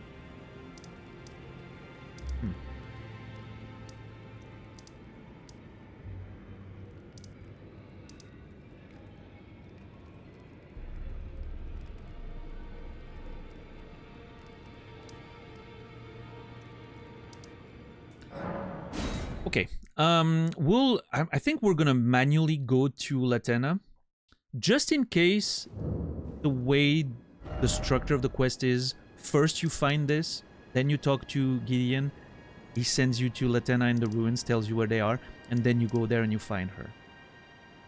I'm a little, I'm thinking maybe that's the expected structure. Maybe, who knows, maybe what's her name also wants to find Latena, and so maybe she'll be on the way there somewhere. So I do want to go there physically, not teleport, just in case. Increasing the chances of finding something. Also, just before we leave, I want to check the plaza again after resetting. Just in case. Because I'm really surprised that Nephili is not around. I would have expected her to be there.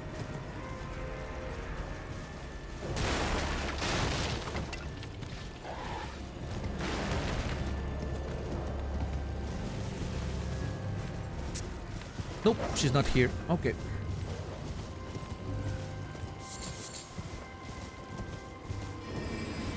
The rare Daniel torrent footage. It happens, yeah. Almost once a stream.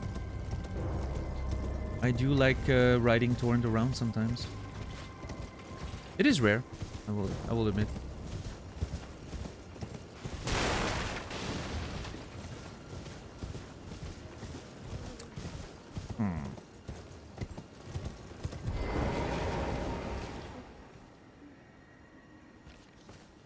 Nothing new, we checked that. Okay, well, let's leave.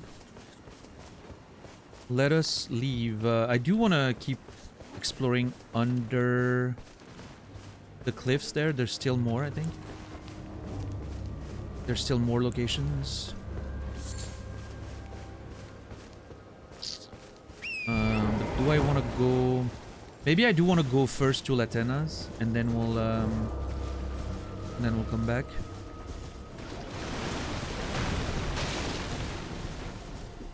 Wait.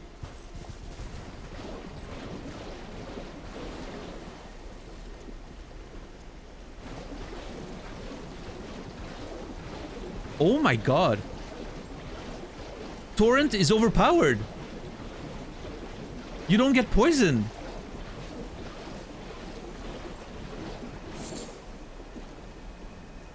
Ah, damn. I didn't know that. Oh, that's amazing. Oh, that changes everything. That makes it so much easier to explore this place. I finally figured it out. I know. Look at me. I never ride him. That's true.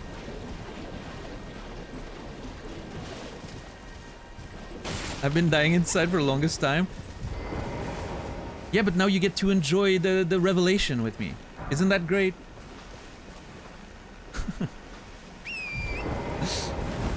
Oh, this is incredible. I mean, it's not that big of a deal, I think, because you just... If you want to fight things, and I do, you still have to get down, but... It is definitely good for a situation like that, where I just want to explore, right?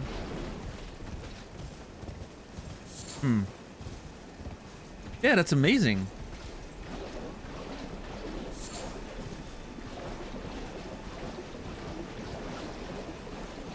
Suddenly I like Torrent a lot more than I used to. Torrent's my boy now. Also, I hate that I can't use my torch while I'm on Torrent's back.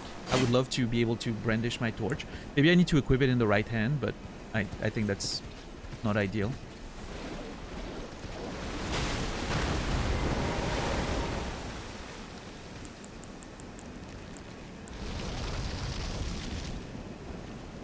Yeah, the Torrent stocks just skyrocketed. That's for Strange Pie and his financial investments, you know? Invest in Torrent, all of it. Buy, buy, buy. Before it's too late. Although, isn't the rule like, buy the rumor, sell the news, so you should have bought the Torrent stock before I realized, and then as soon as I realized, you sell everything, right? I think that's the key, that's the trick.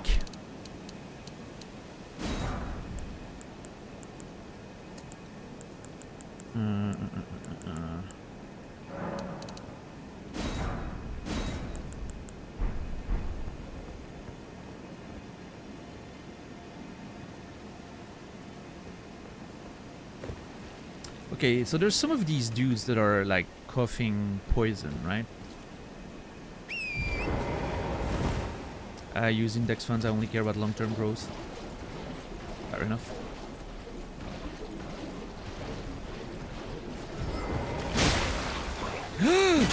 Oh my god! Oh!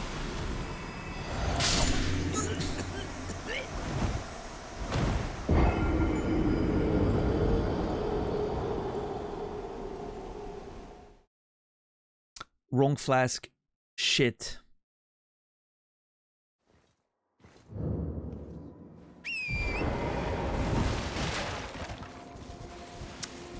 Can I jump down without dying?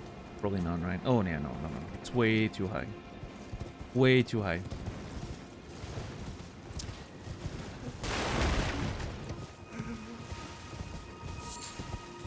It's okay. It's not too far. It's not that far.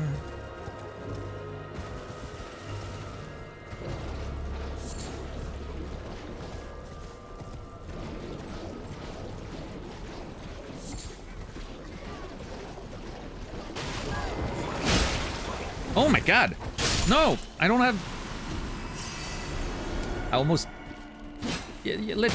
Oh my god! Jesus fucking Christ! What is happening here? Why is everyone attacking me?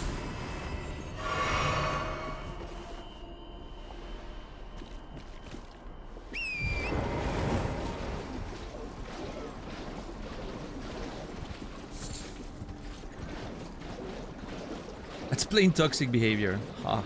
Har. Smithing stone level 2. There's gonna be a fucking dungeon down there, isn't there? Fucking poison dungeon of some kind.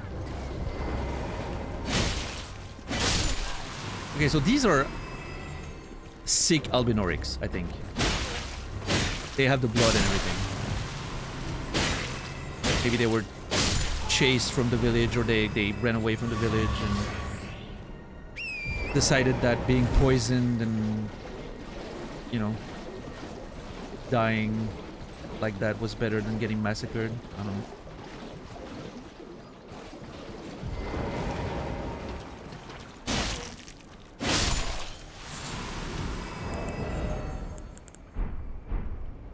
I take pride in my terrible puns. I can appreciate that. You gotta own up to who you are. Is that the expression?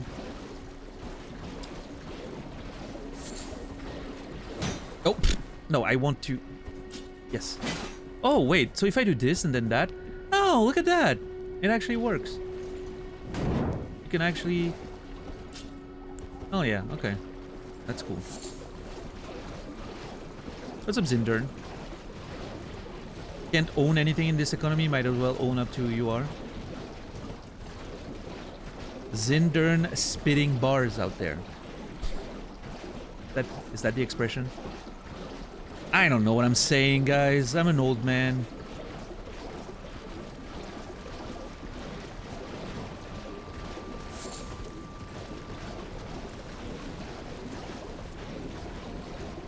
Okay, no dungeon under there.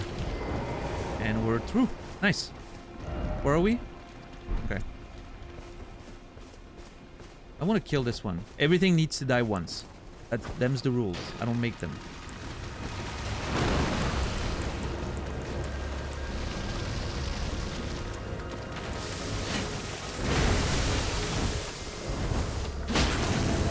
Shit.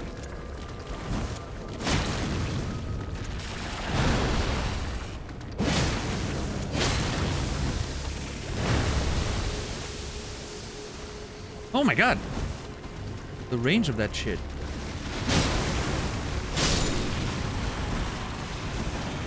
Ah, fuck!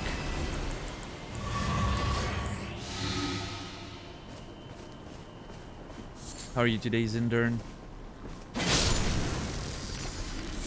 Okay, so where am I? God, we don't have a map. I hate not having a map. It is so annoying. I wish I could express how much I hate not having a map. Whoa, this is beautiful. I've never seen that angle before, obviously. This looks great. Look at this. The angle of the academy there looks amazing with the green sky backdrop, the gray sky backdrop and everything. Fuck yeah.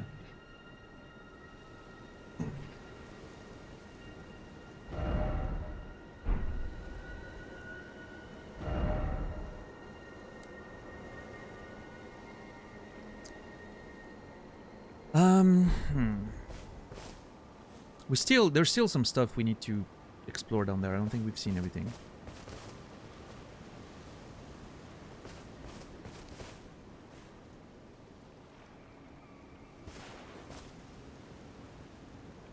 Oh, some of those mannequins that we transformed into with the... Well, there you go. I guess it picked up those things when I was trying to use the Mimic Veil. So obviously I'm not going to go further away than here. I'll just put that here, just to mark that this is how far we went that direction. I'm not going to explore all that the other side yet.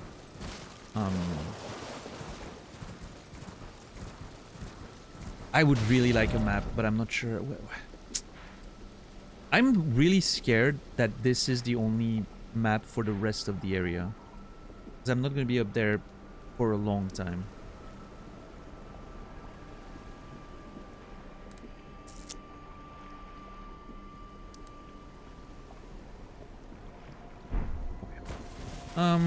It's okay. Exploring blind without a map is painful for me.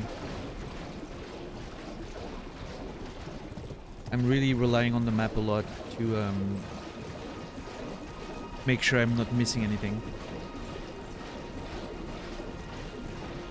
Exploring without the map makes me feel like I'm gonna just miss a whole lot of areas.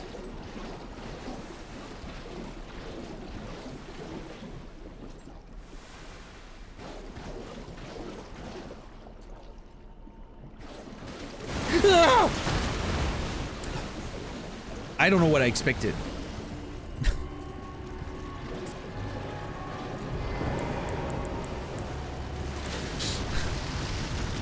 Oh my god, I'm getting wrecked.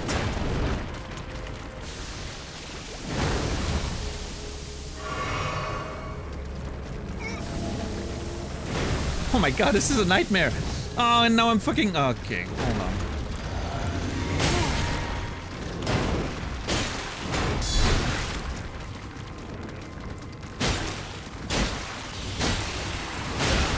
Oh, I am so dead.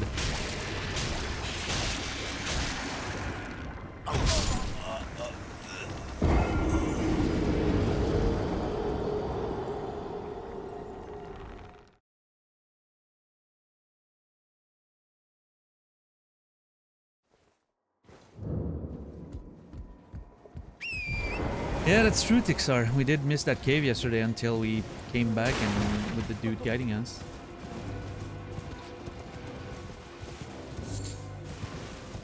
What a nightmare that situation was. Between the poison and... Absolute nightmare.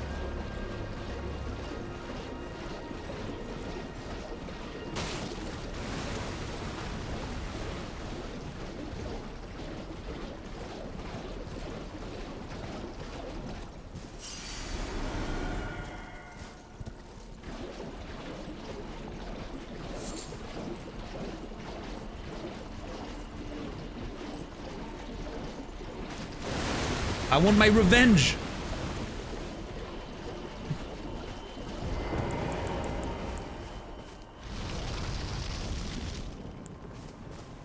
Oh, come on. Come fight me, nerd. You Chloe nerd.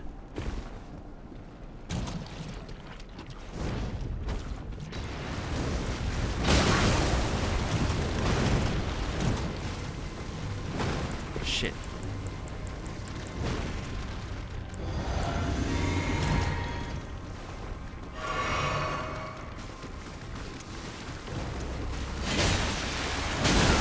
Oh, shit! Please don't kill me, please.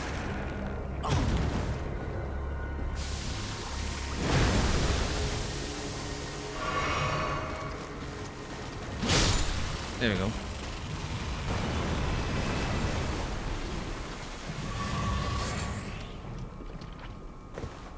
Alright.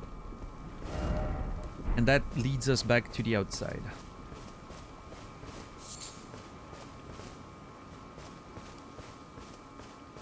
That was where we found the crystal sword.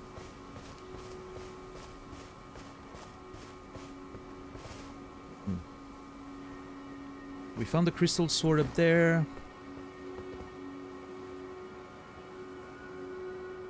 I want to make sure that I'm not missing anything here.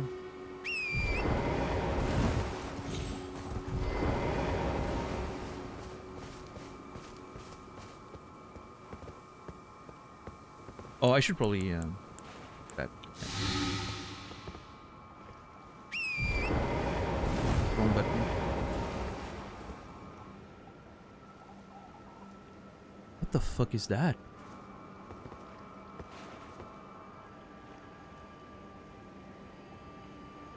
Is that a crystal dude? Oh!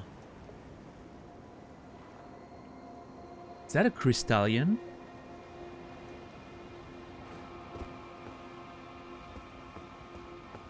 Interesting. Maybe that's one of those crystallians.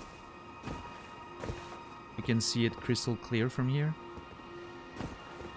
Remind me why we let new people in this community. We were doing fine.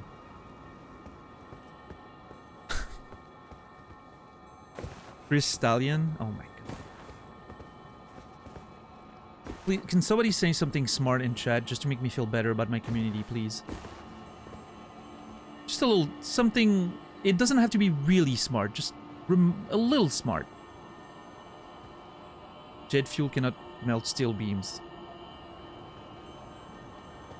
Okay. Alright, Nogur and Asterisk. Go lick each other's butt in a hotel room or something.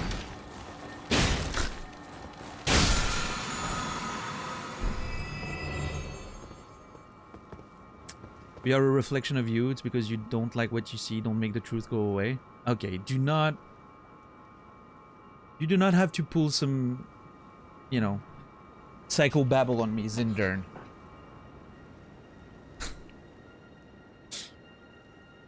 I'm not invited to the ass-leaking session. I mean, it's... Everything's negotiable, I'm sure.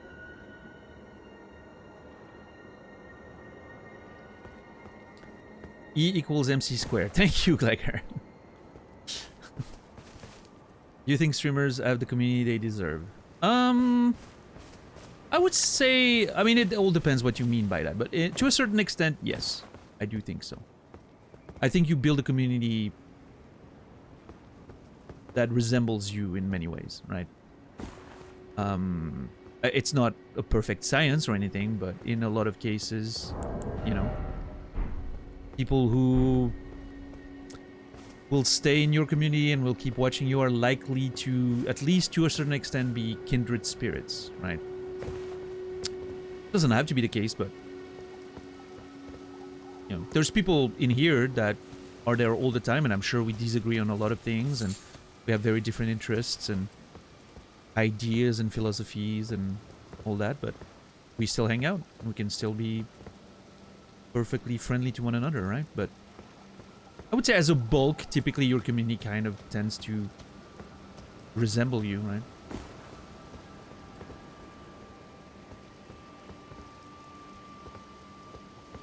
I don't know. Maybe not. I don't know. I'm just here. I'm streaming. That's all I do. I'm not supposed to think.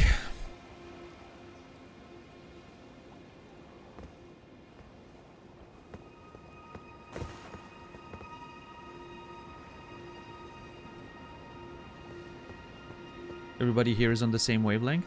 Yeah, but I don't think that's necessarily true. I mean, I think there's a lot of people who I'm sure, you know, we would disagree on a lot of things that hang out here every day.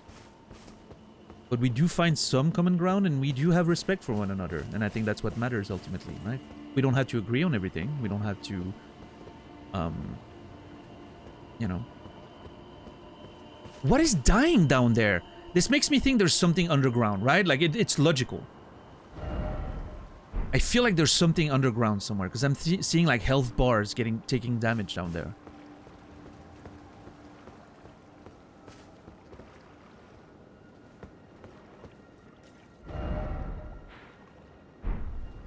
You ever read web novels?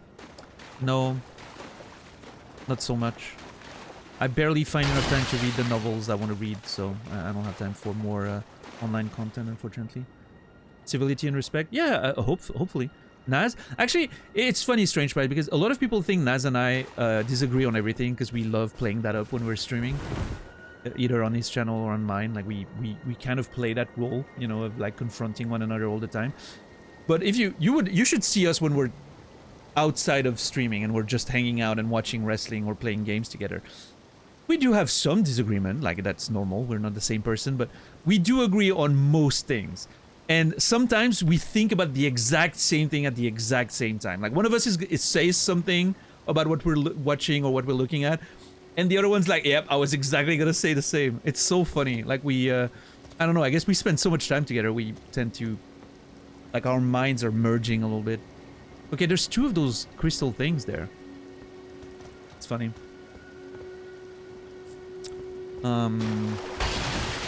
So yeah, no, Naz and I are actually a lot more in agreement as one might think by watching us on stream.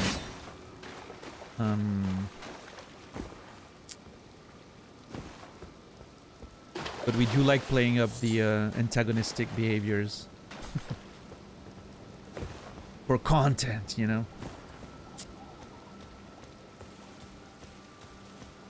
I think we like disagreeing and we like arguing.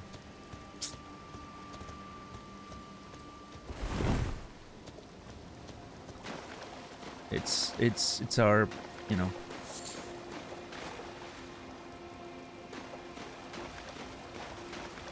Good old-fashioned debate, yeah.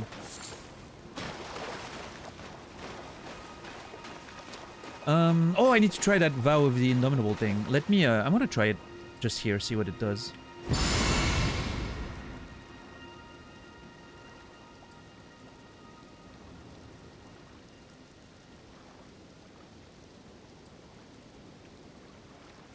I don't know. I need to try that with an attack coming to me, coming on to me. That was not a lot of...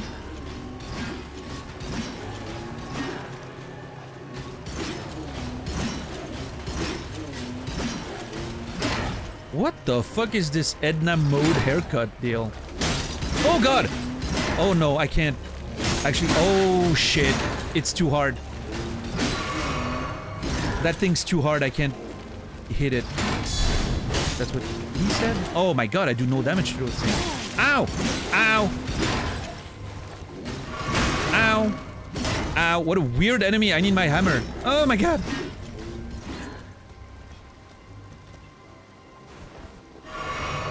I need to equip my... What do you mean? Oh. There. That should work better. Huh! Yeah! Oh, yeah! Ugh.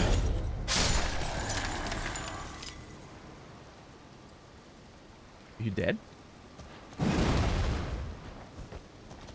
Okay. Oh, it's broken in parts. Oh, that's so cool. Did you see that? All the little parts? Don't disrespect Edna mode like that. Tell me I'm wrong, though. Fucking Edna mode haircut. They're so weird. The way they move and everything is so weird. Ah. Dude, this is so satisfying. Oh.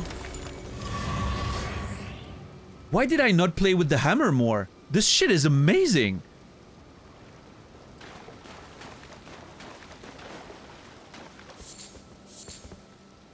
Dude, the way that thing got trashed and ejected by the strong bonk, that was so cool.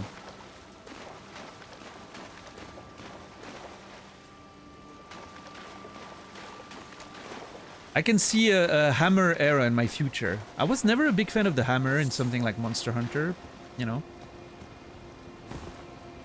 Much respect to my hammer bros out there, though. You guys are... never change.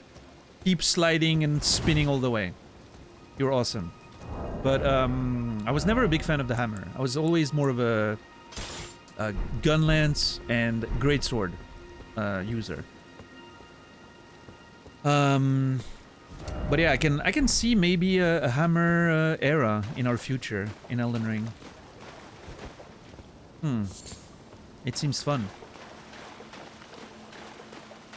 Hey, at least I'm gonna use it in the, you know, the dungeons where the enemies are resistant to normal attacks, right? So I'm at least gonna get to use a hammer, which is great. Maybe I'll keep it as a secondary weapon. I think I'm gonna keep going spear and shield for a while. And then eventually maybe we'll have like a great sword. Well, although great sword is more likely gonna be a boss killing weapon to replace the twin blade. I could see myself using a great sword for a while. A big axe. I do want a big axe at some point. Maybe this one, the Crescent Moon axe, looks so fucking cool. As a boss killing weapon. Maybe a great sword in the future, and as an exploration weapon. I don't know. We'll see. We'll see. But yeah, I'm definitely not gonna play with the same weapons all the way through. I don't think. This is gonna be a very long adventure. I think some variety is gonna be necessary to keep it fresh. But we'll see. Maybe a katana arc. I don't know. I'm not a big fan of katanas, I will say. But maybe. Who knows?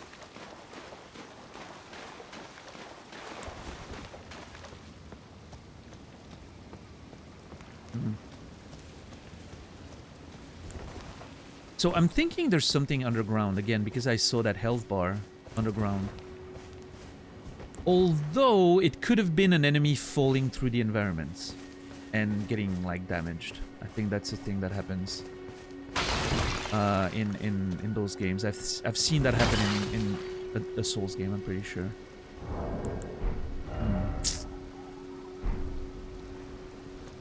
Wait, where are we? Oh.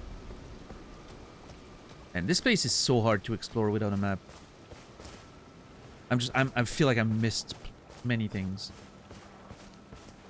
I feel like I missed many things. It's okay. Just keep going around a little bit. We need to go see Latena. That's a thing I need to do right now, actually, before I forget.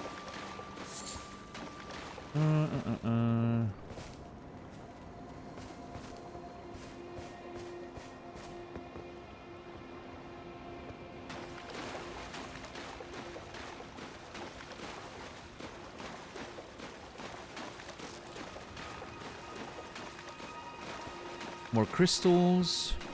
I really wish I had picked up an item on those crystal dudes. Just for the sake of learning something about them.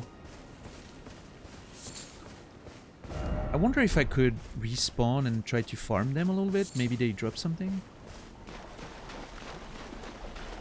Because there's a grace right next to it. Yeah.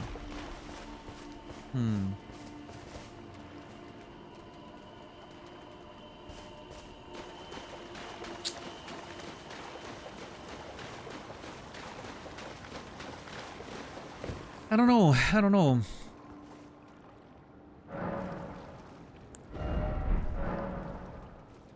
Oh yeah, I need to try the skill. Where's the fucking thing? See, I'm getting turned around and lost in like 5 seconds. This place is so confusing in my mind without a map. Where's the crystal? Over there?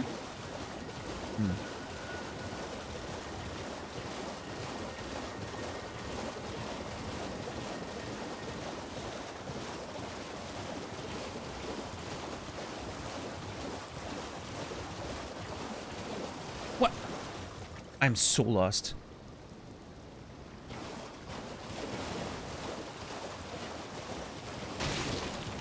How did I...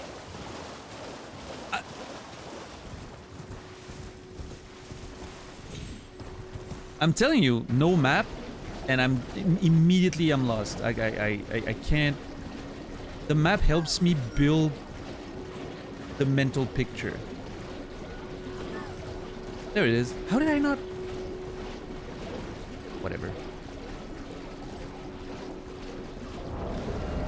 Big bonk.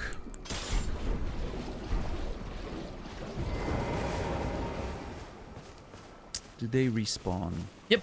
Nice, nice. Okay, let's see. I want to use that indomitable thing. See how it works.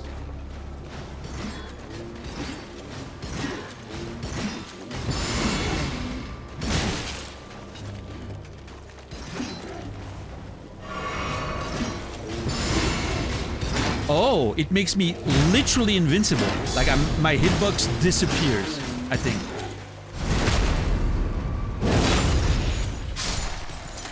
That is interesting. Huh. I could see that being useful in certain circumstances, especially if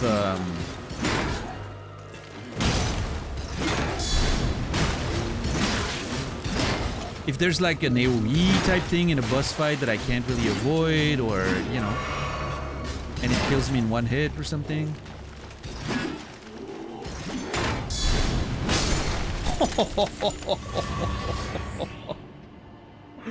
Oh, that looked so good. Oh, the way it just exploded in pieces was so satisfying. Ugh. They didn't drop anything though. Maybe they just don't. Maybe they just don't drop anything. You know what? I'm sure we'll find more of them. We'll come back. We'll figure it out. For now, my objective is to go back to Latenna. So let's hurry up and go back there. I want to bring the medallion to Latenna and see what she has to say about everything. I'm very curious about that whole Erdtree situation. Like, promised land, secret passage, and all that. Like that. This is something that sounds fascinating to me. I love a good mystery.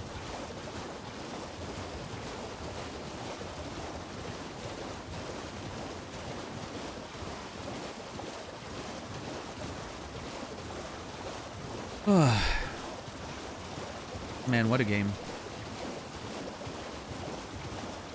I can't believe how long we've been playing this game already, and it feels like I'm still just getting started.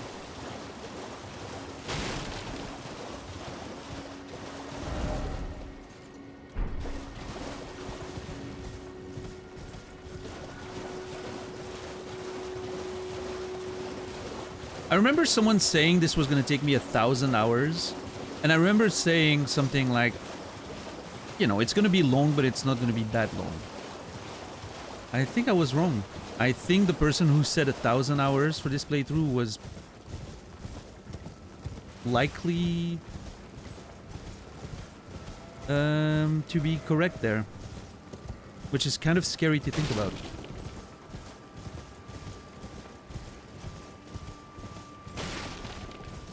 Yeah, I mean, we're almost getting to 200, right? And I feel like we've barely made any progress. Easily over 1K, you think? Yeah, I mean...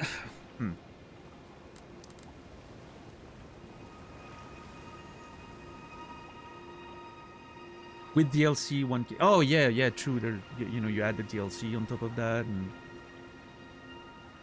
Obviously, don't tell me anything about, like, the DLC's size or specifics, right? I don't want to know, but... Yeah. Not 2K, though, I don't think. Unless you get stuck for a long time on bosses. Yeah, but like even getting stuck on a boss like shouldn't take me more than...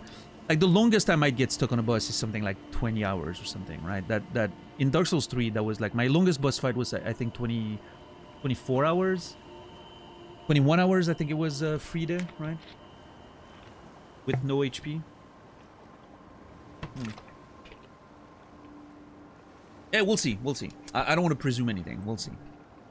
What's up, Bristlebutt? Do games burn you out? It can happen, yeah, Glegger. Which is why, you know, I've mentioned in the past, you maybe didn't hear, but I'm reserving the option to maybe... What's up, Cloud? How are you doing? 1,000 hours you could have spent in playing Noita. I still want to play Noita at some point. There might still be a Noita arc on the stream in the distant future. We'll see. But yeah, I reserve what I was saying. I reserve the idea of potentially doing a seasonal structure like I wanted to do with Witcher, which is if if we get to a point where I'm starting to feel burnt out, I'll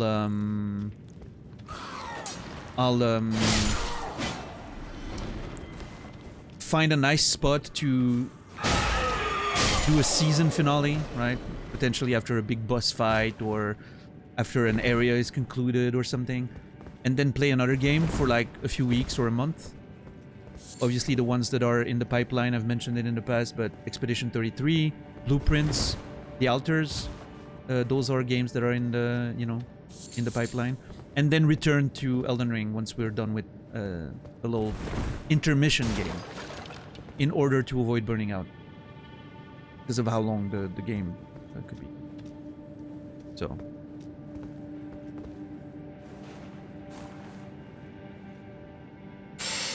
how did I get down there?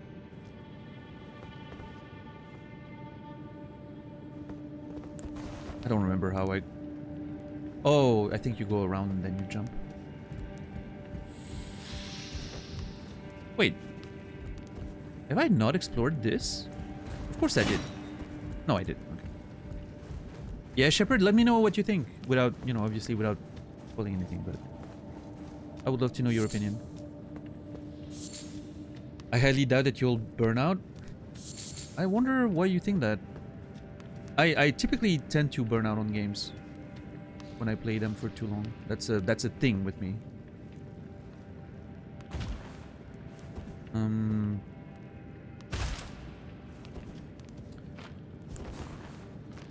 Like by the time we got to the end of Cyberpunk, I was happy to finish. As much as I enjoyed it, I was happy to finish. But that, how long was Cyberpunk? 300 and something? So we're not quite there yet, right? And something like Witcher. I had other issues with Witcher, but Witcher after like 150 hours, I think, I was kind of done. You know? As much as I liked the beginning.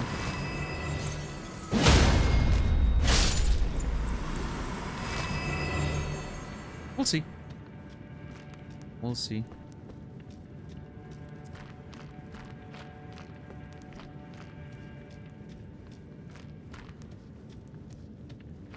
I love the crunching. Listen to the crunching.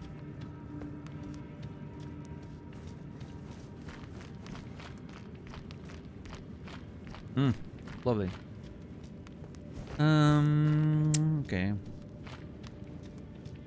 Oh, I wonder if I should have explored more. I wanted to make sure to not miss anything. Nah, probably not. I can't backtrack everything twice, like that's not reasonable. I have to do whatever I can to put the chances in. Oh my god, I just got reminded of something. You know what we forgot to do? We never went down there. I even said it back when we were all the way there. Before we return, we need to make a stop and go down the... like the tombstones, down to that area we couldn't reach otherwise. And I never did. I literally just completely forgot about it. Well, I guess whenever we go here, and before we go up there, we'll do a detour, and I mean we'll have to return to the tower anyway, so we'll just, you know, we'll do a little detour by this place down there. I don't know why it just... getting out of the cliff there and seeing like the sort of platform under the cliffs, suddenly I got a vision of that place we were looking at and never went down to, on the side of the cliff. Funny. It just like connected in my brain.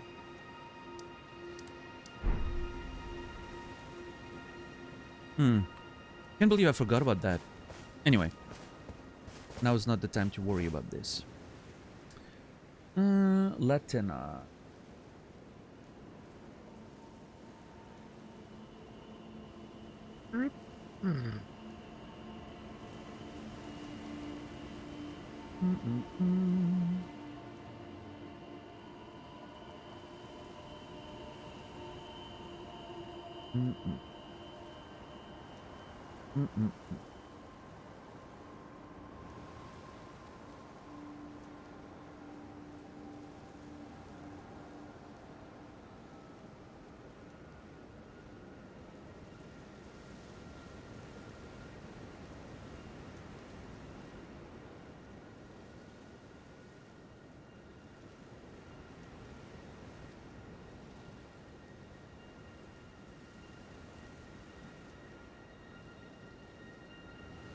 Where's my mouse? God damn it. I was looking at my notes there. There it is.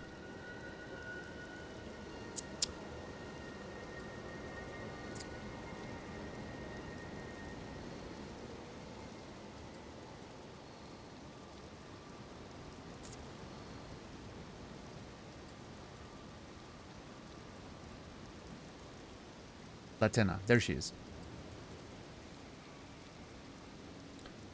Uh, uh, uh.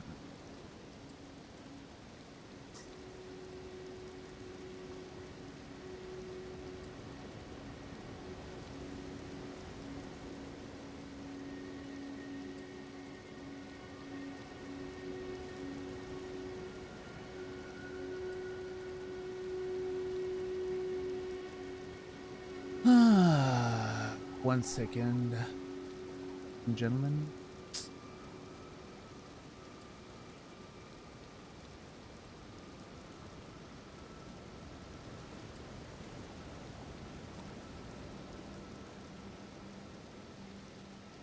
Ba ba da ba.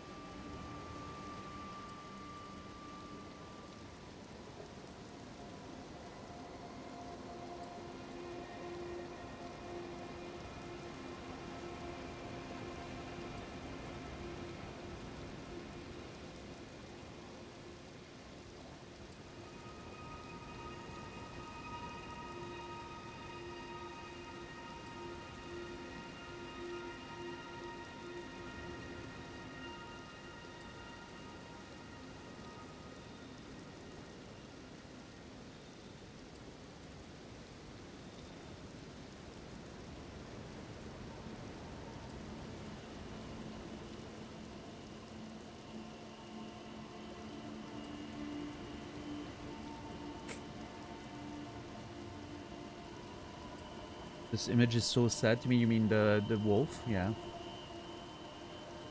It is a little sad. I agree.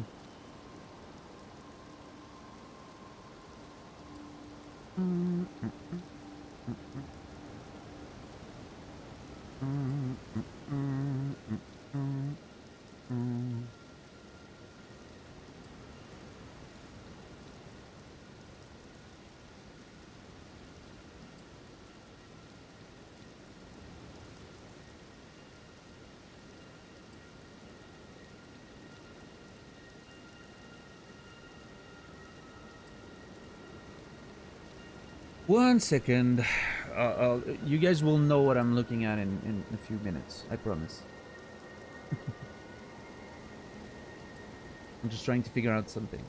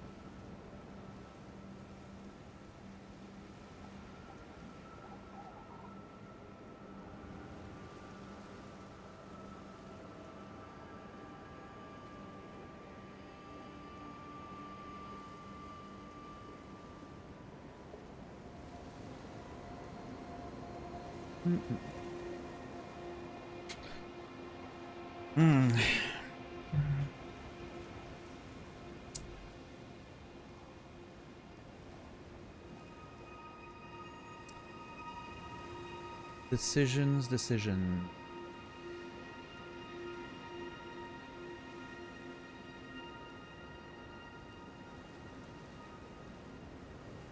All right. I was looking at Elden Ring categories on Twitch. I was trying to find a raid target. I want to raid new people. I want to raid people I don't typically raid. I'm feeling, you know, why not raid some Elden Ring streamers that are starting soon near the moment when I'm ending. You know? Meet new communities and all that. But it's so hard. It's so hard to find people that are, you know, like, that seem fun and engaging and relatively the same size as you are, and, you know, yeah, not getting spoiled, it's not too big of an issue, I think. I can get in, basically not really look at, you know, what's going on screen and just say hi in chat and, you know, got a raid and run, spoilers, whatever, right? That's not too big of a deal, I don't think. I'm pretty good at that. I'm pretty good at not looking at what's happening on the screen. On Twitch. A lot of experience with that. But oh my god, this is so beautiful. Look at this shit. Ugh. The way the sky looks is just so fucking cool. I just don't know. I want to raid new people, but I can't. I don't know how to find them. It's really hard for me. Maybe I should look into other From Software categories, right? Like Dark Souls? How about Dark Souls? 3 Remastered 2 Bloodborne. Maybe that's the play, actually. Go with other games than Elden Ring.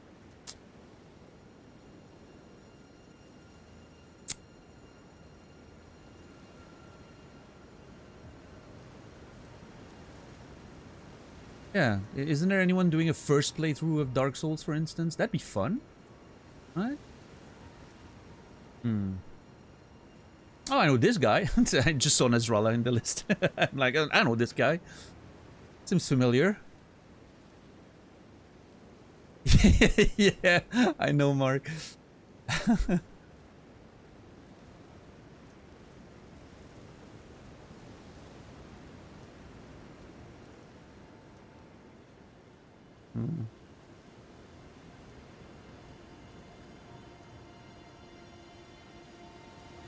Wow.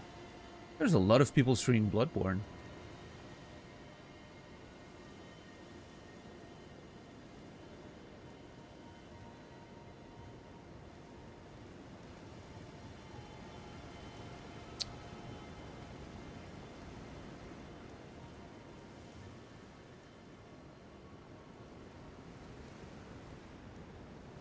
Okay, I think I may have one. I think she's playing Bloodborne for the first time. She's just starting.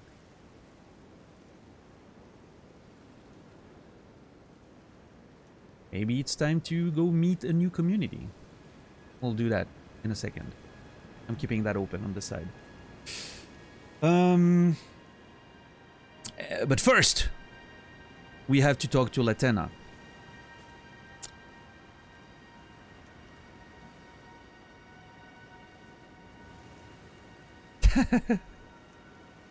I know $10 is looking right now at the screen. Is like, is he gonna do it? Is he gonna do it?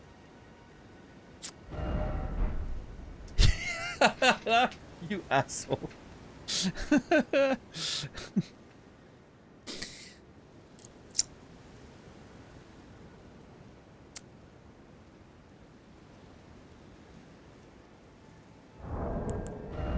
We have to talk to Latena about the medallion, right?